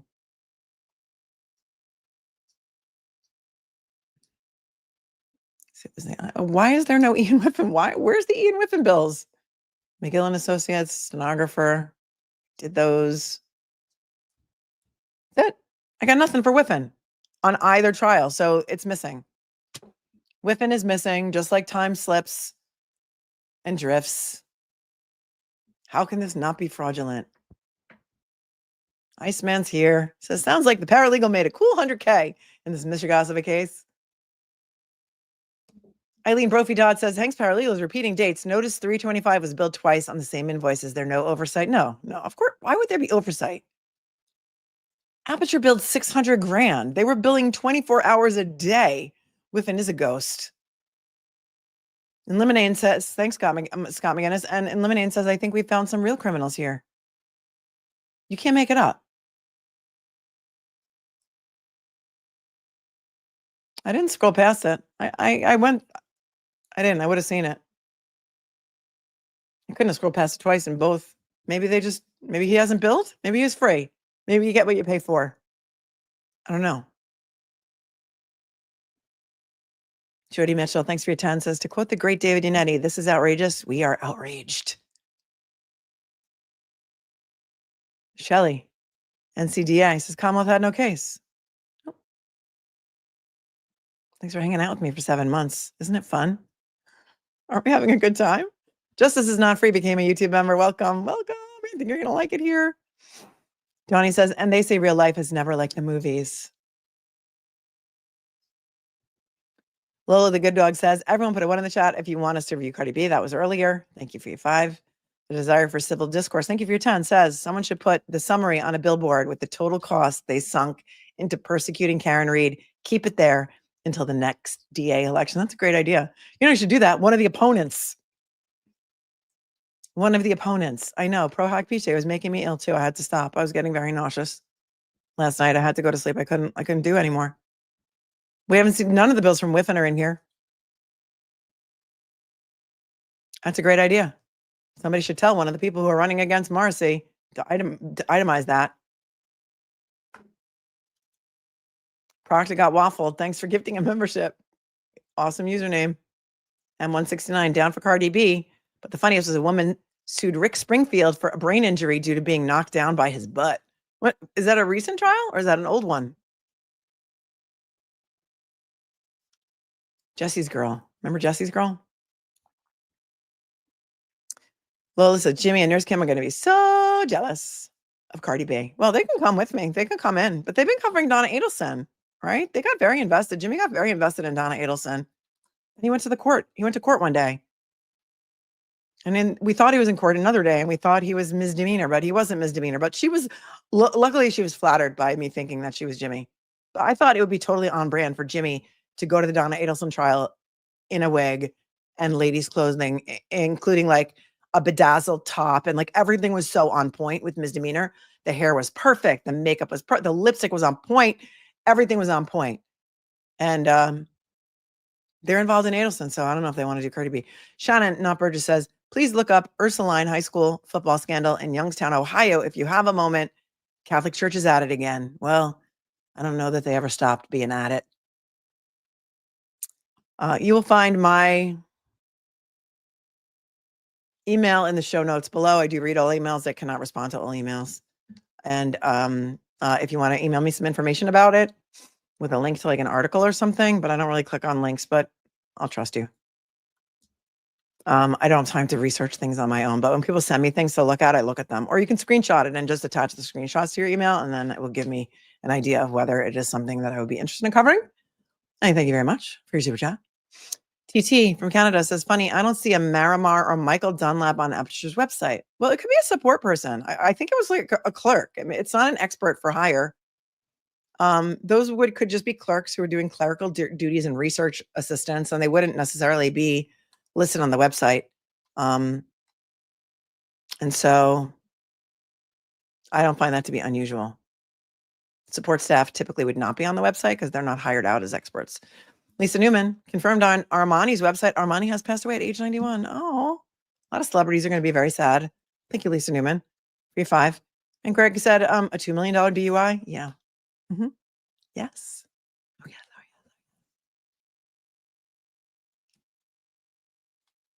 yeah. Young Jerks have posted itemized summary of costs of their site. Ian Whiffen was $2,659 for trial 1 or trial 2.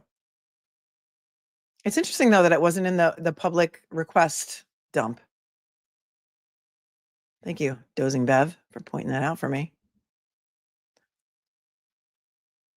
All right, what have we learned today, my friends? What have we learned?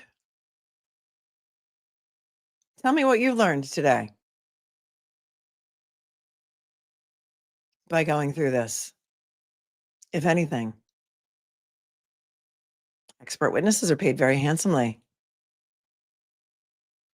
The Commonwealth will stop at nothing when they're afraid.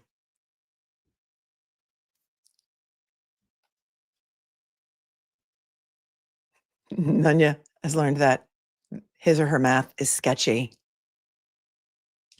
Well, Cupcake says all of our suspicions were well-founded. Mm-hmm. The government washes money. We've learned that there's no dollar limit on injustice.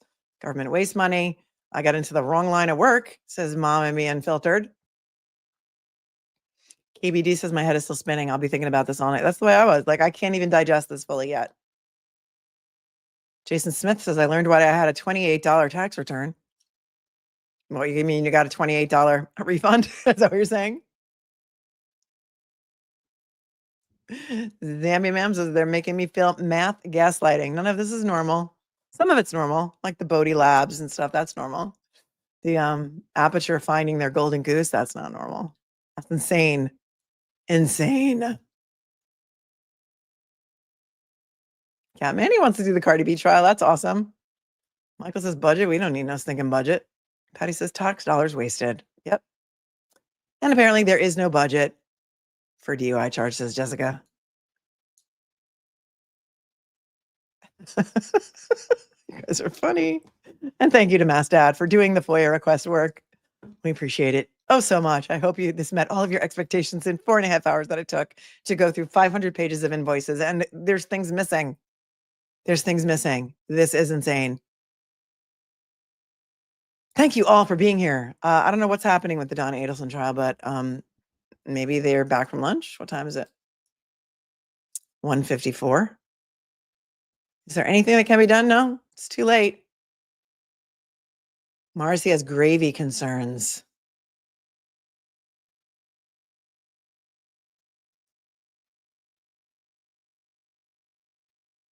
Gravy concerns. Constitution is sad. All right, why don't we come back tomorrow and we'll go over the Cardi B trial. Let's spend the day doing that, shall we? Tomorrow's Friday. It's a great way to go into the weekend. I think that'd be fun. How about that? Yeah, I can't wait to see how much they spend on Turtle Boy stuff. I can't wait either. I cannot wait. No one did a cost-benefit analysis at all. Austin's hearing is now Austin. Who's Austin?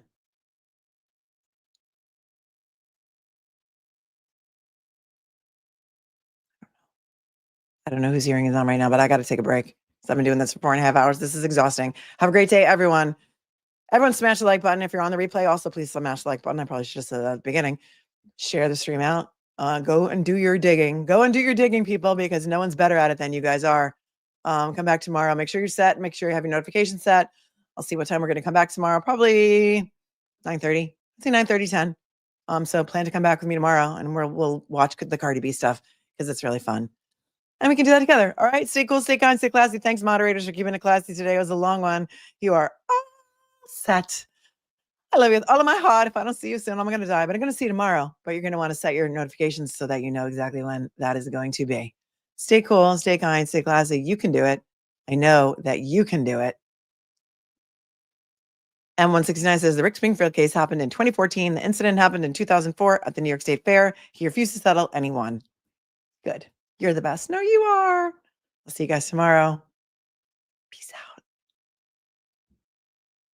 And I will submit an invoice to the state. Can you believe they charged $135 to transcribe my YouTube presentation with Garrett Wang? That is, I think, the most amazing thing that I learned today. Okay. Peace out, guys. Have a great rest of your day.